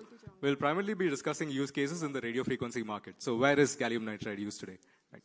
So today, if you take a look at it, if you are using a 5G network on your phone, the power amplifiers on the 5G network actually run gallium nitride.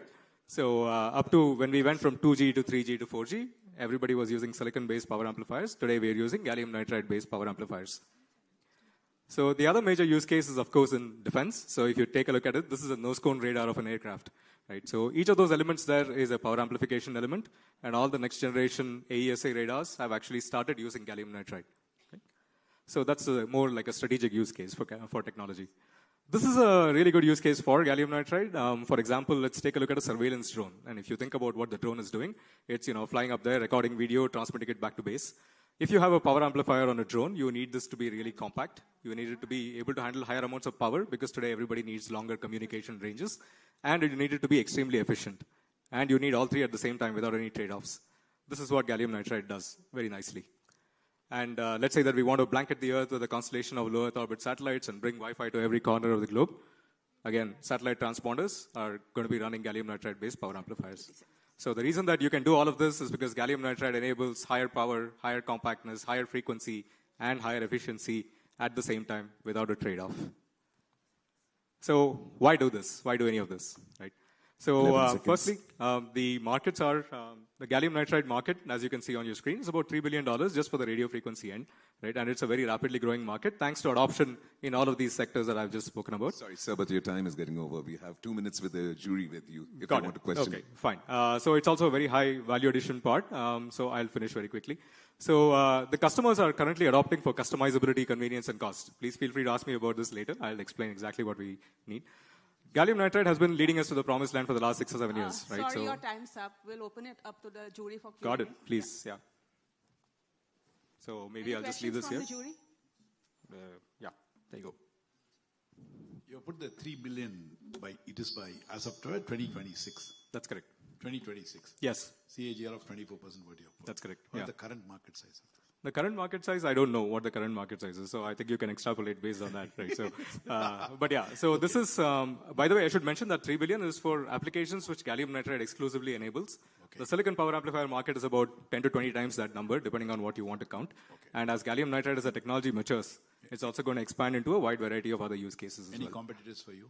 So in the Indian ecosystem, no. Globally, there are about 5 or 6 companies worldwide which actually make gallium nitride-based components. And we are also a manufacturing effort. This is not just a design effort. So you are only Indian company in this space. So as far as I know, we were the first. I don't know if we are the only. Okay. Yeah. Judy, you have another 40 seconds if you want to go for any other question. Yeah, so just one is for the scaling up and commercialization that I want to know, because as you go for volumes, the cost will go down. So what is the plan for that? Correct. So thanks to MIT's largest, there is a gallium nitride ecosystem enabling center and incubator located on the IISc campus, and which we are using for scaling up. And that's actually a reasonable volume facility in the gallium nitride radio frequency space. Now, when we start making products for the power electronics market, we're going to run out of capacity extremely quickly, but that's a very happy problem to have. We'll hopefully get to that in about 3-4 years' time. Yeah. I think that's good. Yeah. Anything you want to change about yourself in 4 seconds? I think I'll leave this here. Unfortunately, I couldn't get to it, and a lot of people to thank, so thank you. Thank you so much. That was fierce. That was good. You did really, really well. We'll get our next competitor from Patshod, IISc.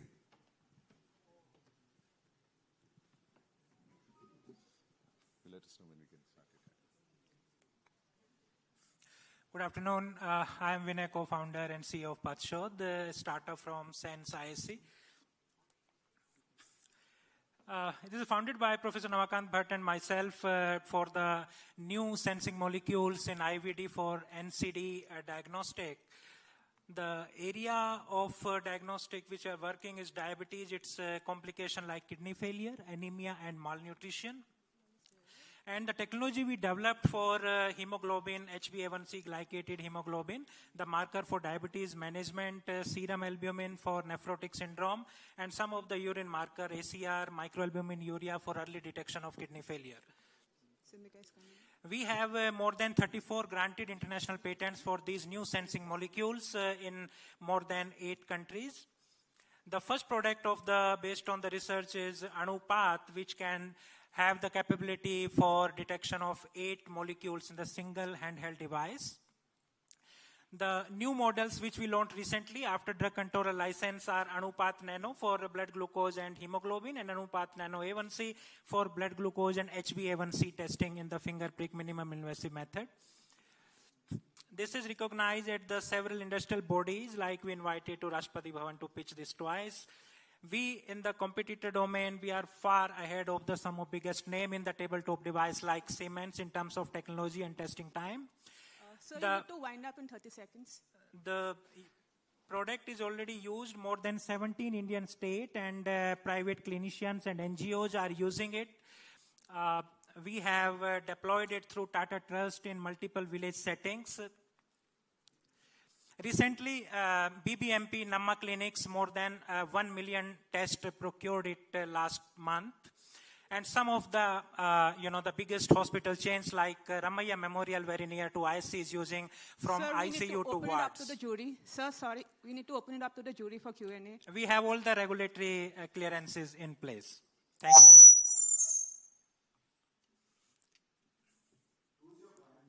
Customer?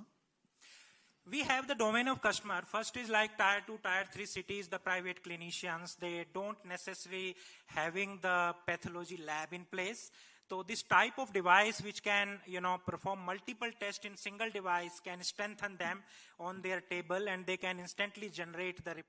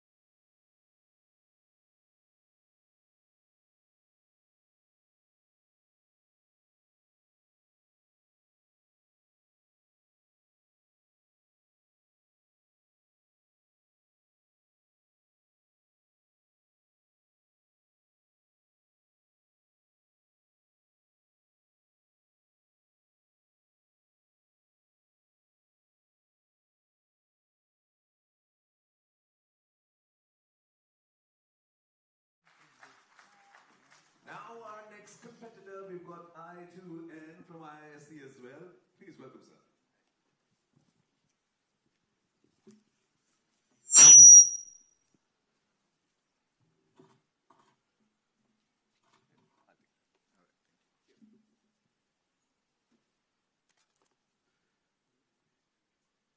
Hi.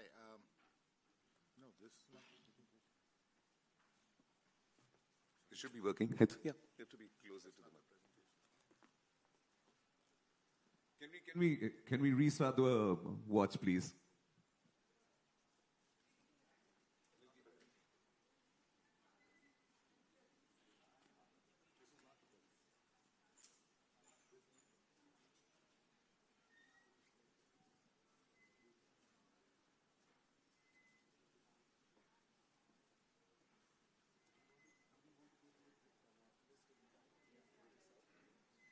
All right, he can't seem to be finding his presentation here. So we'll go with the Thernotilus and we'll get I2N back on stage after Thernotilus. Here you go, sir. All the best. Hello, check. I'll keep a watch. How can I change the slide?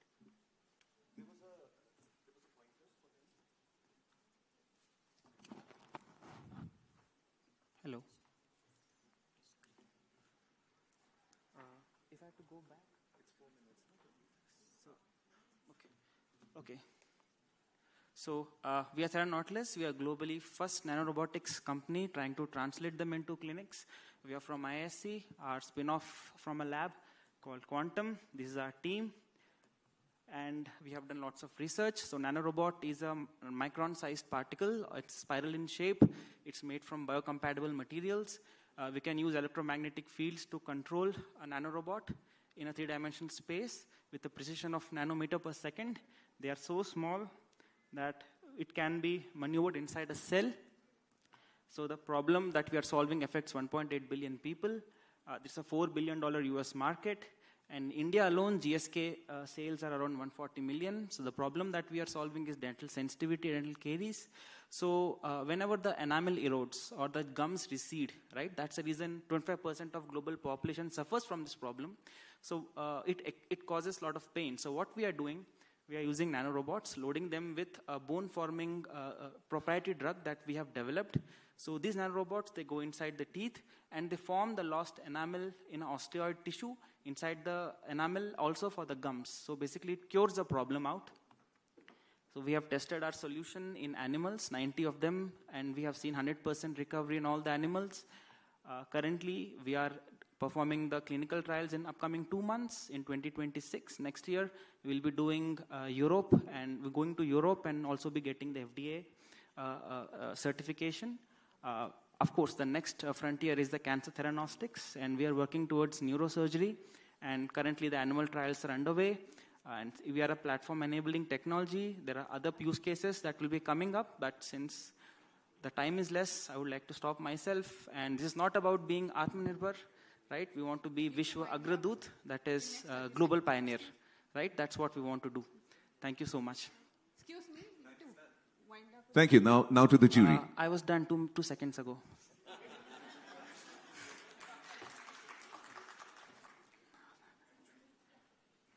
Open to the jury. Already it's in field trial and some dentists where is done.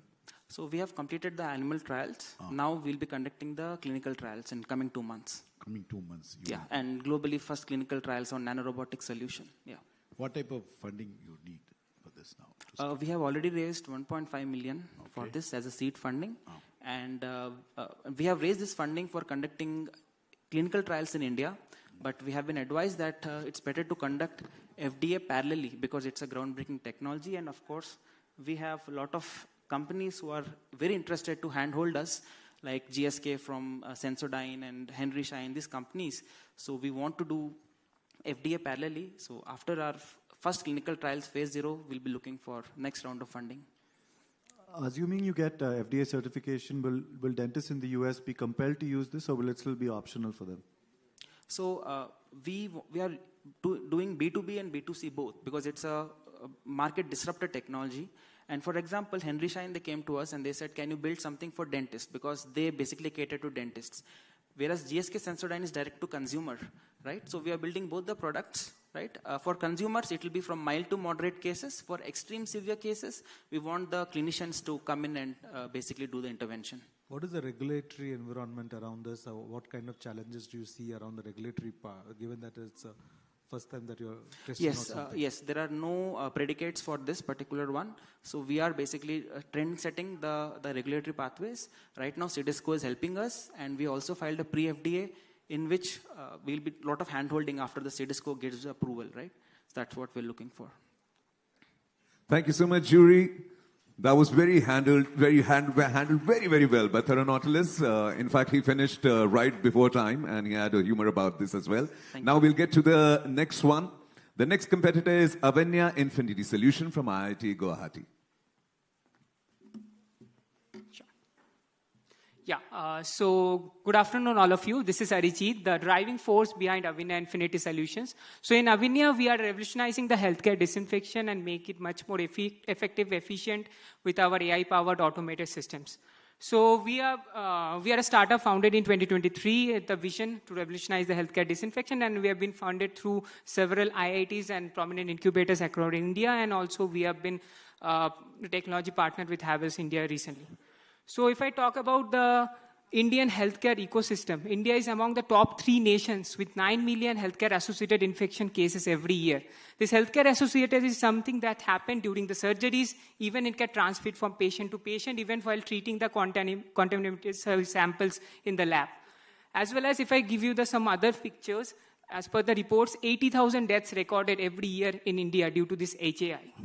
So then we have started the market, that what is the opportunities there. So we have seen Indian market is very vast with 9 lakh healthcare facility total with 7,500 CR in total market size. Only 7 to 10% market have been driven by the branded equipments, and 90% of the market is being driven by the unorganized segment, like local Chinese equipment, even non-medical equipments, and they are having higher operating cost as well as having painful after-sale service support. And then we have started doing the MVPs. After 4 set of MVPs, let me introduce to you UVM Plus, an AI-powered automated dual disinfection system that has within 15 minutes that can disinfect around 200 square feet of area and saves 30% less consumables compared to the existing all the players in the market.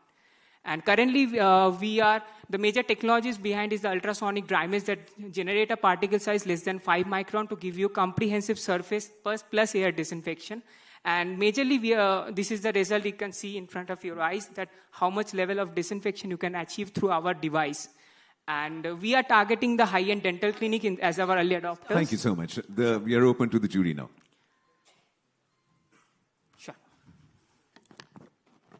I think since you have delayed the whole thing, now you're putting pressure on these people. 2 minutes, what they can do. Anyway. Sure. Okay.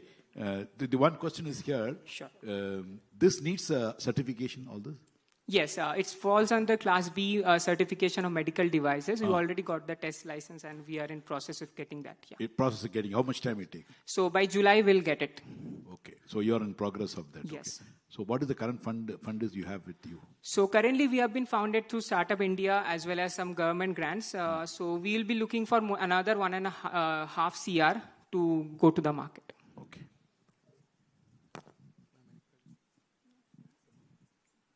Thank you. Any more questions, jury? No. Oh, you do have another 1 minute if you want to go ahead with whatever else you want to tell them. Sure. So we already started doing paid pilots across these dental spaces, and we already signed 25 paid pilots across Tamil Nadu and Kerala region. And these are the feedbacks you can see. And this is the adjacent market that will be targeting. Miss Sunita, she has something to say to you. Sure. How do you plan to raise the rest of the financial So majorly funds? we have been partnered with several like private bodies like Havells and TDK in India. So they may be the strategic investor for our particular this seed funding that we are raising. And also there are other government schemes like MSME credit guarantee and all. So through that also we'll try to raise that funding. And yeah, I think that's what like our phase-wise distribution plan, and we are trying to break even by 2027. And this is our team, the organization structure currently we do have, and I think that's all. Superb. You just did it in time. Well done. Phew. This rapid fire is making me nervous. This is really getting high adrenaline. We have the next with IISc Tech. Please come.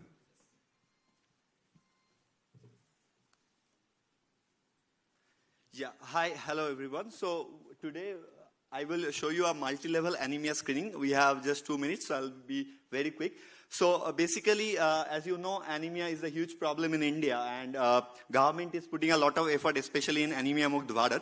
We are presenting a combination of non-invasive and invasive platform technologies, where first you go through with do the large-scale screening with the non-invasive device, where you don't need to pick your finger. And we do a early risk cohort risk categorization. Then we have developed something that strip looks like this. There's the same filter paper we used to use back in our school days. And there is a lyophilized reagent. It's a colorimetric test. The device, like the kit, costs less than 2 rupees. And the device costs less than 1,000 rupees. So, and this is also a platform technology. We are doing it with anemia. We are starting with anemia. It can be done plasma glucose and also bilirubin, creatinine, all the assays. We can do it. And currently we are at TRL 5. So we have received the CTRI registration and test license. And we are working closely with ICMR to get it validated from the Safdarjung hospitals. The validation will start pretty soon. So, the competitive advantage, I will say, it's very frugal, it's very affordable. Like I said, it will be less than 2 rupees per test. And to screen a large cohort, especially women and children in school, the first layer is the clinical algorithm, AI-driven clinical algorithm part. The second is the non-invasive technologies, where you do the risk categorization. And third is the more confirmatory test with the paper strip. And the combination of tests, we are also giving the clinical decision support to the doctors. Yeah, I think I am done. We are at TRL 5, as I said, and we are targeting to hit the market in the next 12 months. Yeah, thank you. To the jury for Q&A.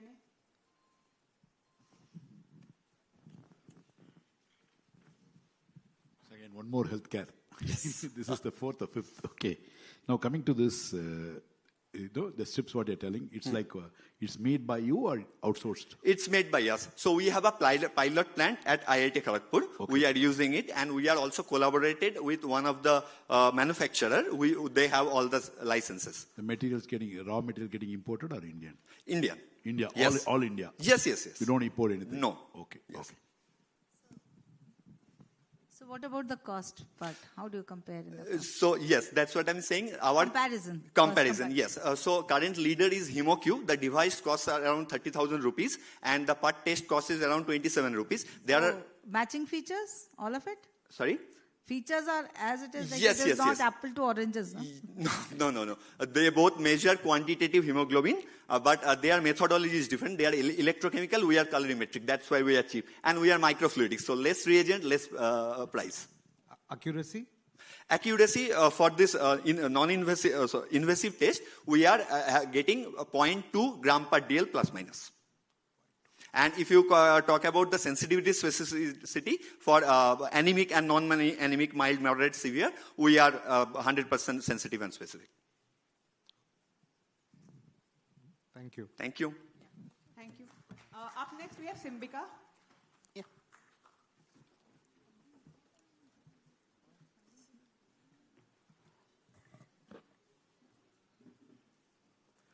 So hello everyone, I am Nirupal, the CEO of Symbika. So Symbika's main goal is to create an illusion of free will in case of bionic hands. So in our case, the users who wears our bionic hand thinks that he is in control of the hand, but he is not. So suppose the amputee makes a gesture of this one. The hand automatically, with the help of this gesture alone, can reorient his finger and approximate the muscular grasping force that would be adequate for holding any daily life objects.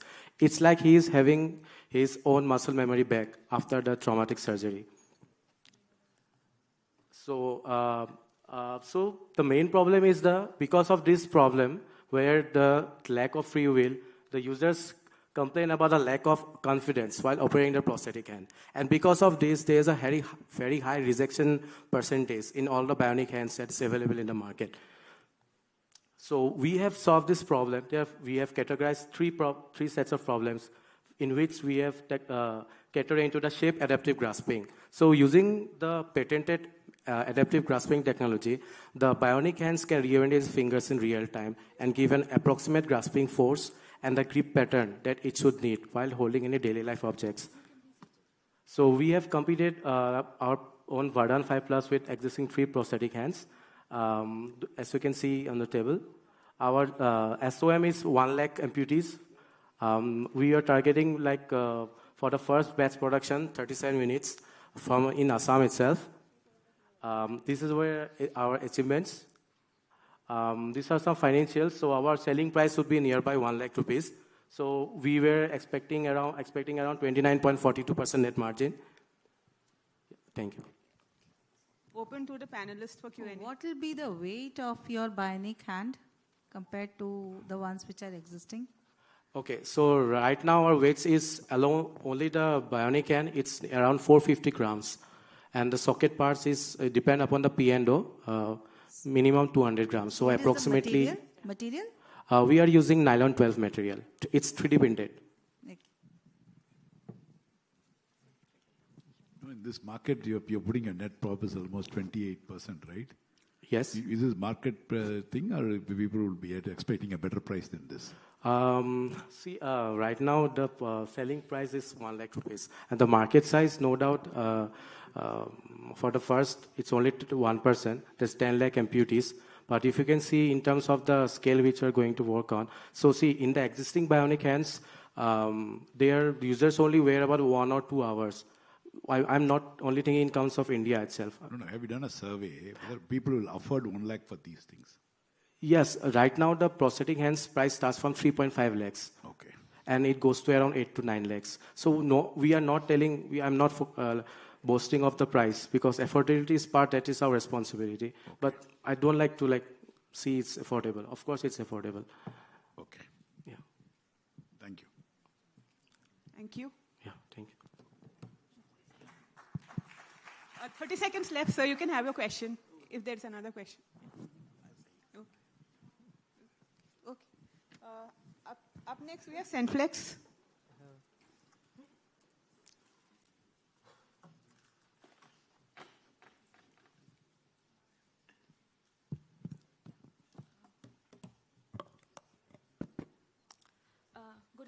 Good afternoon, everyone. Yeah.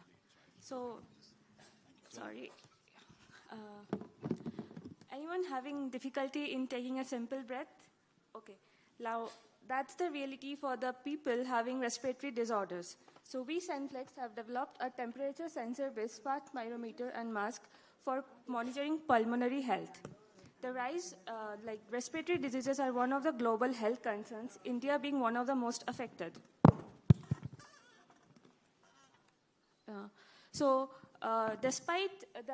Despite rise in respiratory diseases, there is a lack of affordable and accurate lung health monitoring system, and there is an acute need to develop easy-to-use lung health monitoring system.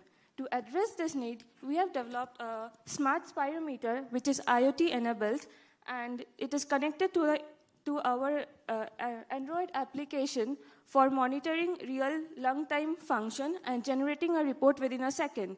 What's amazing is that the pricing is significantly cheaper so that we can reach more people in the rural areas to help them detect major lung disorders, which they are not even concerned of. Additionally, we have also developed a smart mask to detect various kinds of sleep apnea. Also, it helps in anomaly detection for irregular breathing patterns and activity and personalized breathing insights for different activities. Next, despite there being expensive devices in the market, what sets us apart is our affordability and accessibility, validated performance, and the consumer-focused innovation. there is a very good respiratory devices market in India, growing at a CAGR of 7.12%, and the COPD therapeutics market is expected to double by 2030. So Senflex want to tap into this opportunity through subscription-based revenue model, providing a personalized insights and remote monitoring, licensing and technology partnerships with healthcare brands, government and NGO collaborations for mass adoption, and telemedicine communications. Yeah. These are a few rewards, and the faces behind our innovation, and that's all. Thank you. Open to the panelists for Q&A. So the market that you mentioned in terms of the respiratory devices, a significant chunk of would them be inhalers? Yes, for the respiratory diseases. Yeah. Yeah, there's inhalers, spirometers, and so on. A significant chunk, so which is a kind of a consumable product, right? Yeah. It's a vis-a-vis a device that need to be put on. How do you see the consumer, wearing a mask vis-a-vis using a inhaler? Inhaler. I did not get the question very clearly. The market size that you mentioned, yeah. does it include your inhaler for? Yeah, for respiratory diseases it includes, but I also mentioned about the COPD therapeutics market, which majorly includes the spirometer. Spirometer, okay. Any other questions? So, how do you compare with the other products in the market with respect to the USPs? The best in the market right now is the NDD, which is being used in various hospitals. So our USP is that we want to reach, because COPD is one of the leading causes of death in India, and most people are not aware of it. So we want to reach the rural areas, monitoring them of their lung disorders, so that treatment can be started. And no. What I'm saying is, what is the strength of your product, which will actually say that it is the best and it is something which is very specific feature that is not available in others? That is the price actually, because a very accurate reading at an affordable price to reach a broader market of common people. So any future plans for raising the funds? We have started, we currently are funded by government and MeitY, partnered with IIT Kharagpur, and that's what is going on right now. Okay, thank you. Thank you. Yeah, thank you. Up next, we have Numelo Tech.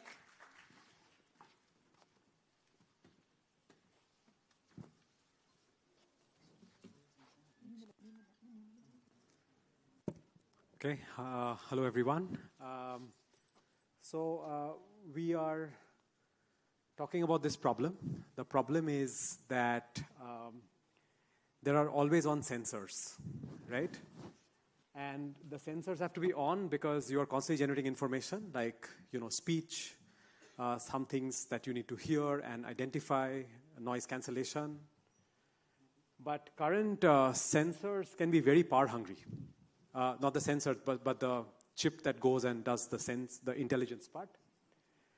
So the question is that, for mobile applications or things which are ad hoc, can we do better, right?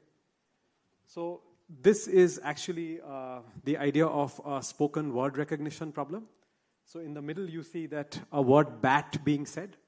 So when b has been said, a and t has not been said. So you cannot recognize. When t has been said, b and a has evaporated into the ether. So you can't recognize. So the entire audio clip has to be in the memory for it to recognize anything, right? Which is a memory storage problem. A lot of data gets generated, stored, parsed. So what we do is a real-time analysis where the information just flows through the network. And this happens because of biological neurons that we have made on a silicon CMOS technology, which is 45 nanometers.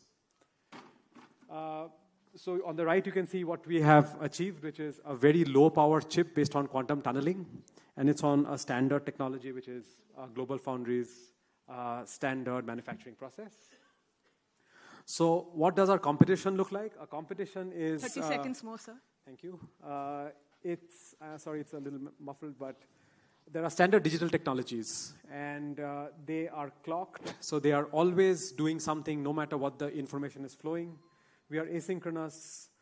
We have analog sensors, and overall, this reduces power a lot.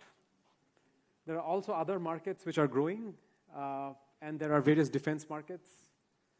So that's what we have at this point. We are. Thank you.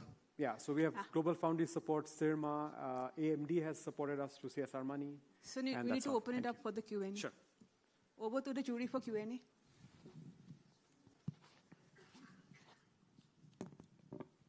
This is so complex. It's hard to sort of summarize in 2 minutes, but thank you.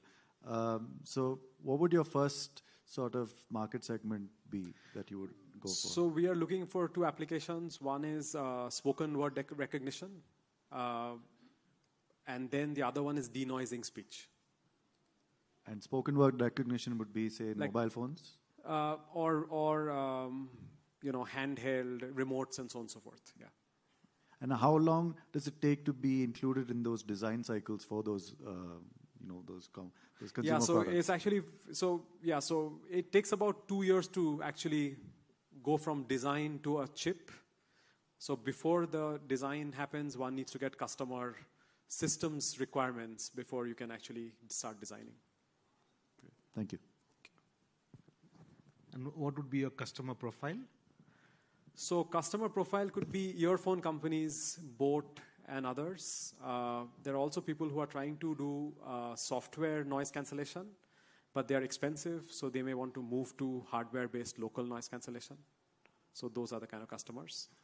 And there are a bunch of companies who try to do similar things, but in the digital space. Okay.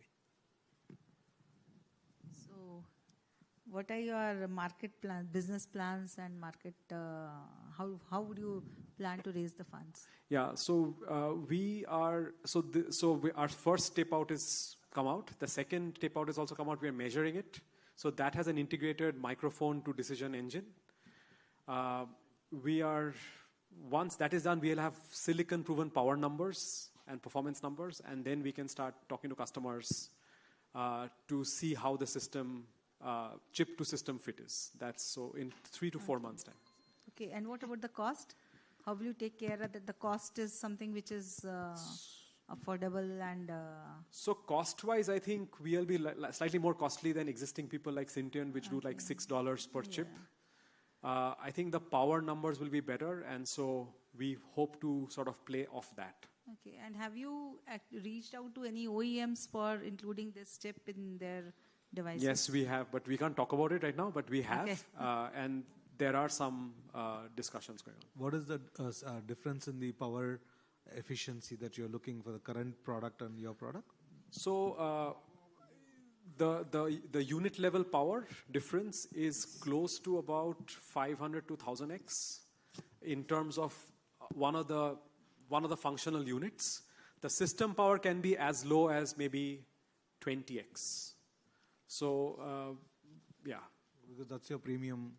That's why we hope that they'll pay for 2x, about 50% more cost. Thank you. Thank you, jury. Up next, we have Nano Technologies Private Limited.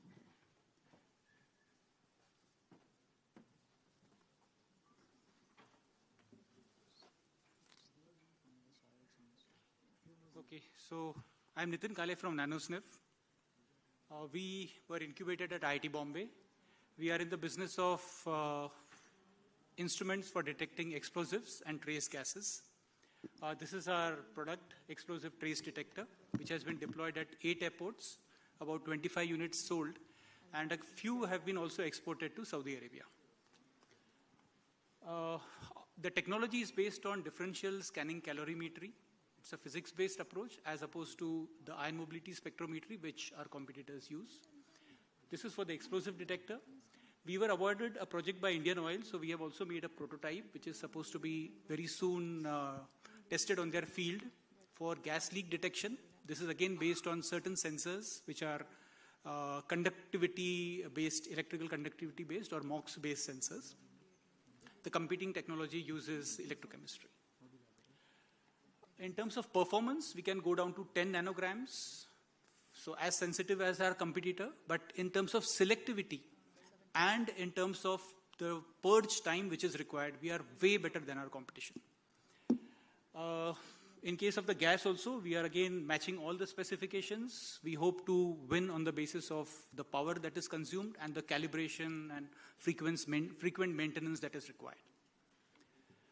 So as I said, in case of explosive detector, the entire value chain from the sensor to the product, algorithms, electronics, mechanicals, everything is in our country. 30 seconds more. Yeah. So, I think I have mentioned everything. A couple of patents, US and Euro patents, a couple of undisclosed IP, so that's it.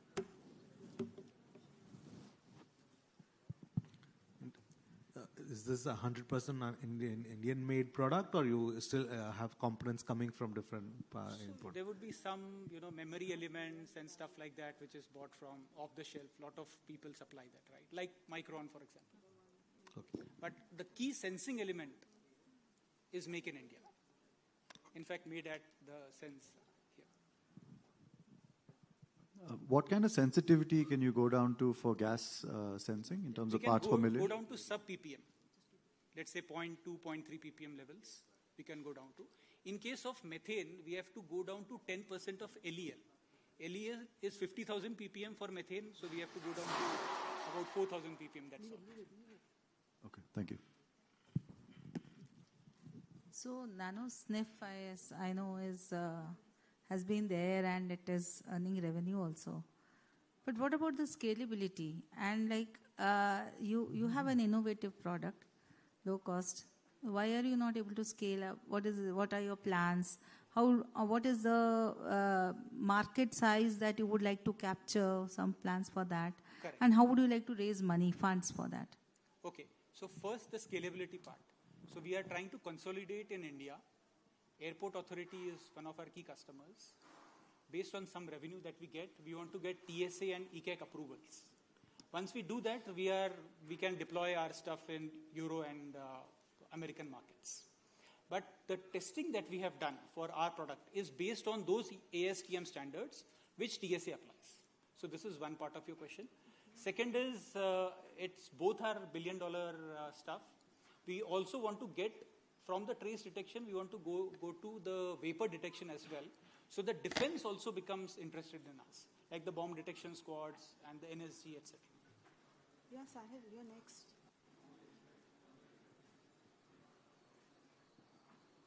Okay, no So is that all? Thank you. Up next, we have SoilSense.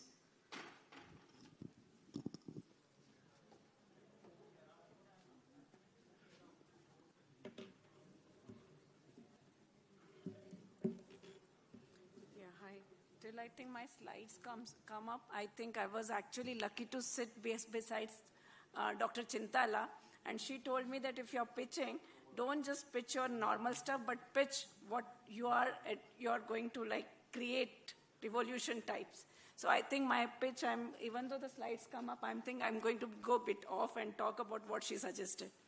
So can I get my slides up? Oh. Okay, sorry. So my timer, I think I've wasted my time anyway. No, we're starting now. Okay. So as a SoilSense is a deep tech company, which is again a spin-off from IIT Bombay. And we are developing sensors for precision agriculture and helping farmers implement this at a large scale. Now, when we talk, I don't want to get into why precision agriculture and all. I think you all know it.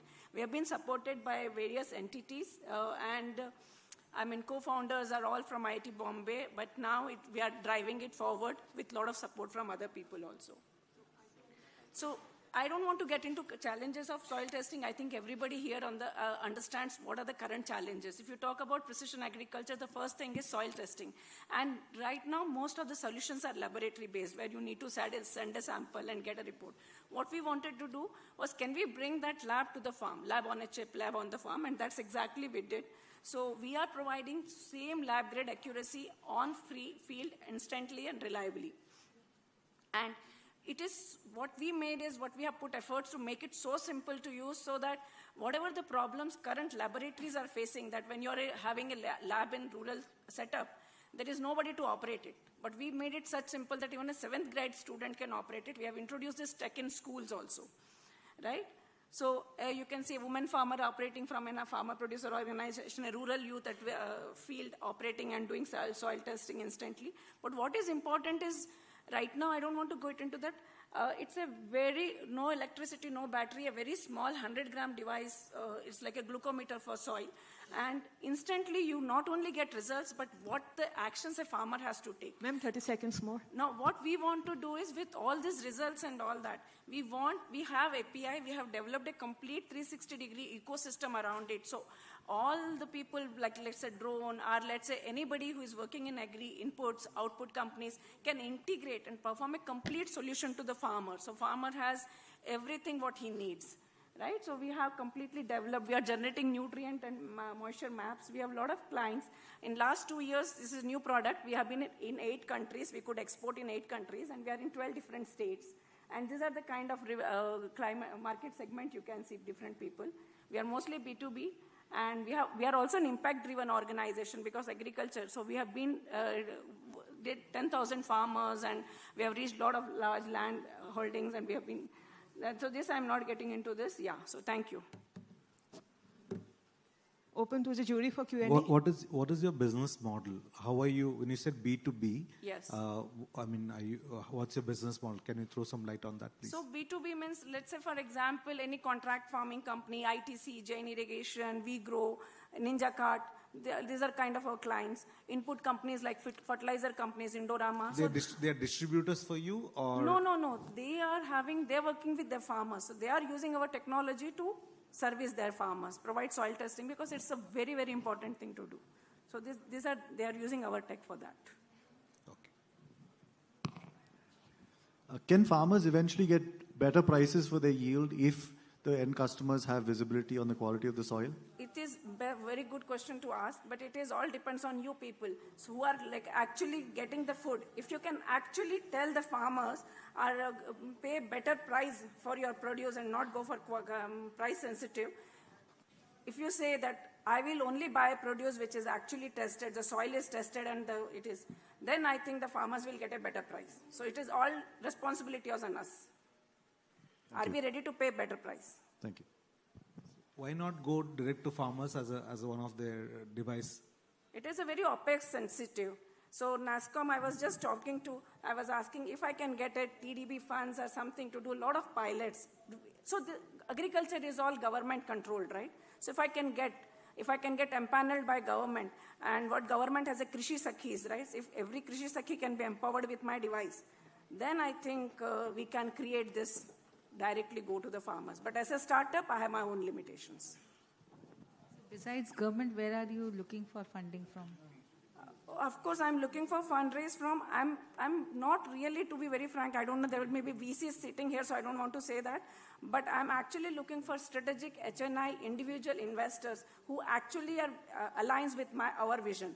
Because otherwise, I cannot run after VCs and cannot satisfy their profits 5x, 10x in short duration.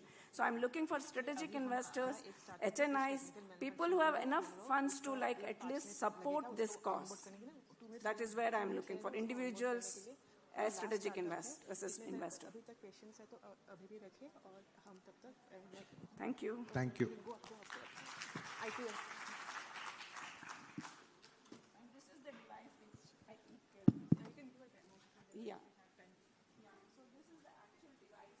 So any soil testing device you talk about any soil testing device you talk about is more than 20 kgs, right? Or 30 kgs, or a lab-based multiple systems in a single lab.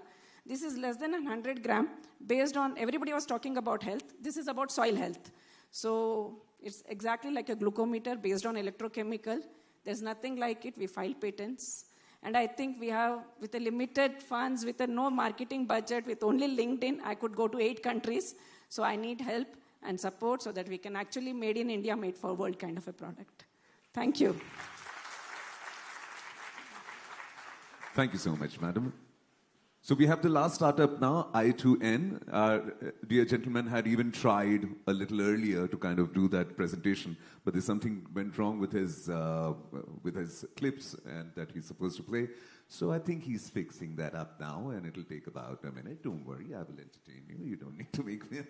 So we've had a lot of patience. How did it go, sir? How did it go?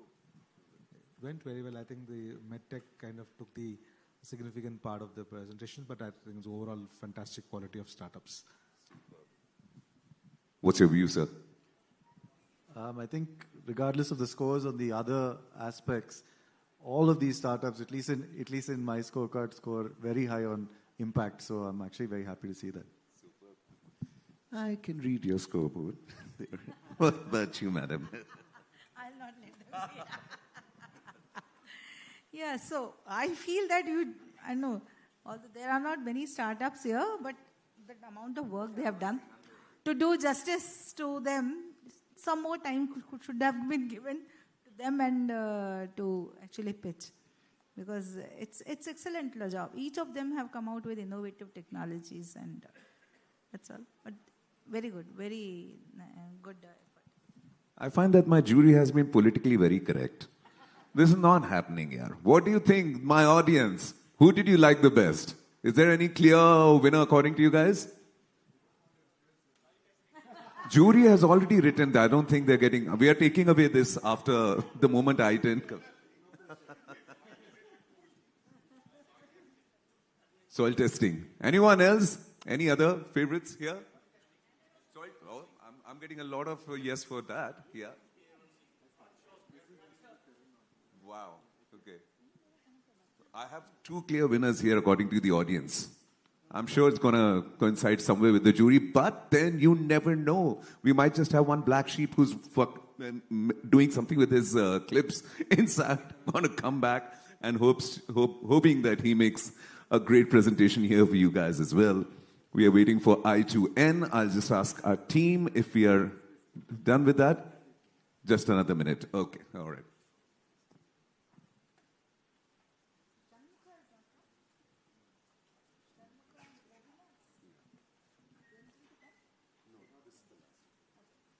There are a couple of them who didn't come, so this is the last one who's...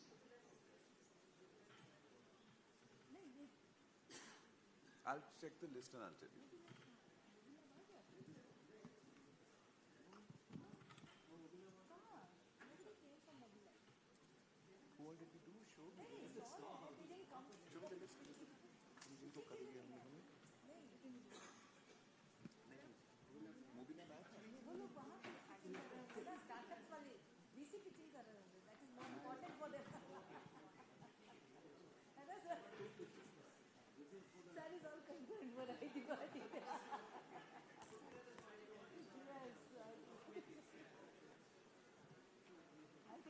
As for my team's information, we have only one more presentation left, which is I2N.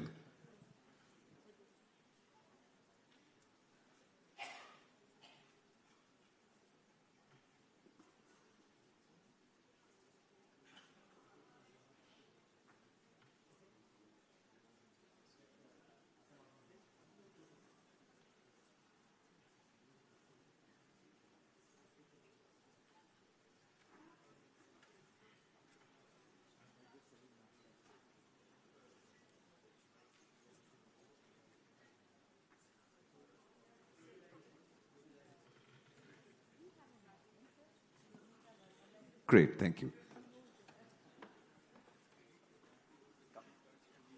The wait is over. Our man is here, and that's your last presentation, the last competition for this startup. All the best to you, sir.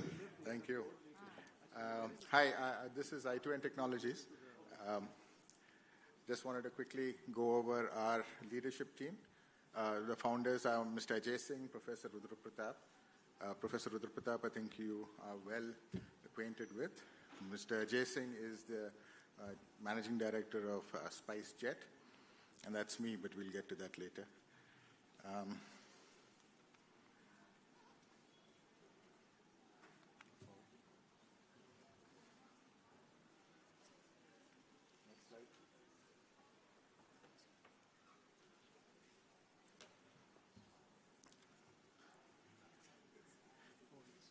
going down.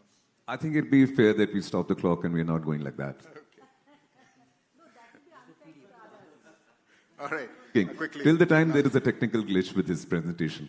Right. So this is the affiliation that we have. It's a startup from the Institute of Science. We are tied up with the Center for Nanoscience and Engineering.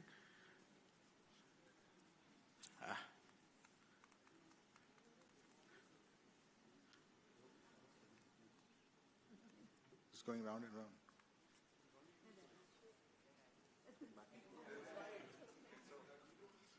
We are all hooting for you. We saw the next page.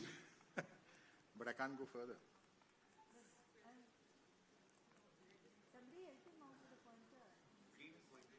Okay, somebody else is moving it.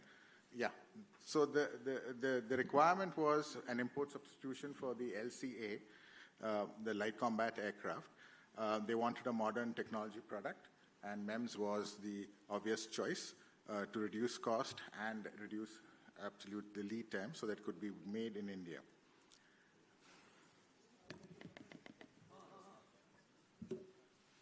Okay, so HAL then did come back to Indian Institute of Science, the CeNSE department, and they wanted something that could be customized. The security and confidentiality was most important. They wanted the end-to-end design to be in India. That was the main thing, the complete design in India. And that's why the design and manufacturing could be done here. And it could be done, the entire thing from end to end could be done at the Center for Nanoscience and Engineering. And we were able to provide local support in India. Next. Yeah. So the solution was 0 to 1 bar absolute pressure transducer. This is for altitude measurement. Differential pressure transducers, 0 to 140 millibar. These are for computation for airspeed. And the absolute pressure transducer 0 to 200 bar is the new one which is currently under qualification. This is for measuring the oxygen pressure in a cylinder. Yes, next. Yeah, some of the competitors, we have many because this is quite a mature technology at the moment, but the design is unavailable here in India and is all imported. And I'll just quickly go over that about... We got another 30 seconds. 4.7 billion in 2030 and about 1.94 billion in the Indian market by 2030. That's the basic information on market size. Yeah. The main customers are HAL, various HALs, the various platforms in HAL, the developments. The revenue that we have already achieved is over 5 crores. We have an ongoing order of 9 crores and a development order of 1.5 crores. The LUH... Thank you, sir. We'll have to open the panel for the jury for the questioning. Sorry about all that glitches, but... So you're quite comfortably placed in terms of your order book and revenue? At the moment, yes, yes. Yeah, and the fundraising is for, or the ask is for? We are not actually fundraising at the moment. This is only for the award section. Oh, and we didn't get into the fundraising. Okay, okay. All right. Yeah. And are you part of the IDEX program? No, not yet. Not yet. So it's most of angel funding, I believe, that you are going for, because you have... No, ma'am. We haven't actually done any funding at all for this. This is all from the founders. They have put in their own equity and money. And we were actually, if you see the first slide, which I didn't have time to go through, but it was actually incubated in 2011. However, we did the transfer of technology to pressure transducers in 2018. If you want to go global, would you go for fundraising? Yes, or, we would definitely have to. So what are your plans? Right at the moment, we're not planning global. The moment is not that. We are not yet ripe for global. We are doing defense and strategic. We have a long way to go in that area. There is a very specific space in which we are working at the moment. And we have the expertise. I have a defense background. We have expertise in that area. We want to tap that area to the best of our ability at the moment. But yes, I mean, another few years, we will have to look at it. We'll have to look at first industrial, then maybe commercial and global. The LUH commercial, which we're talking about, that one will give us an entry into the commercial space. That is the offset program of Airbus and things. If LUH of HAL gets qualified, we will be able to approach the offset program in Airbus and Boeing here in India. That way we would like to enter, but not at the moment. So yes? what is the innovative content besides the import substitution that you have looked at? Last question. All of this is based on the MEMS device. However, now that we have used it for some period of time and you have seen the number of things, we have also started what is known as oil-filled headers. These are new technology which is required for better stability. Also, I said oxygen. Oxygen is a sort of a difficult gas to work with. So this is to provide that. So that is one new innovation. And we plan to also use more electronics, change in electronics for that. IP that you own? No. There No is IP as specific. yet? No IP as yet. We haven't gone for any patents because these are not yet. These are all held with Indian Institute of Science at the moment, yeah? Are there any export or import controls on these components? Well, no, export, there is no import control. Most of these components we buy locally. So far, there hasn't been any import control. We buy hermetically sealed connectors for the defense. There are EMI filters which we buy, which are readily available to us. But so far, no, nothing that is specific. We haven't looked at export controls. We haven't done any exports, so we've not looked at it yet.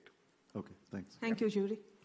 Thank you. Thank you so much. Ladies and gentlemen, let's give a huge round of applause to all the competitors. I think they did very, very well. Rajiv had the hardest way of doing it, but I think he did supremely well as well. Let's hear a big, big round of applause for all of them. And also for our jury, who've been very patient and did a great job. They are not telling me their obvious favorites, but my audience is. But again, we will wait for the results. Thank you so much. I'm going to now invite my next panel of the day, the discussion that we were supposed to have. So, India Semiconductor mission hopes to make India a hub for deep tech innovation and manufacturing. This ecosystem cannot be created without academia providing the skilled HR backbone. This panel will bring out what skills are needed and existing programs during this discussion and talk about how you benefited or expect to be benefited from the academic nano centers. Ladies and gentlemen, please put your hands together to welcome the 5 distinguished panelists. First, I would like to call upon Mr. Raghu Panikar from Keynes Technology. Do we have you here, sir? Great. Following him will be Mr. Dinesh Munireddy, Lam Research.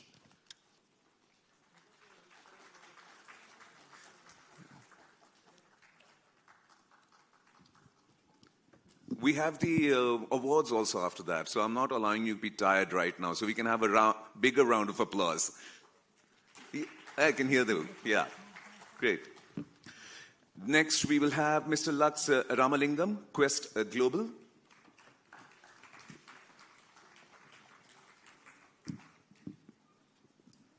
Welcome, sir. Ms. Hema Bindu M, founder of W Beyond and venture partner at Startup Exceed Ventures LLP. Ms. Hema Bindu. Oh, you're there.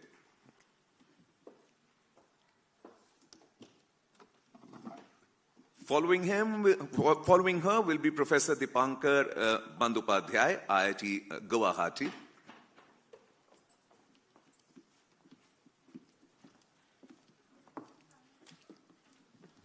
And Professor Shushoman Avasthi, Indian Institute of Science.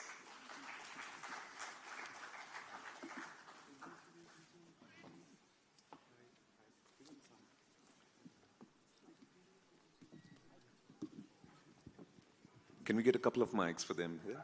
Maybe I'll... You have another one? I'll get mine.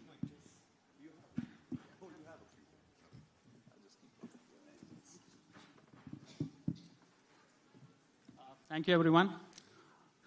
Our backdrop was not quite right. I'm guessing they're fixing it. But thank you for this panel discussion. This panel discussion is on skilling. I'm Sushobhan Avasthi. I'm an associate faculty in Center for Nanoscience and Engineering at IISc Bangalore.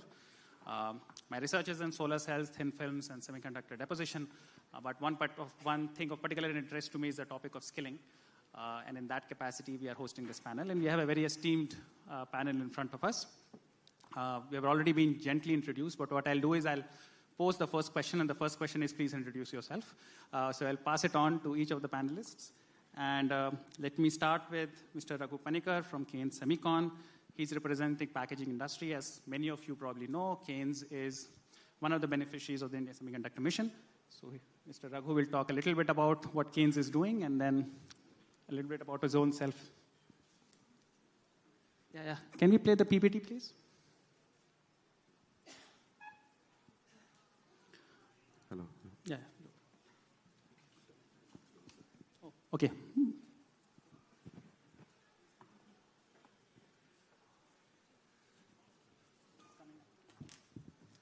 Please load the PPT for them.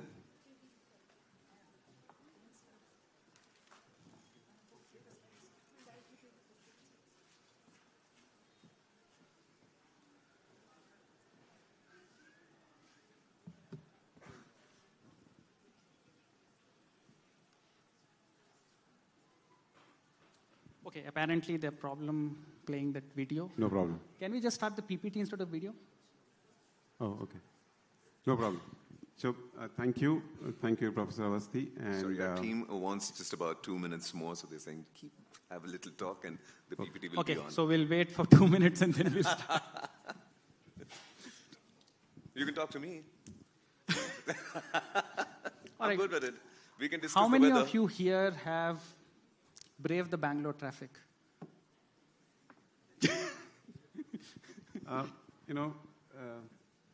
It's always become a fashion now to blame the Bangalore traffic. I travel a lot. The situation is no different in Pune. It's no different in Mumbai, because I'm seeing Professor Ganguly here. It's no different in Hyderabad. Give it to Bangalore for the pleasant weather we get in, and all the software exports that we do out of Bangalore. So how about that? And the icing on the cake is the spring season, where we have beautiful trees with good flowers. Absolutely, absolutely. Look at all the blossoms of the new flowering that is there in the city. So yeah. But at the same time, we do say, instead of saying safe travels, happy journey when we leave our office or when we leave our home. Absolutely, sir. I mean, people keep joking about all the reels that come in that, Bangalore airport is outside of the city in some other place. Look at our airport. It's one of the best in India.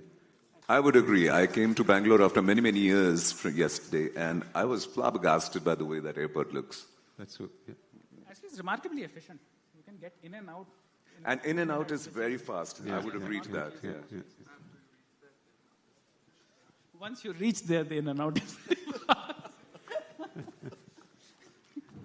We've got a lot of talk. You can talk about food. I'm good. What's that? We've got a lot of topics. You can talk about food also. Anything which is not work. Let's talk of food. Yeah. The kind of the filter coffee that comes from Bangalore, right? It's Yeah. very amazing. Anybody else for food? Well, and the Chinnaswamy Stadium.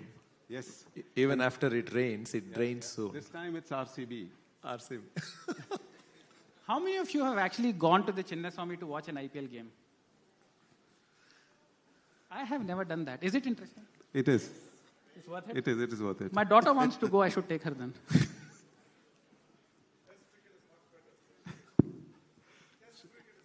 I have a 7-year-old. I promise you she doesn't agree. Professor Vasu is asking what is going around. We are waiting on our presentation. I'm somehow enjoying this much more than what I'm doing so far. With talk like that, we can really be friends and talk about a lot of things. How many of us are from Bangalore here? Raise your hands. Okay, majority. And the tourists who have come here for the show, how many of us are there? Okay, great. You want to give them a welcome speech about Bangalore? These 5, 6 of us that they are. So I guess in this talk today, we are going to talk a little bit about semiconductor, which is a $500 billion opportunity. And what I thought is to warm this up to say that before we get into the skilling part of it, let's understand what market are we trying to address here. And this $500 billion opportunity has not come to us just like that. You look at our government. You know, we have the most stable government in India for the last 10 to 12 years. Our growth rate has been stupendous for the last many years. The infrastructure built up, which is the airport, which is the seaport, which is the rail, road, is all amazing. I guess this is all required for semiconductor: clean power, green power, water, seaport, and stuff like that. So, are we ready? Sir, you have been massively entertaining. I think the audience really liked it. A huge round of applause for this panel already, even before the discussion. Okay. And yes, your PPT is right here. Let's go then. So I think we can get started again. So yeah, please, Raghu, introduce yourself, and maybe this time the video and the slide will play.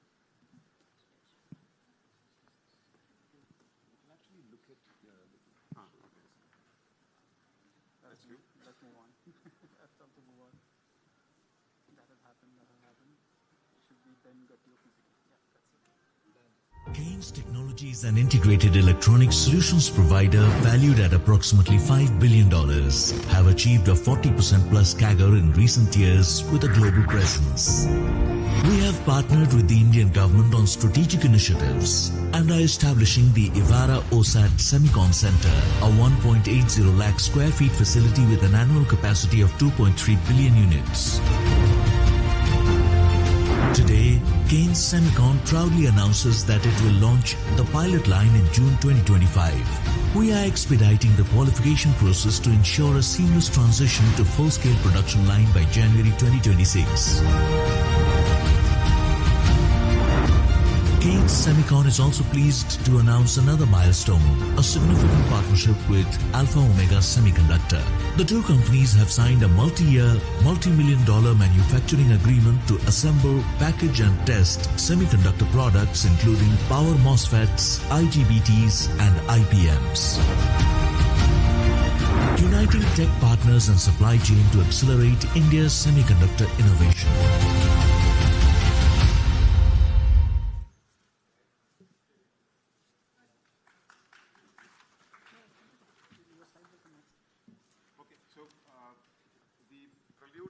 Was because last year when I sat for the panel, there was a little bit of a discussion around whether CeNSE Semicon packaging center would come in Hyderabad or in Sanand.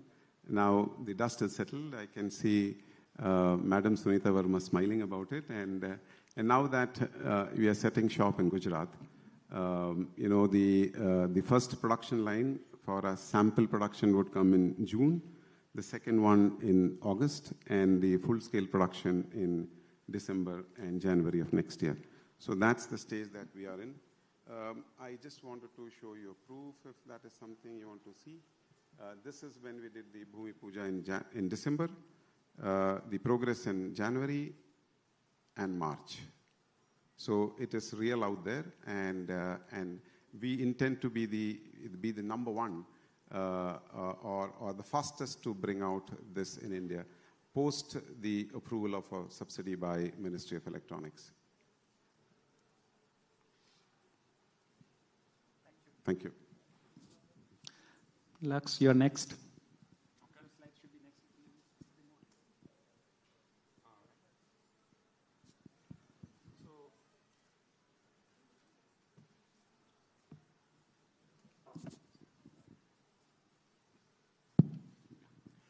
I'm representing Quest Global, part of the services organization.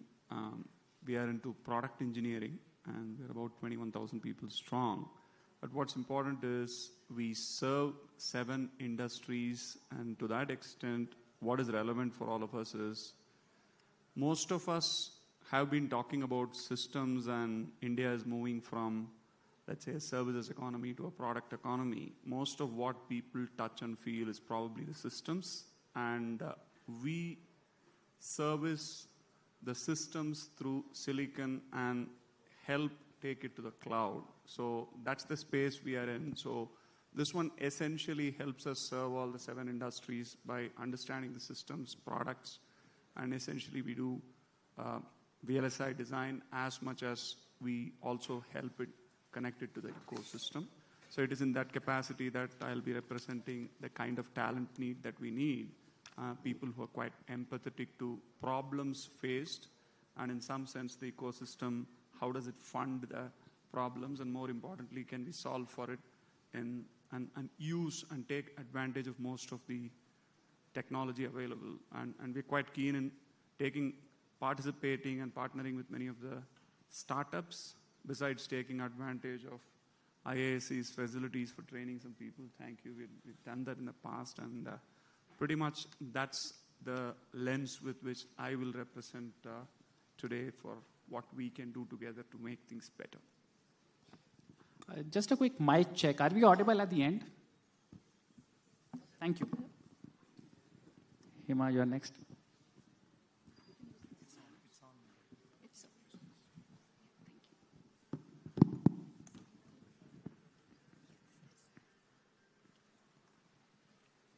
Hi everyone.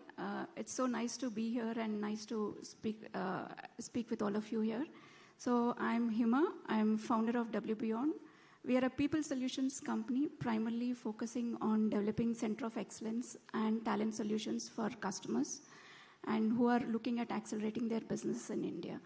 So my work also includes private equity work where I have helped and I've been part of the success stories of many tech startups.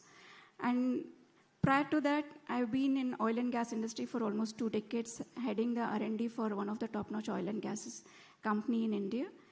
And I quit my job to pursue my passion for entrepreneurship.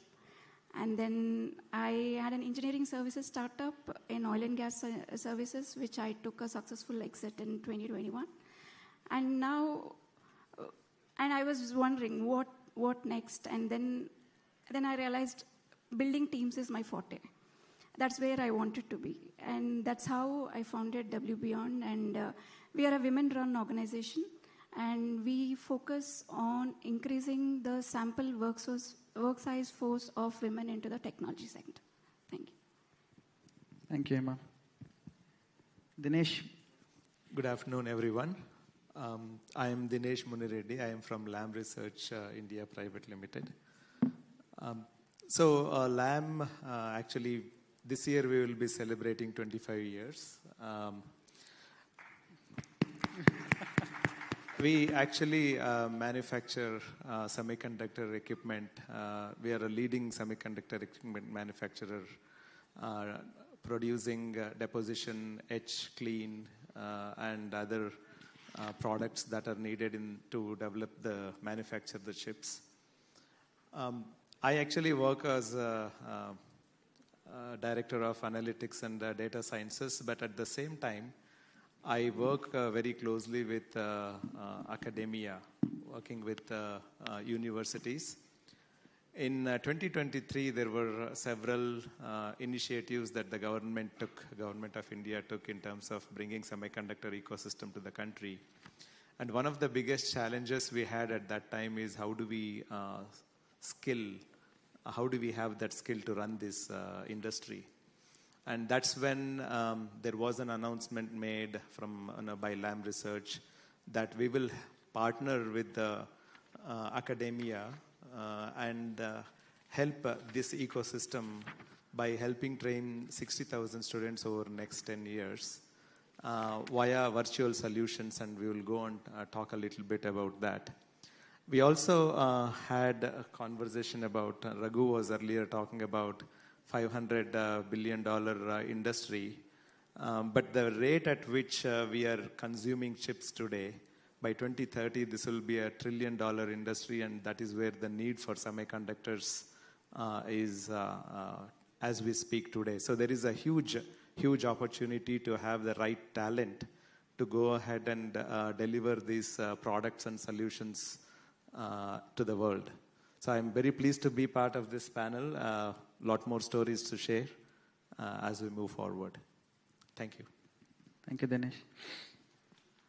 And I will not use that cliche, but last, Professor Dipankar. Yeah, so thanks, Sushovan. Thanks, everybody. Good afternoon. I'm the odd man out here. I'm a chemical engineer, professor. And you may be wondering why this guy is on the stage. It's an electronics platform. It's just you can't say that it's a dream because, we wanted to do something. We are placed in Guwahati, from IIT Guwahati. And when we joined IIT Guwahati, it was like, your campus is very beautiful. Nobody talks about anything technology research. So what we felt that we need to do something. We were young at that point of time, at least 15, 16 years younger. So suddenly, I was going for a cup of tea, and then Professor Chattopadhyay, who is one of the, he's there since 1996. I mean, the days when Assam was almost in a very turbulent phase. So he told that there is a small request that has come. I did not know, small, the word was towards Nano rather than not the order of magnitude of money that was sponsored by METI. So, and then we started the journey from there. So as a chemical engineer, I know now how to build a clean room. What is a sub-fab? I think Manjunath is here. He taught me, 2014, what is a sub-fab, what is a plenum, what is a clean room, what is class 100, class 1000. We have lived that for last 11 years to build a clean room, and we can make chips at IIT Guwahati. Not only we are making chips, we are helping others to make transistors. We are helping others to make different MEMS devices, SAW devices. So it has been a very big journey all across for last 1 decade, along with METI and other funding agencies who have handsomely supported us. So, so we discuss more about how exactly you do R&D and skilling, upskilling. I'll try to share as much experience as I have with all of you. Over to you, Sushovan. Thank you, Professor Dipankar. So now we get to the meat of the discussion, all right? So what I'll do is I'll ask a couple of questions for each of the panelists. And after that, we will open the floor up for discussion. And I want a lively discussion. I actually believe, and I was discussing this with the panelists before, any discussion where everybody goes home happy was a waste of time. So I rather that we have a controversial but impactful discussion where actually it'll go somewhere, all right? So my first question actually is to Raghu.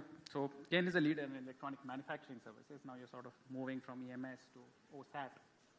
So in that context, my first question is, what type of skills are you looking for, and focus mainly on those skills that in your opinion are the hardest to source? What's your plan to source them and how you're going about it? And after that, I want you to touch upon this question that what do you think is the role of academia, given that you need those skills, some of them probably hands-on, some of them in theory, that where do you think is the role of academia? Is it in imparting vocational skills, or is it giving principles so that people can then absorb vocational skills down the line?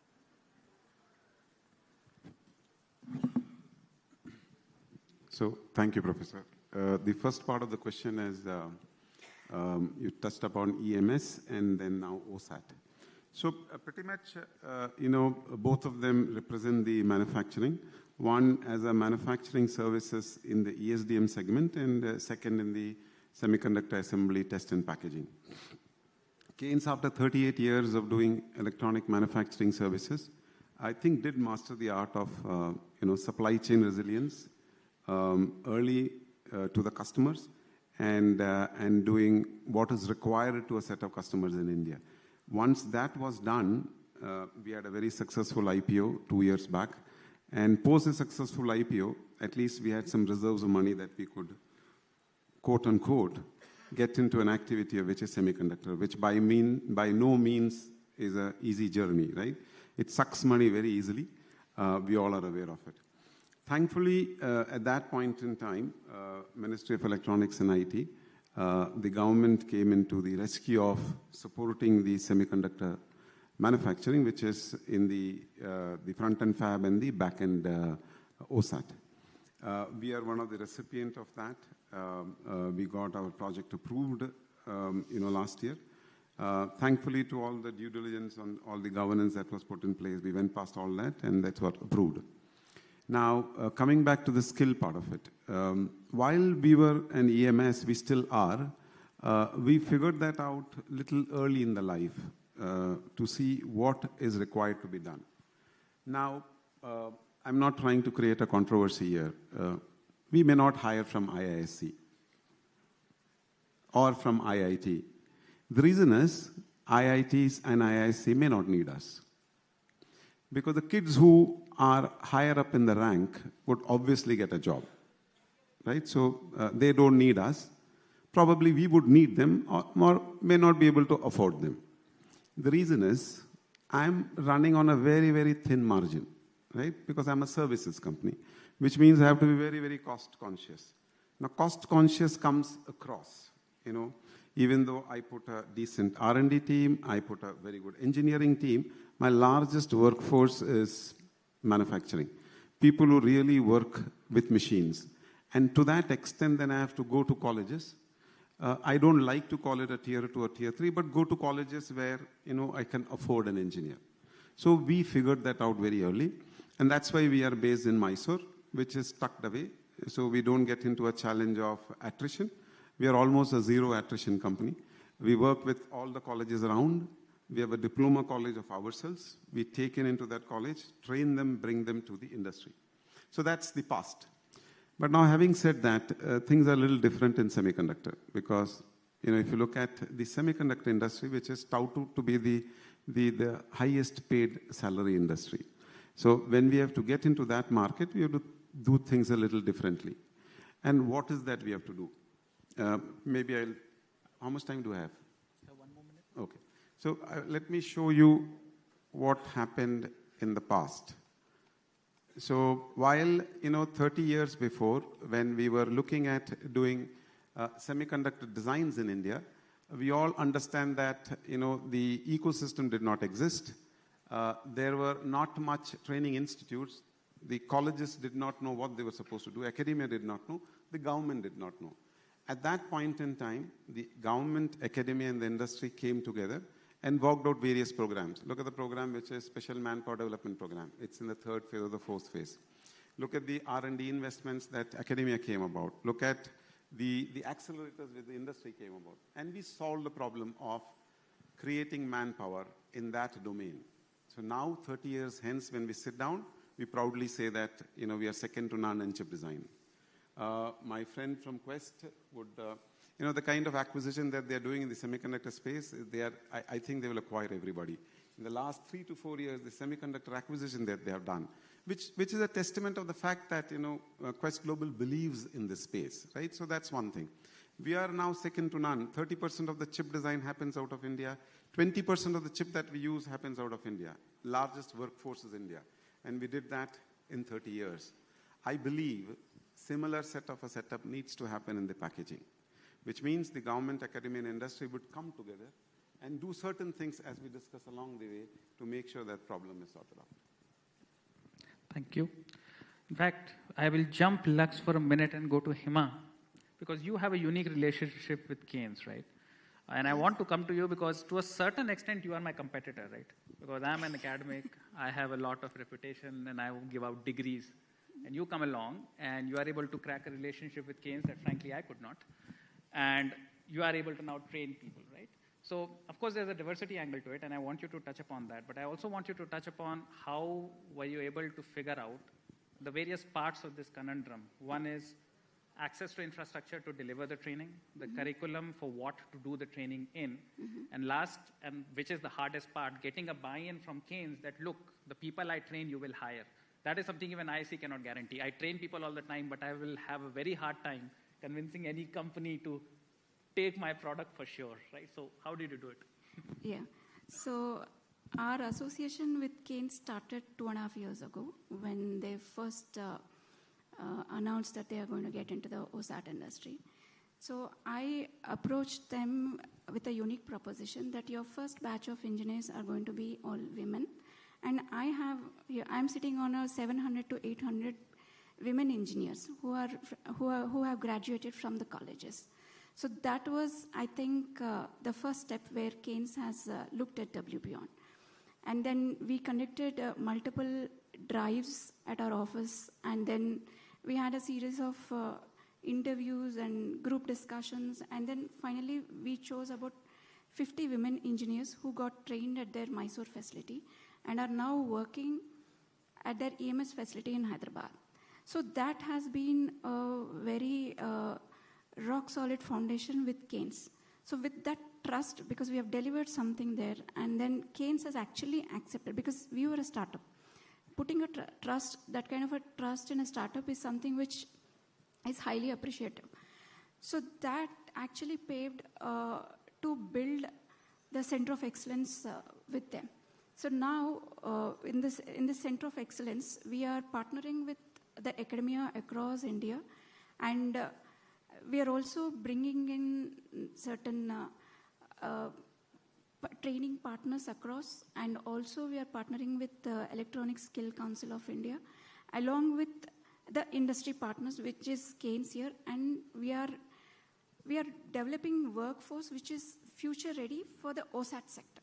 So now OSAT and semiconductor is going to, India is going to be the face of this. So, and when we look at the talent pool that is available at the moment, it is very less in number.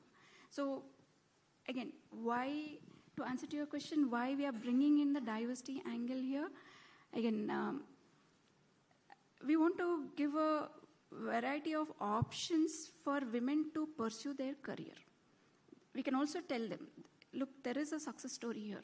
You can also have a successful career in the OSAT industry or the semiconductor manufacturing, right? So that is where because we already have women, you should go to the Hyderabad facility and then look at those ones. Today they are very happy now.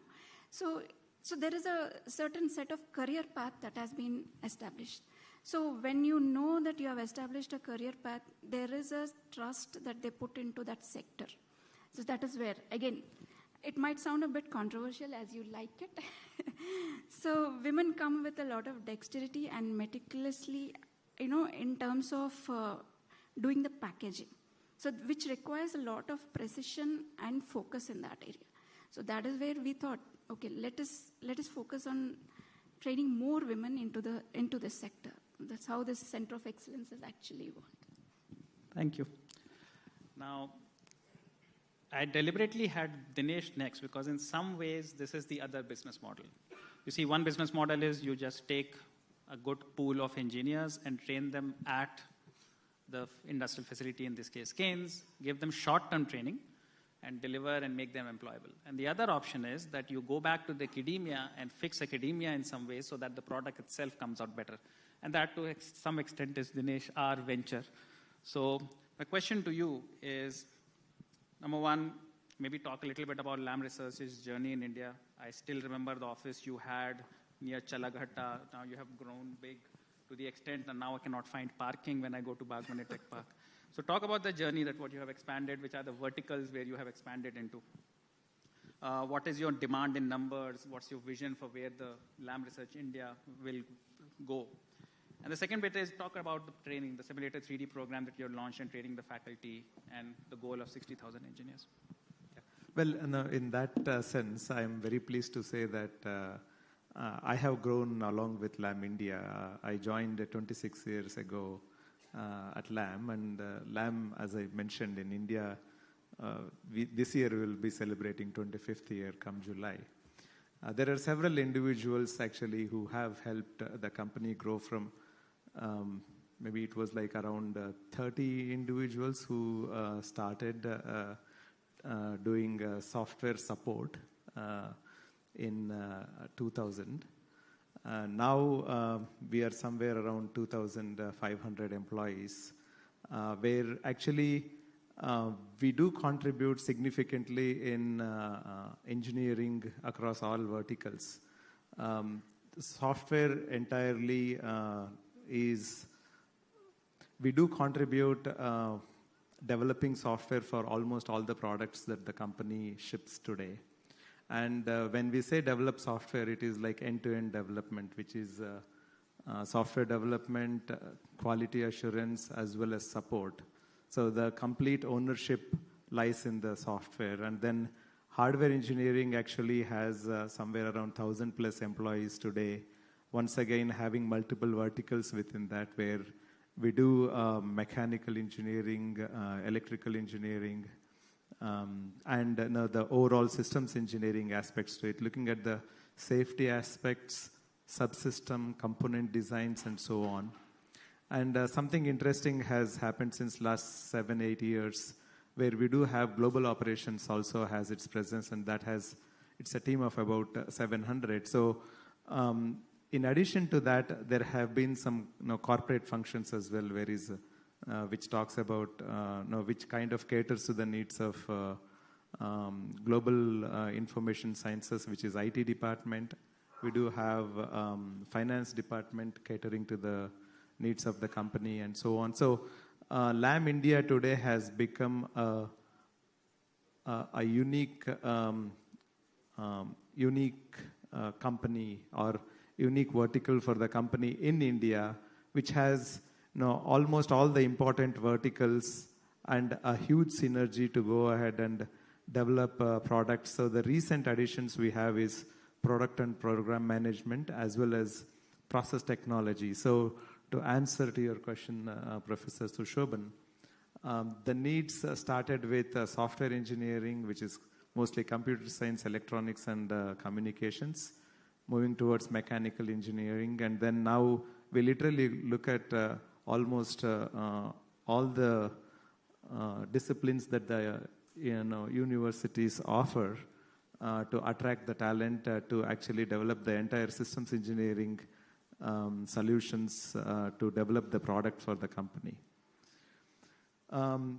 Now, one of the things that we thought is for us to be successful and for any semiconductor industry to be successful, it is very important for us to partner closely with universities and help universities provide industry-ready talent, not only for LAM, but all the semiconductor industries, which are trying to set up their bases here in India. And more so since 2023, when the focus drifted more towards having fabs here in the country, you require a lot of talent. Now, one of the biggest challenges that we have is in universities, if you want to, there are hardly few universities in the country which can afford the labs that we have in CeNSE. It's number one, very expensive to get that equipment. But more than that, once you get the equipment to just maintain and run them, it is much more expensive with the consumables year over year. So this problem has to be solved. So one of the solutions we readily had is a simulation software known as Simulator 3D, which actually helps the professors coach the students on going through unit processes. So today, without this Simulator 3D, if someone has to go ahead and do some testing or learn, there has to be various equipment, the depth product, edge product, photolithography product, and measurement equipment.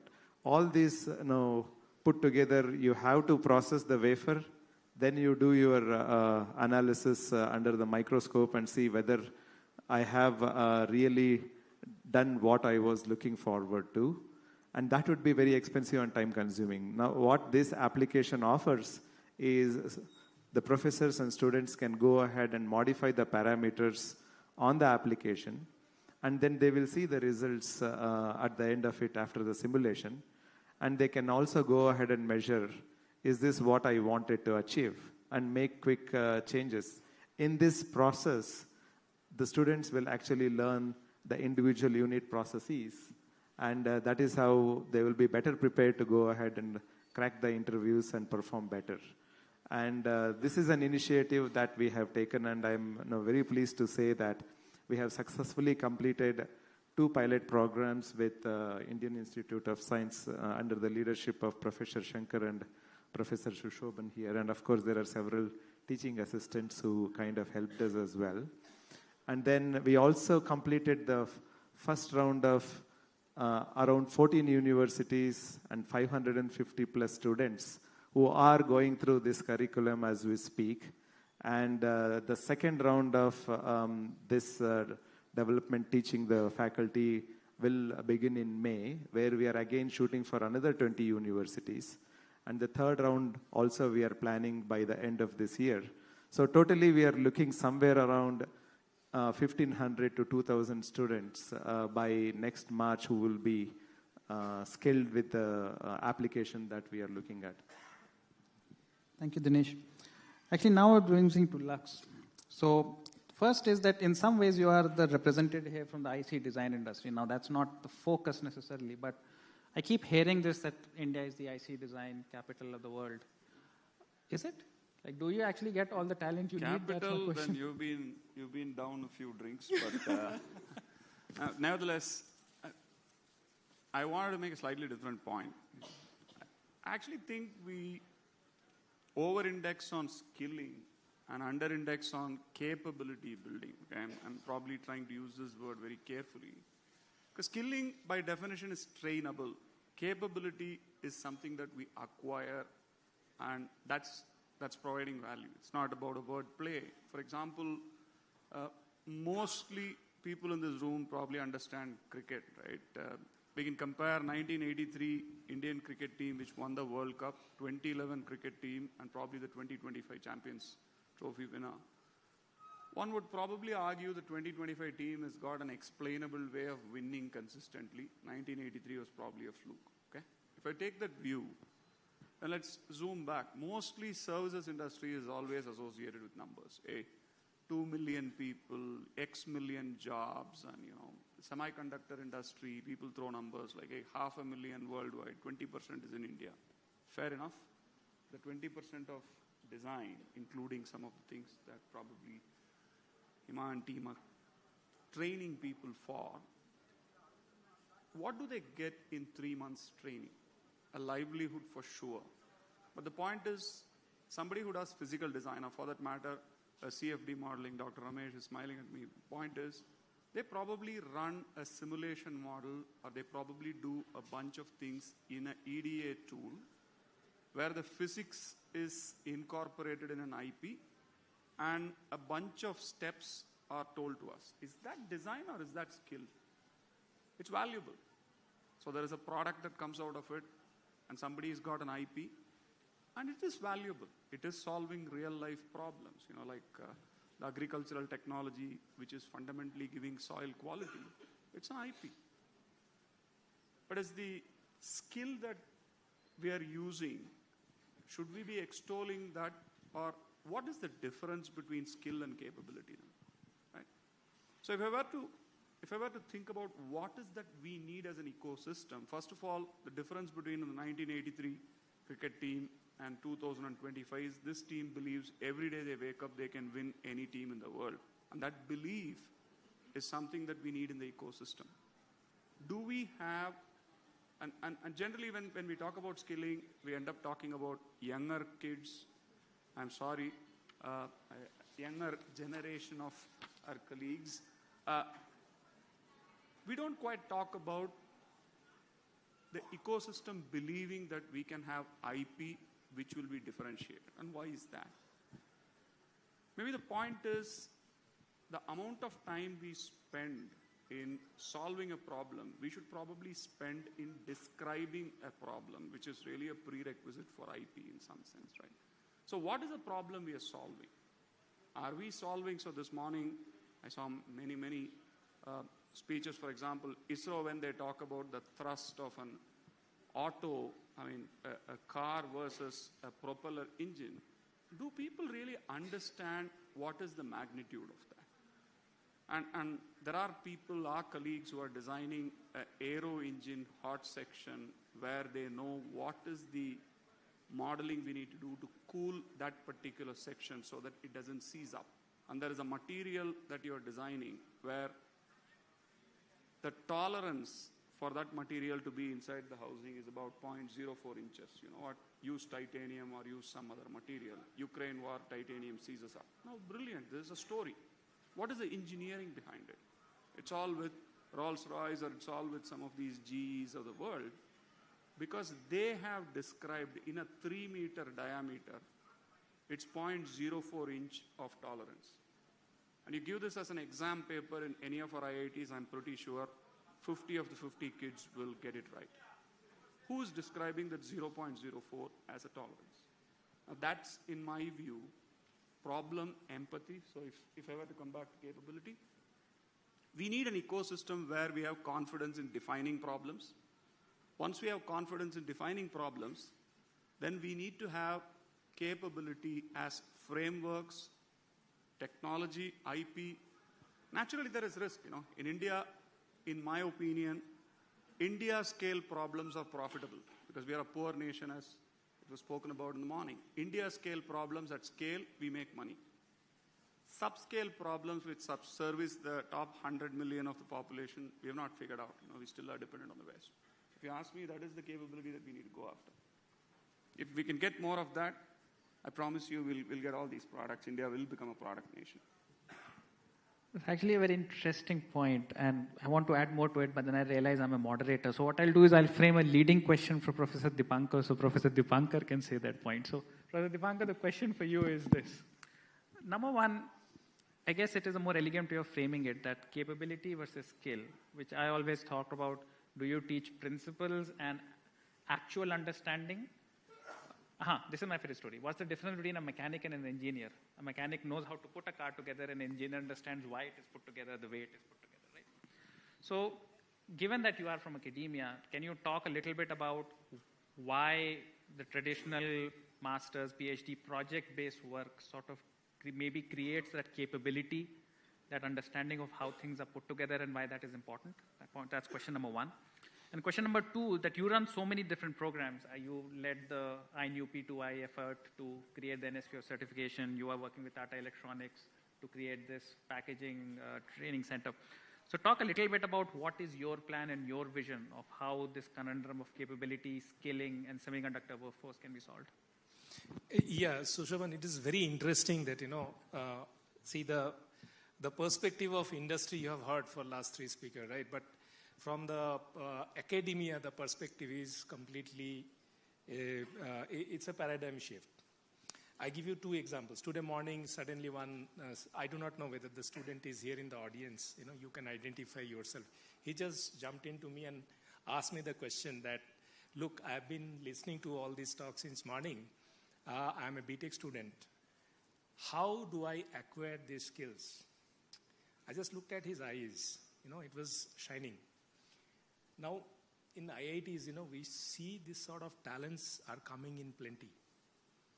So somehow, it is our responsibility to create, as you were talking about the ecosystem. The success of 2025 team did not happen overnight. 83 had a huge role to play. You had the role models. I know Professor Rao, perhaps he's not here, he was speaking yesterday night over the dinner that he's planning to set up, I should not announce this, he's planning to set up academia interactions, like people from academia, especially from the younger side, if we can really create materials in the YouTubes and all, like say, suppose when we saw Sunil Gavaskar, when we saw Kapil Dev, perhaps that's where the time when people started, Dhoni was, looking at Sachin Tendulkar, right, when he was making cup of tea. This is what we saw in the Dhoni movie, right? So it happens like that. It takes about 40 years to make a team which will be winning all the matches and winning the World Cup. So I look at from the perspective of the 83 World Cup team, that in academia we see this bright shining eyes coming up and asking us the question, look, I want to develop a semiconductor career. How do I do that?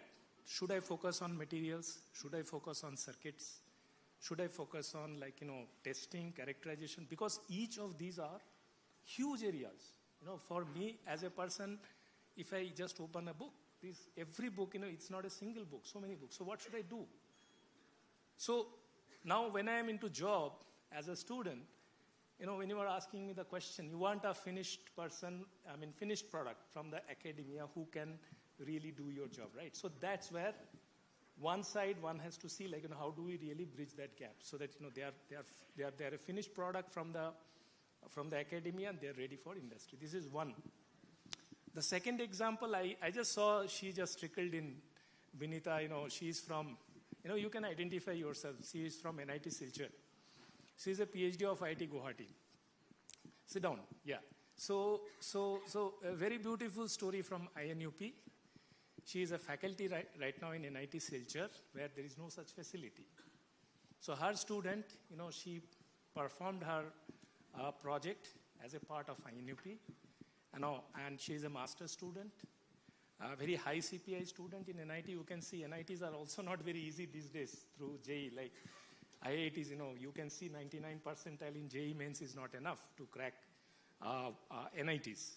So she has excelled in her master's, and she is now planning to go for a PhD, right? And she wants to pursue PhD in the area of nanoelectronics. I believe, like, a girl coming from Northeast and then coming into IIT Guwahati, having the access of these fabs. Now, what type of direction should I give? As an academician, what should I tell her? Like, what are the skill sets that need to be developed? That actually brings the question, the real question that Sushobhan is asking, that when I'm reading a book, when I'm looking at television, when I'm into YouTubes, right? It is a set of information that I have in front of me. First, how do I generate knowledge out of it? Second, how do I develop skill set out of it?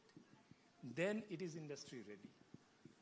These two bridges are not being done properly in academia. Like, we do not have a real grammar, how exactly I translate information into knowledge, especially in the cutting edge areas where, it's not sure, you are not sure how to make a Dhoni.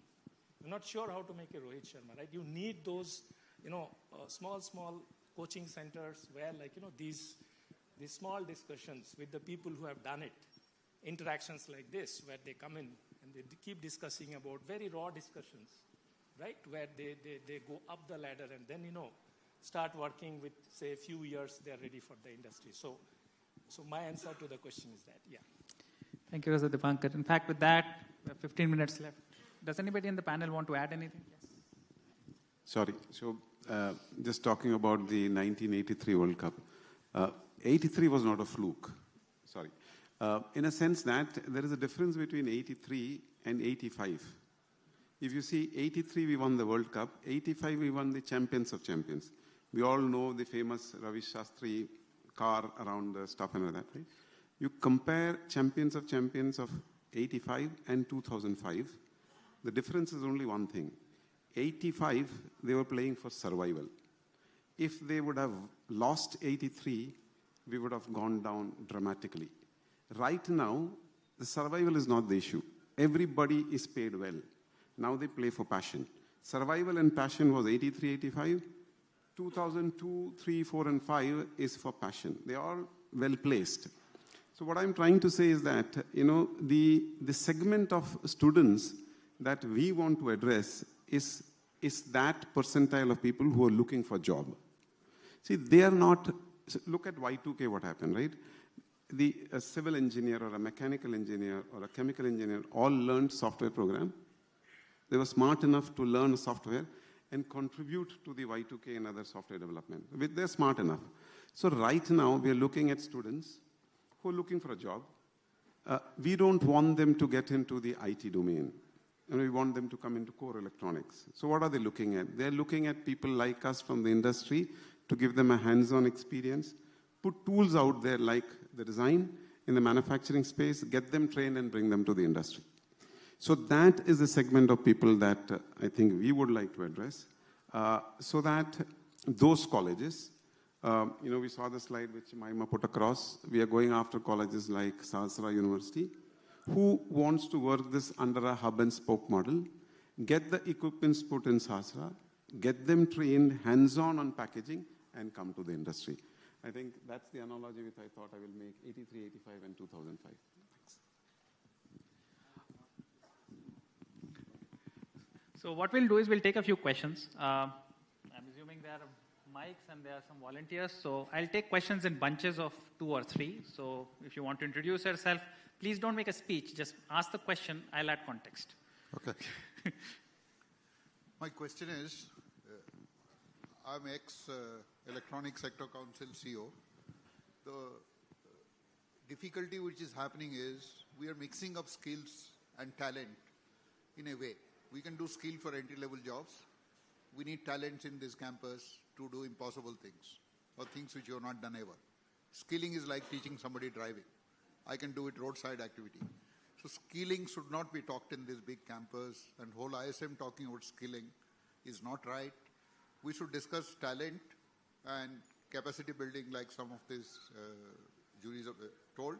I feel skilling is skilling, it can be done outside this kind of campus. But yes, they need access to a facility. That's a challenge.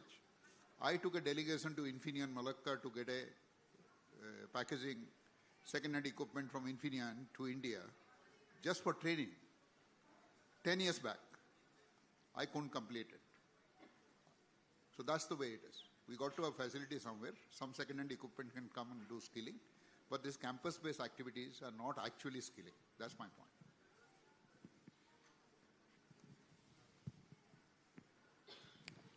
Good evening, panel. This is Dr. Sanjay Shintala, Vice President with NASSCOM. Ministry of IT and NASSCOM have collaborated to actually enable equity of access for skill development, otherwise for competency development, specifically in the area of semiconductors and nanoelectronics, etc. So would the panel be interested, because this is an aggregator model which permits, it's an EdTech platform subsidized by the Government of India, Ministry of IT.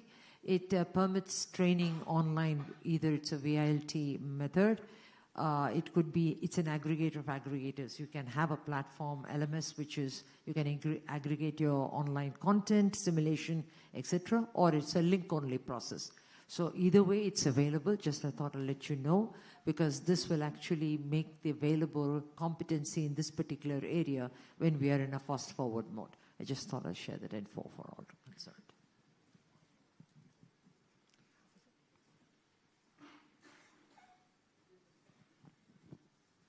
Thank you. Sundar Iyer here. Just wanted to say some things. I think skill and competence, I think one is necessary condition and may not be the sufficient condition. So, and somehow I feel India often thinks about the best things, and in the end, most people have nothing except for a few people who anyway end up going abroad. So that's what happened with IITs in a sense. So I feel skilling is certainly a necessary condition. And to give us another analogy, if you look at noon meal schemes, the idea was to just get children into school. And there were a lot of comments about people just coming to eat their meals, but not knowing how to read and write. But after 2-3 generations, the states which did implement that, we can see that they are contributing better. I think they are contributing better from the statistics that we get. So I rest my... Okay. So none of them were questions, but comments. But I will take those comments and I'll frame 2 questions out of it. 1 minute. So our first question actually is to you, Hima, right? So I think one thing we all sort of agree that semiconductor scaling or training, scaling or capacity building both require infrastructure. Now I understand your model, but where do you actually get the training done? As in, where is the infrastructure? Who is paying for it? And what's the sustainability model? So in this scenario, we are tying up with colleges wherein the industry is putting in money to buy the equipment or invest into the equipment, where we give the candidates the hands-on training into this industry. Because only when you give, it's theoretical is one aspect of it, and hands-on training is another aspect. So only when you have them trained for a couple of months or for a good year on equipment, that is when they, I would say they are industry ready. Again, as we are distinguishing between skilling and capacity building, right? So when you have hands-on training, that is what you're saying, capacity building, right? So we have identified certain colleges and we are working with them on that model. Actually, the second question, and it comes back to this hands-on, which you only get with experience versus a fresher. So I have a question for you, Lux. Most industries in India want to hire, but hire only at the experience level. I mean, this is something even in the morning session, I think Mr. Utpal Shah mentioned. So the question for you is, how do you break this conundrum of creating workforce if everybody actually wants only trained workforce? Like, how do you develop what is the apprenticeship model? How do you develop the pipeline so that we continuously create workforce rather than just poaching from each other? I don't know why. So, okay. The IT industry, when it started, I think she talked about NASCOM. Practically, it had 1,000 people who were. So, you need college graduates to pretty much become the workforce. There is nothing else when you start off, right? So, any industry when it starts, even I'm reasonably sure the semiconductor industry, the design, there is numbers between 50,000 to 100,000. People who have survived waves of the trough in the semiconductor manufacturing, which is like, you build up and then there is a slowdown and then you again rebuild from there. In 20 years, you probably have rebuilt senior talent. That is hardened, very experienced talent. That talent is extremely difficult to replicate. That you just need to be baptized in fire for having that talent. So that becomes then the rate determining step. It's not something that you can just train somebody for that talent. That talent has to go through that whole grind, I suppose, right? But if you take an industry, and India as a consuming sector comes and says, I want certain capability. Now, I think people made this point that, when you also asked me, people will tell you the design of system thinking is probably in Silicon Valley. You take a few square miles, there are a lot of people who have done that. We don't have that capability. Now, if we start making products for the Indian market, the chances of us getting that is very high. And you'll probably get one generation for people to get that capability, right? And in the US, for example, in some of these areas like processing of these rare earth metals, what capability existed in the 80s is no longer existing because they moved that to China and people have retired. Now you have to get them out of the retirement. So once you have an ecosystem, we then need to nurture that ecosystem. That ecosystem needs to grow and there is creative destruction possible. So I guess that's how we should see it pan out. And the Indian economy becoming better and the consuming society will probably help that. So basically, I guess what you are saying is there is a need for something like the Infosys campus in semiconductor industry, where industry takes a proactive effort to actually develop talent, just like Infosys did. Yeah, I mean, Infosys, I was part of Infosys in those days, but they would attract younger talent for that campus. But I guess for IP, you really need the market and profits here. And for profits, you need IP resident in India. So that's probably what will create the flywheel. Okay. Two questions on this again. This is always the question that should IISc talk of skilling or not. So actually, this is a question for both Dinesh and Professor Dibankar. Where do you stand on this? Like, what is the role of IITs and IIScs in creating skilled workforce, if there is any? And what's your opinion on that? So again, we were talking about how to have the right skills to get the work done. I would put it in like 3 levels. Any individual, if they want to be successful in the industries like semiconductor industry, it will start with the basic capability. And that is where universities can help provide the talent with the capability that is needed. Now, once the capability is there, the environment in which that individual with that capability works will always kind of help them get to a level where they can go ahead and develop. And then over lunch we were talking about IP and how do we have individuals, how do we develop individuals who can go ahead and create products and develop IPs and patents. Now that I believe is an opportunity. So the combination of capability, environment, and the opportunity, I think will certainly help us get to the place where we were talking about 2025 team. Now, going back to your question of what universities can do is we always keep talking about gaps between students coming into the industry. One of the biggest gap we talk about is the mindset. Now, we often find talent, and some of it is part of us as well. When we are looking at filtering the students, we look at what their 10th grade marks are, what their 12th grade marks are, and which universities they went to.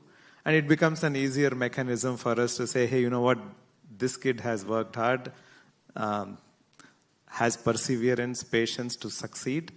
We do have a prior experience and proof that this individual has gone through this drill, and then now there are basic filters, and then we kind of try to get them. But what happens is there is a lot of theoretical knowledge that these kids bring to the companies, but that practical mindset, getting hands dirty, I think that is a big gap that we do see.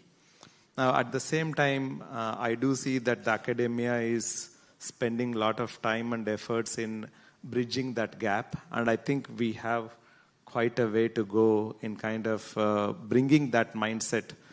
Yes, it is good to do research, but when you get into the companies, you can't forever continue to do research without having results. So there is that fine balance we probably will have to infuse to the minds of the students.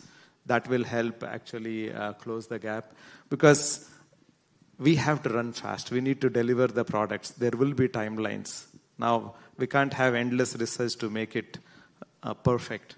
But at the same time, where do you call this is good enough for me to go ahead to infuse into the product and move forward? I think that kind of gap, I think, is absolutely needed for us to kind of be successful and move forward. Yeah, actually, just to continue what he says, see, one very interesting, there are 3 points to put forward. Number one is, right now, in last 15 odd years, the startup ecosystem that has come up, we have to really look at this in a very, very, we need a close monitoring of this. Perhaps, to my understanding, what they are doing, they are a kind of like, it's on-job skilling program going on to the employees. I mean, starting from the CEO until the last employee, whomsoever is involved in a startup. What I understand after completion of a BTech or a master's program, or a PhD program, when they're starting it, there's a huge skilling program is ongoing. Whichever sector they're picking up, materials, nanoelectronics, IT, fintech, wherever they are, I have seen there is a huge skilling program ongoing, which is on job, which is a good news. Like, we are having a kind of workforce which is getting ready while on job. Second point, which is extremely important to study these successes of this pharmaceutical, IT, automobile, and wireless communication, right, in India. You will find that when these transformation took place, which we are planning here for a semiconductor, there are multiple spin-offs that has come up. Like, say, suppose if you look at Narayan Murthy is a spin-off from TCS, right? So, TCS used to say when Infosys was growing that, TCS used to say that one full Infosys goes away from TCS every year. That was the rate of attrition, right? So when we were doing our bachelor's, master's, this was the news that we had. We wanted to become IT professionals at what point of time. All of my friends who shifted to IT at that point of time, they have their own companies now. So the skill set, they are developing with the help of, the students who are coming. That's a different level of workforce that is getting ready for India. I think these are 2 very important points. Third one, which I think, the gentleman spoke about skilling. I believe, from the academic perspective, we look at 4 points, very, very important. First is, we look at the talent. Of course, in IIT, we are going for a very big level of, method of elimination, which I don't agree with. There should be more opportunities. So first is the talent that you need, right? But then talent without hard work, it doesn't mean anything. You need to be hardworking around being talented, right? Now, once you have put the hard work, we have to be patient. We can't just, when the person is putting hard work, say suppose somebody has 10 standard, some percentage down or maybe have not cracked the JEE, right? We have to really have multiple chances out of. So we have to be patient with the talent. That's what we have not learned perhaps as a community, that how we remain patient, how we give multiple chances to the people. Before that fourth vertical, which is very, very important, the luck strikes and then, you get that job and then, you start working on the job. So I think these are four very important, if I really want to create a foundation of a career, I need, talent, hard work, then I have to be very, very patient. I have to create multiple chances. I mean, so many people are interested in studying science. 16 lakh people appearing for JEE this year. The JEE chairman was telling me, that's a good number. How much workforce do you want? They are interested. The interest is from there. How do I convert that interest into a tangible output in terms of the workforce? And do we need in industry this sort of workforce, right? How do we really create platforms among ourselves so that, we give them the opportunity, right? So I've been given, I know there are questions, but I've been given instruction from organizers. So I'll just ask one question, and this is to Raghu. It comes because one of my favorite sayings is the following. He said, if the farmer does not till the field, Buddha cannot get enlightenment. Now, there are very different ways of interpreting it, but one way I've always interpreted is I am able to do research because people like Raghu actually run enterprises that actually deliver something tangible, which is taxed, and a part of that comes to me as research. So I want to give him the final say because I want him to comment on the following. That if I gave him the czar position of a Ministry of Education and asked him, now you can do whatever you want to change things, where would you focus your effort? Diploma, ITI, IITs? What would you do such that our country as a whole becomes more productive so that we can maybe then do higher order things? So thank you. The guys are just waiting in the room to beat the traffic, right? So, having said that, before I comment on this, I want to really make a point here. We all should know that Madam Sunita Verma is sitting in the dais in the front seat here. They were responsible of creating this program, which is called SMDP. We are sitting here and talking about chip to startup and chip to systems. The credit goes to them because it was her brainchild, ma'am's, to bring that up. And right now we sit and talk about 150 colleges, 130 colleges getting that funds for creating a lab and stuff like that. The EDA company like us at a point in time gave the tools because EDA will not give the tools free of cost because they feel that it has to be supported and stuff like that. So the government came in front and did that. So my next question here is, ma'am, we should look at semiconductor manufacturing as well. So please bring in some funds so that college can get in equipment so that they can make their hands dirty and stuff. Now coming back to your question, sir, we are on a much bigger story here because when we have been given the subsidy of a huge fund, the responsibility comes within us because quote unquote that is taxpayers' money, which would mean that at some point in time we have to give it back.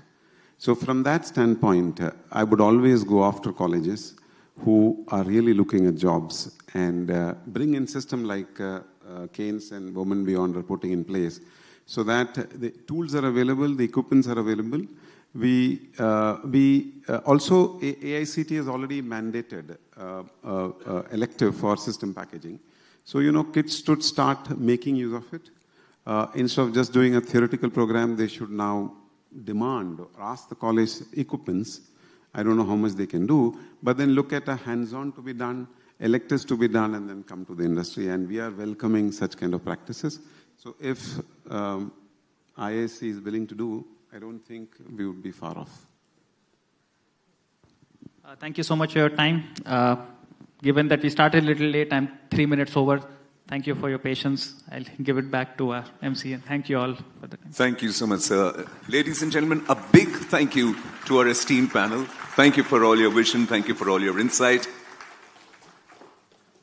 Thank you.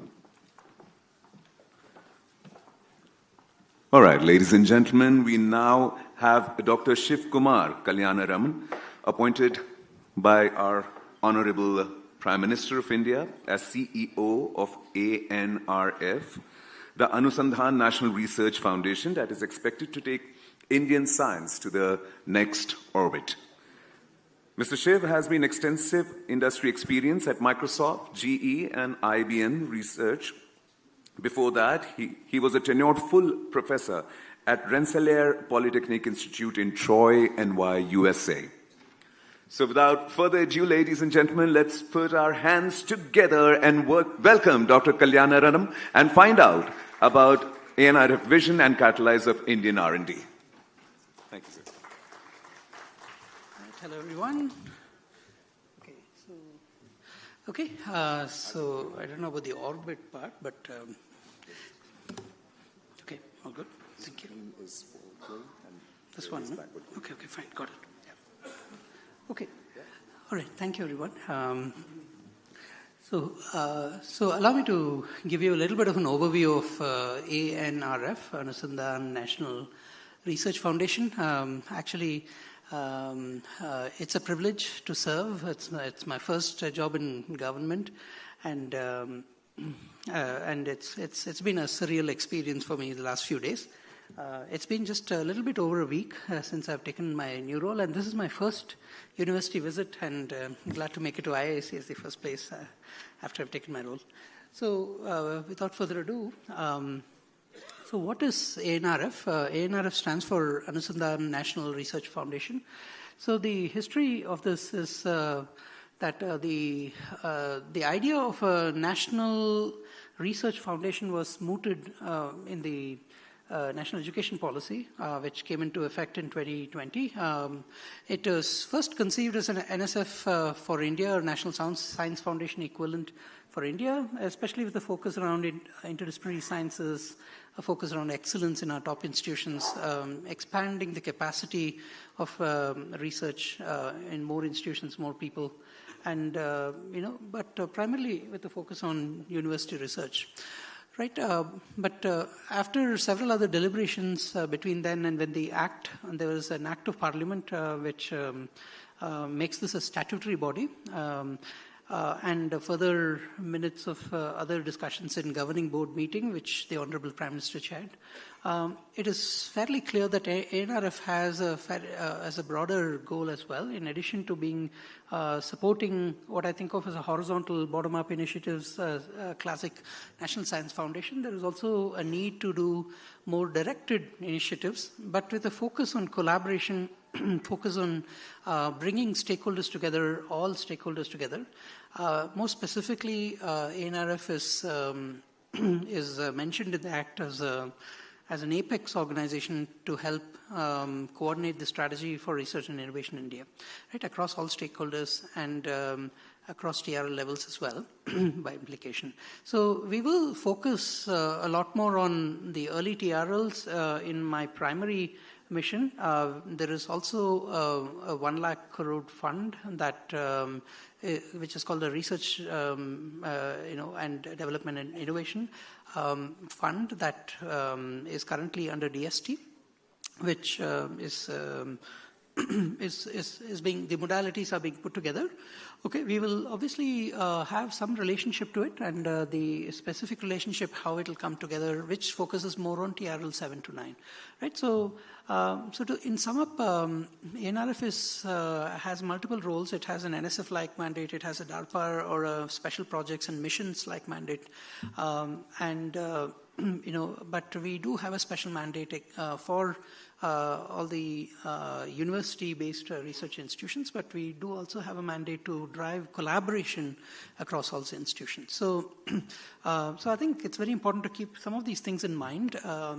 There is also a statistic that's often mentioned where the total research investment in India is about 0.7% of GDP, and we want to raise both the absolute quantity, the percentage quantity, as well as the mix of this investment, over time, right, towards much higher levels. So anyway, I think the way, if I can put it in one line, our goal is to catalyze the rise of India as a R&D powerhouse, right? That's quite a tall order. And, to me, for me, this is a collaborative enterprise, and I urge all of you to work with us, in this endeavor. And, I intend to be very collaborative as we go forward. Okay, another way to look at it is what is 1, 2, 3 things I'm going to look at, right? So the primary things I'll be focused on is to drive collaboration. Today, there is too much work going in silos.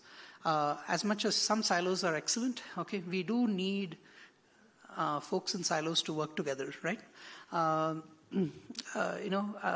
we don't need to step on each other's toes, we can tango with each other. In other words, we can dance with each other, right? So I'd like us to, whether we are individuals working with other individuals, disciplines working with other disciplines, institutions working with other institutions, or international collaboration, it's first, we got to do it. Second, the total factor productivity of research is going to be far, far better if we do it than if we want. So it's not just a matter of absolutely how much, absolute amount of capital that we put in, but what is the total factor productivity of that converting into outcomes? And the theory of the case is that the conversion to outcomes, conversion to impact, conversion to quality will be much, much higher if we have far greater collaboration. So I would say the number one lens with which I would look at my job is to promote collaborations of all kinds. So everything that ANRF will do will drive collaboration. For example, if you do anything in AI, I'll work with Abhishek ji. If you do anything in Semiconductor, we will work with my team, right? So we will not be taking these sort of very narrow directed bets alone. But at the same time, if there are opportunities for taking directed bets, I do have some thought process of how to do that. So please consider these as principles. I'm not announcing programs here within a week of my joining, okay? But and I do have, a tall target of funding to raise from various parts of the ecosystem, which I fully intend to do as well. So we'll be driving depth and breadth, right? So the three things: collaboration, depth in our, in our top institutions, and breadth to build the capacity of India for research, right? And then fundamentally, in the economic theory of driving innovation is also about, spillovers, and spillovers through people's moving between institutions, spillovers through IP, moving from, say, one TRL level to the higher ones, or through, academia to startups, or through industry, and so on and so forth, or through other areas like open source, and so on and so forth, right? So we'll be promoting a lot of positive spillovers, and we'll try to bake all of this as much as possible in our program designs as we go forward. And finally, end of the day, you have to remember that research and innovation, human capital, is the end game, right? Everything we do is in the service of human capital. Of course, along the way, we also want to get to great outcomes, great impact, and so on. But what matters in the long run is developing human capital, and we do that together with an all-of-government approach, right? So if I were to then go to the next level, what is my strategic approach in ANRF? I would say, I think in terms of two ways, Anand Ramurthy in the morning gave stole a bit of my thunder by using the terms vertical and horizontal. I'll explain what I mean by that. See, whenever somebody talks to me, they ask me, hey, what is your focus? Give me 1, 2, 3 focus areas you're going to do, okay? There is a great book called Loon Shots. I would urge all of you to read. It's a fantastic book on how to manage research. It says that most of the innovations and big breakthroughs that have come out have not come from directed research, right? Have come from great ideas that have come and have crossed the chasm through a very fragile process of diffusion, right? So, and I personally, having worked, as a young assistant professor in RPI, I could come up with wacky ideas, and National Science Foundation was there to support me in my journey, right? So, while we'll take some vertical bets, or what we call directed bets, I intend to do that with my colleagues across government. If it's a national mission, or if there's an existing mission, we will partner and complement that. Okay, or we will take more narrower vertical bets or directed bets in combination with industries. And here's where I would like academia and centers like CeNSE and so on to be far more entrepreneurial and come to me with new options and new deals, and we will take a catalytic approach in some of these, and I'll explain what I mean shortly, okay? So that's called vertical or directed investment. So, next time you come and talk to me, don't talk to me about 1, 2, 3, areas, right? Let's look at together, how to put together, either both a broad-based program, and then if there are specific areas of interest, of course, we will work with the top areas of interest of the government. But, especially for narrow areas, we will look for either a peer review test or a market test or, show me the money test, right? So we'll figure that out as we go forward. So the horizontal is a classic National Science Foundation way of thinking about it. There is broad-based, bottom-up, TRL 1 to 7, and even within that you can have basic research and advanced applied research and so on, right? So it's very important also when you're funding things not to have a confused existence. When you're funding basic research, your expectation should not be completely colored by applied research. You can have some inspiration in basic research. Similarly, when you're funding translation research, of course, you're not going to be asking the basic research questions then, right? So you need to fund each with its own merit, and there could be a different set of institutions that can do that, but there should be overlaps between these institutions. So a basic research institution cannot just sit back and say somebody else is going to, figure this out for me. So I would expect them to go a little bit and figure out how to have those intersections and collaborations. Similarly, you cannot completely fund or forget basic research, right? I intend to protect science and support basic research, right? And my colleague Abhishek also reiterated this in the other in the panel we were on shortly. Okay, so that's number one. Second is though we will do that, we will take if I go back to my collaboration mandate and interdisciplinary mandate and so on, rather than having single PIs doing sort of very isolated research.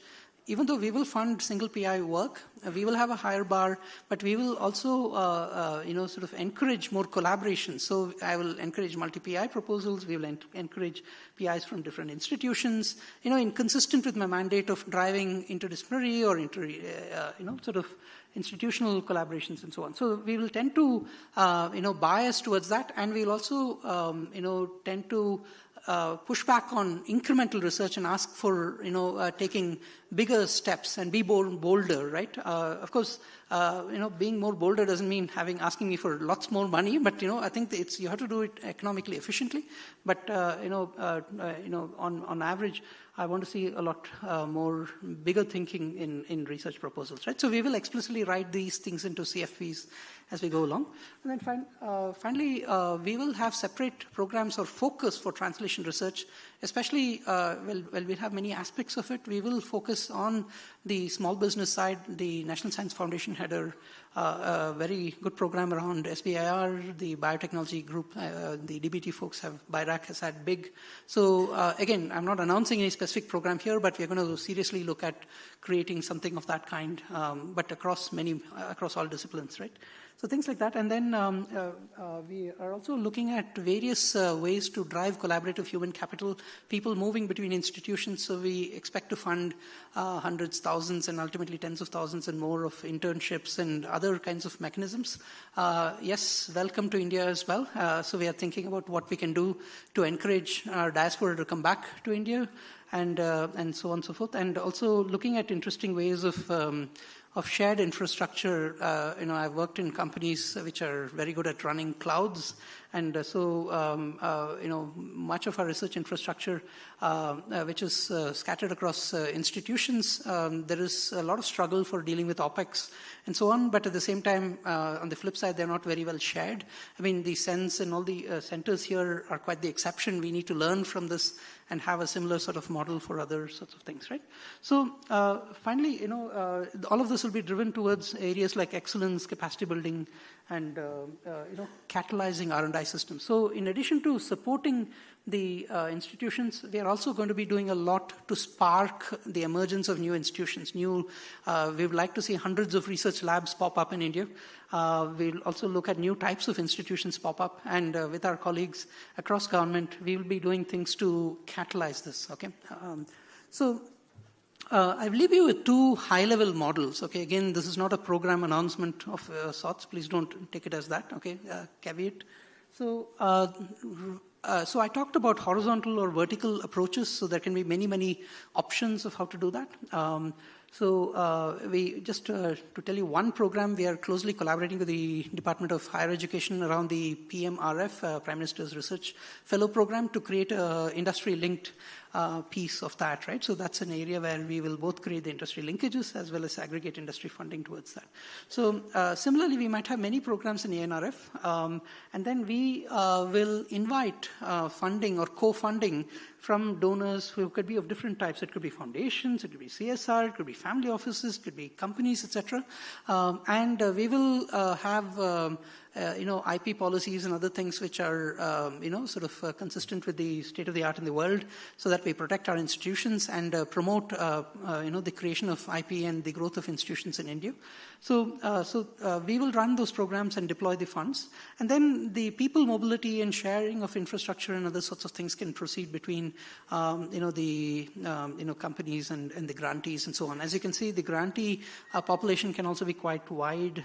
We are thinking of, having more varieties of grantees, universities, the national labs, the, of course, fellow startups and so on and so forth. And, as we work through our own financial rules and so on, it will become more clear on what we do. We call this the ANRF-led model. And then another model, again, this is subject to, our governance and, our executive council and our governing board approval, is where we can catalyze, right? So there can be interesting, programs that can be that can come together with a combination of, universities or labs or different sort of donors of various kinds, or foundations. And along with myself and our colleagues, let's say from MIT or other parts of the government, ANRF can catalyze, right? And of course, so the idea there is that we may not want to run those programs, but we may set some framework of governance so that, again, we protect the institutions who are being funded, as well as, be consistent with the public funding guidelines, right? So we think of this as a plus ANRF or a catalytic partnership approach, right? So I'll just leave you with, I'll leave it to your imagination on how this will come. Okay, I've talked to some of you on, how these could potentially come. So, but I would want universities, labs, centers to be more entrepreneurial and come to me with interesting ideas.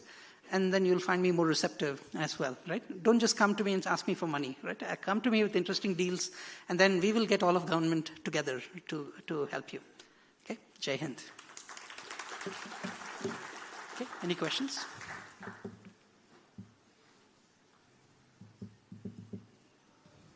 Yes, one question there, the lady.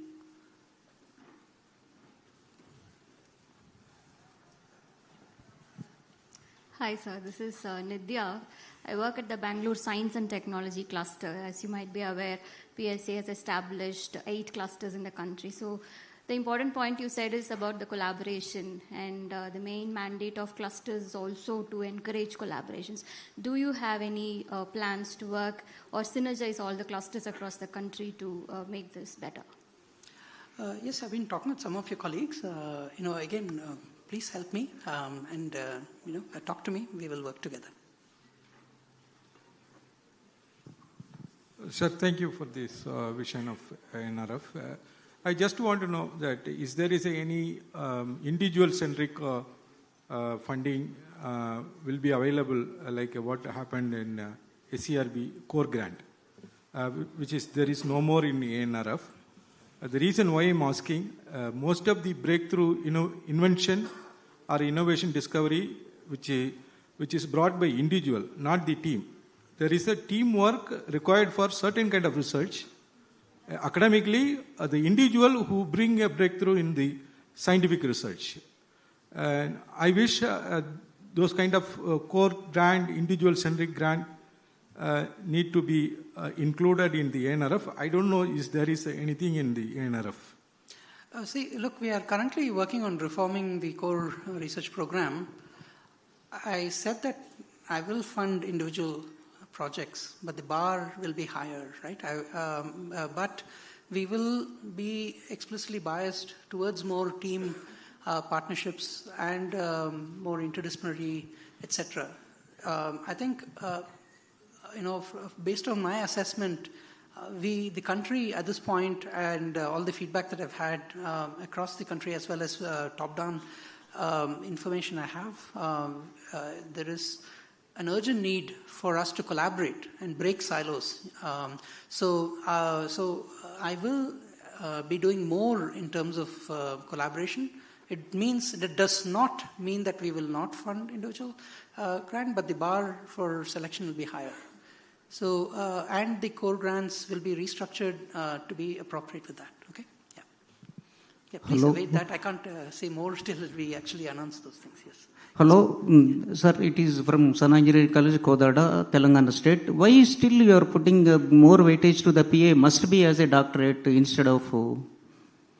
I'm sorry, could you come again, please? No, principal in this case must be doctorate in ANRF scheme or before Cerbus schemes. Look, I don't want to get into operational details in this meeting. Please connect with me after, on the sidelines. I'm happy to take any feedback and discuss with my team. As I said, I just joined. No, sir. My college, we same proposal to apply with the same title, the doctorate that is approved, but non-doctorate is not approved, sir. That is the thing. What happened really? And thank you for your question. I'm happy to take it offline. Yes, please.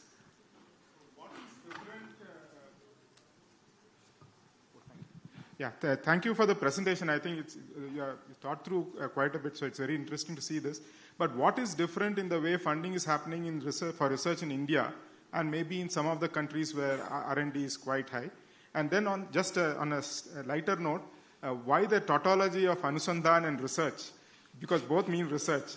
Does it mean that development will get a backseat, but you are talking about translation research? No, Anusandhan also means meditation, right? You should meditate on your research. Just kidding. Okay. So look, we want to, sort of bring the world's best practices here in terms of saying there is a difference between intent and how it is translated into saying. So I've gotten lots of feedback from different people in the community. So I think right now, initially, we're focusing on getting the processes streamlined so that the ease of doing research, sort of getting the money out and so on, we have to fix that. The second is the program, sort of conceptualization, how you decide programs, how do you set up merit, and then how do you decide, we are taking a hard look at all of those things. So we'll be reforming some of that. So all of these would be, based on the best practices and the best inputs I can get about raising the bar on merit, right? So, look, we'll be completely open to feedback about specific things that work or don't work. And then, as I said, we do want to have a larger tent of potential awardees. So, at the same time, we are getting lots and lots of proposals. So we will be looking at scalable ways to evaluate and give good feedback to both our awardees and to those whom we decline funding. And we will be using AI all over the place, right? So including in our process. How exactly, I can't speak to it right now. I come from the world of AI, so we do know its benefits, but we also know its limitations. So we'll be carefully integrating that. And we'll be looking at, integrating AI into science and engineering, and I'm in early stages of thinking about doing interesting things there as well, right? So hope that sort of gives you some sense of what we do, right? So we do want to see how we can enable step change and where we can leapfrog in these areas, right? So I sincerely believe we can. Hi, here's to your left, sir. I come from the same institute. I was a PhD student. I just wanted to ask you a question regarding the PMRF. Often the non-PMRF or the PMRF, the research output is quite similar, not too distinct. While the PMRF started out with stopping brain drain, but the lateral entry sort of doesn't serve that purpose anymore. So what merits double salary or increased fellowship for a PMRF? This is a growing concern in the non-PMRF PhD students as to what better or what different are those candidates doing that they deserve much higher salaries and fellowships.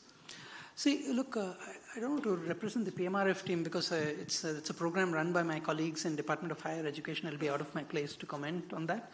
But I hear your comments, and certainly I know that the PMRF folks are sensitive to that. Okay, from ANRF, we will be doing more on various fronts, right?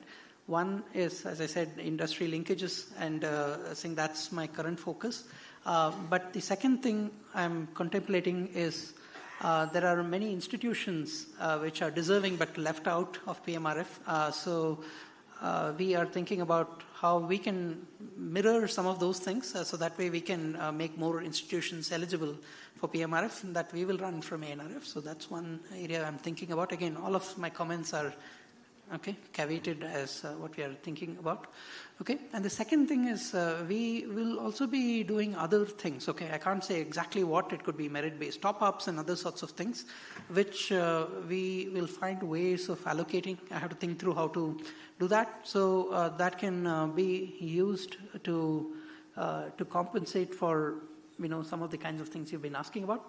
So while I don't have a specific or a special answer for one or the other, so our goal in ANRF is to, again, try to level the playing field. No scheme is perfect, but if you look at the United Kingdom's experience, the UK had a fantastic program to support PhD, and then that raised the number of PhDs in the thing and so on and so forth. So we do need to continue learning from best practices and doing better.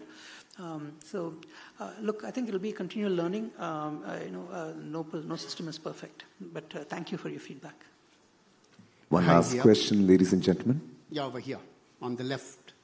Yeah, please. So it's great to hear what you're doing here. I have a couple of requests. So one, of course, would be if there can be a better definition of what is interdisciplinarity, and how do you evaluate between two proposals which is more interdisciplinary than the other. And this is related to the second comment, which is that as of now, the feedback in the reviews that we get typically in our research proposals, there's very limited feedback. All you get is whether the proposal is accepted or not accepted. So transparency will be great, and little more definition on things will be great in terms of how do you measure, evaluate a little more quantitatively. Thank you. Yeah, look, I think a great point. These are some of the things I hope to change relatively soon. That is, one is more feedback, in National Science Foundation and so on. Whatever reviews are there, the feedback gets across. We are also thinking of making changes in our review process and so on, so that there are clearer both incentives and accountability for reviewers to give better reviews, and the overall selection process to be more biased towards merit. Okay, so that's what I can say about the overall process and selection. We'll try to do the best over there.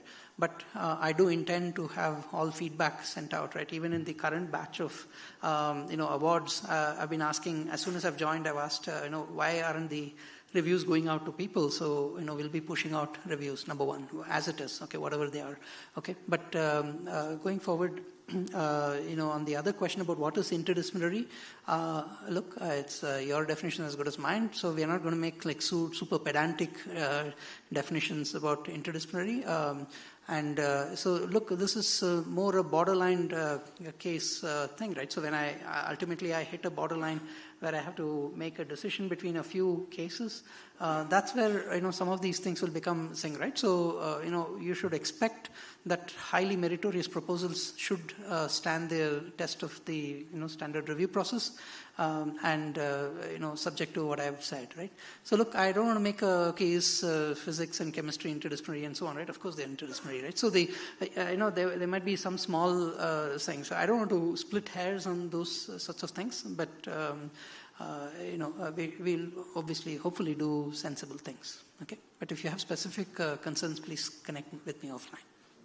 Thank you so much. I know you guys don't want to let go of Dr. Shiv Kumar, but thank you so much, sir, for all your vision on how to catalyze India's R&D. Now we come to the last section of the evening today. I know it's that last section, but then this is the one that we all wait for, and this is that high energy section where we go out there and give awards to all the competitors, whoever have won. I know you've also had a long day, but I want you to put all your energy together that whenever we get the awards and these competitors come on stage so that they know that their efforts have been appreciated. So keep going and keep applauding as we get them on stage. So join me in welcoming the director of IIT Guwahati, Professor Jali Hal, to hand out the awards for the best demo in the healthcare section.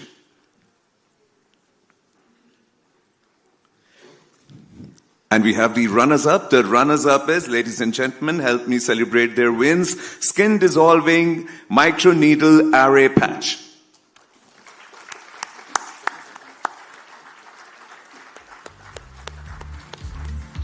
Can we have the representative from there?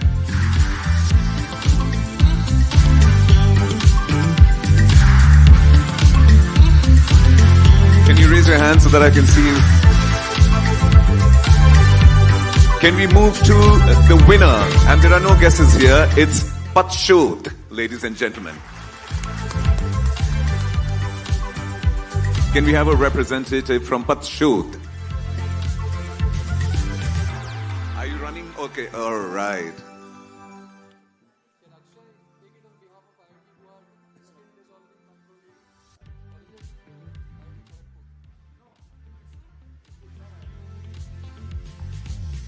Ladies and gentlemen, we've got a winner here.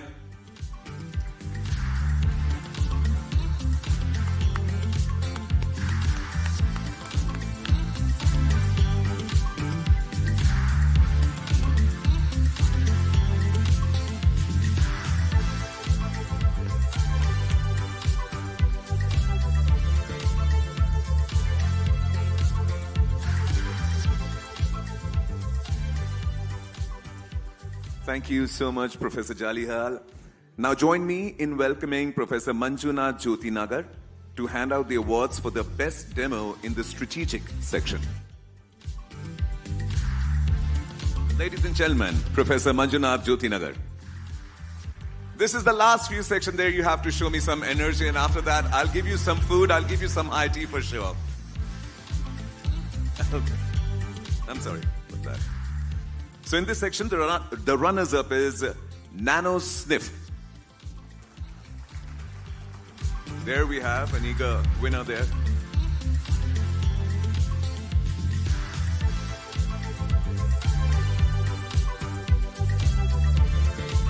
Let's hear it for Nano Sniff, ladies and gentlemen. They worked really hard to get here.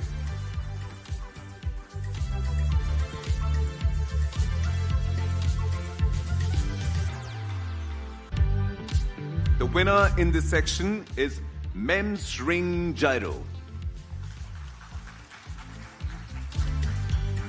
Can we have some representative from there? All right. Oh, we have the lady there. Take it slow, madam. I don't want you to fall. We'll wait for you.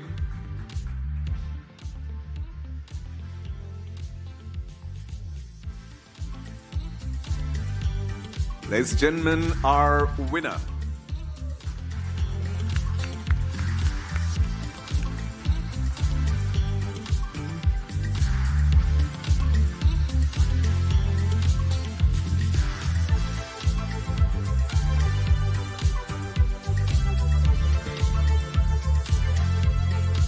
Thank you so much, Mr. Manjunath. Now, I would like to call upon Ms. Sunita Verma to hand out the awards for the best demo in the CeNSE section.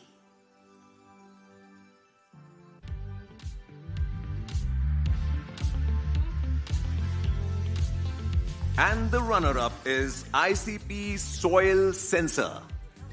You said that, I think, somewhere. Based. It's the ICP-based soil sensor. And we have that runner-up there.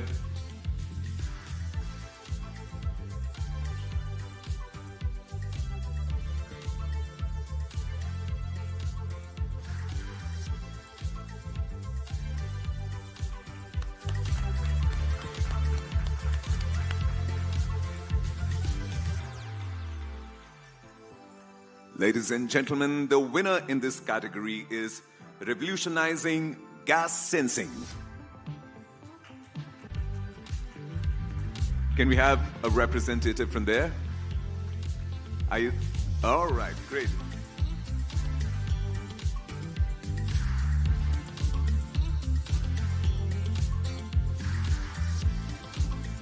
Ladies and gentlemen, your winner in this category.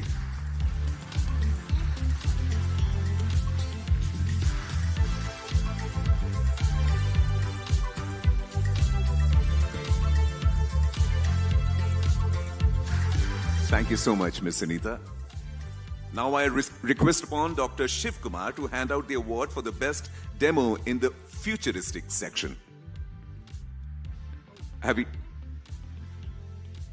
Oh, you really wanted him and you were really holding on to him and he said, let me take a break for some time. I guess that's it. It's happened. So would you do the honors, please? All right. So in the runner section, we have smart prosthetic hand.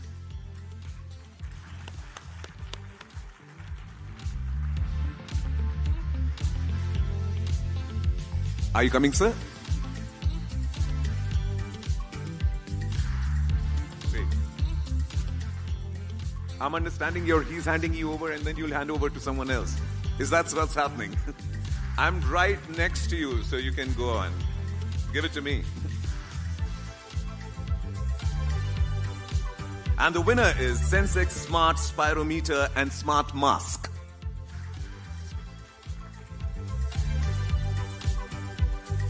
Do we have someone from there? Oh, right there. Great.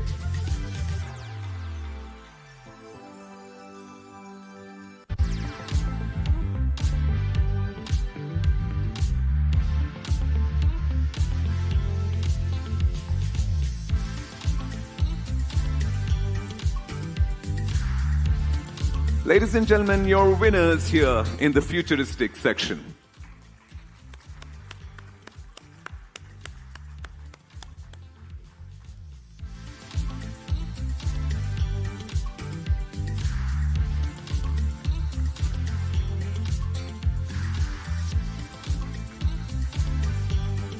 Do we have Mr. Abhishek Singh in the audience right now? Oh, lovely. Please put your hands together for the Additional Secretary of MITI, who will hand out the awards. This is the last section here for the best startups. And the runners-up is Terra Nautilus.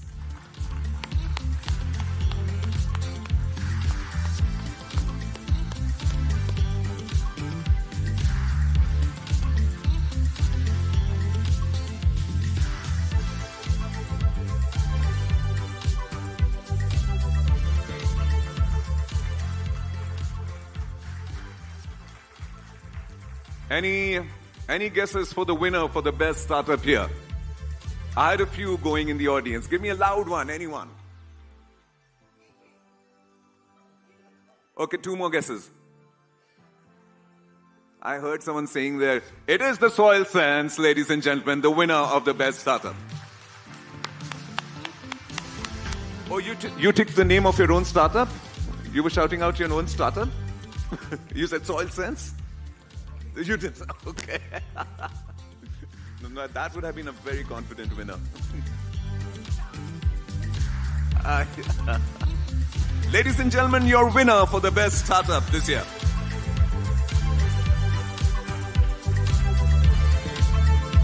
Thank you so much, Mr. Abhishek. Thank you so much.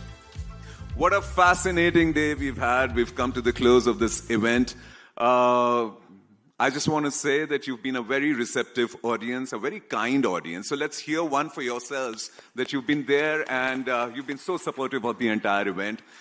Let's give a huge round of applause to all our panelists, to our speakers, to all the organizers who have put in their hard work, their effort to make sure this event comes to you so that we carry back and experience the value of our country and we understand where it's going in the future. My name is Amber Jaffrey. I'm signing off, and on behalf of Mr. Vasu and Indian Institute of Science, I thank you all for being here. People who are in Bangalore, please have a great evening ahead. People who are flying out, please have a great flight ahead. And I'll see you soon whenever we can. Thank you. You want to praise me? Thank you, madam. I'm all ears, always.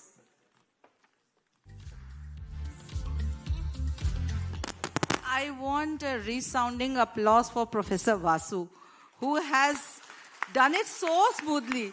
And I've seen him tirelessly working and, working and not sleeping, not eating for I don't know how many days. So the effort that you see and all of you going very happily back is because of Professor Vasu and his team.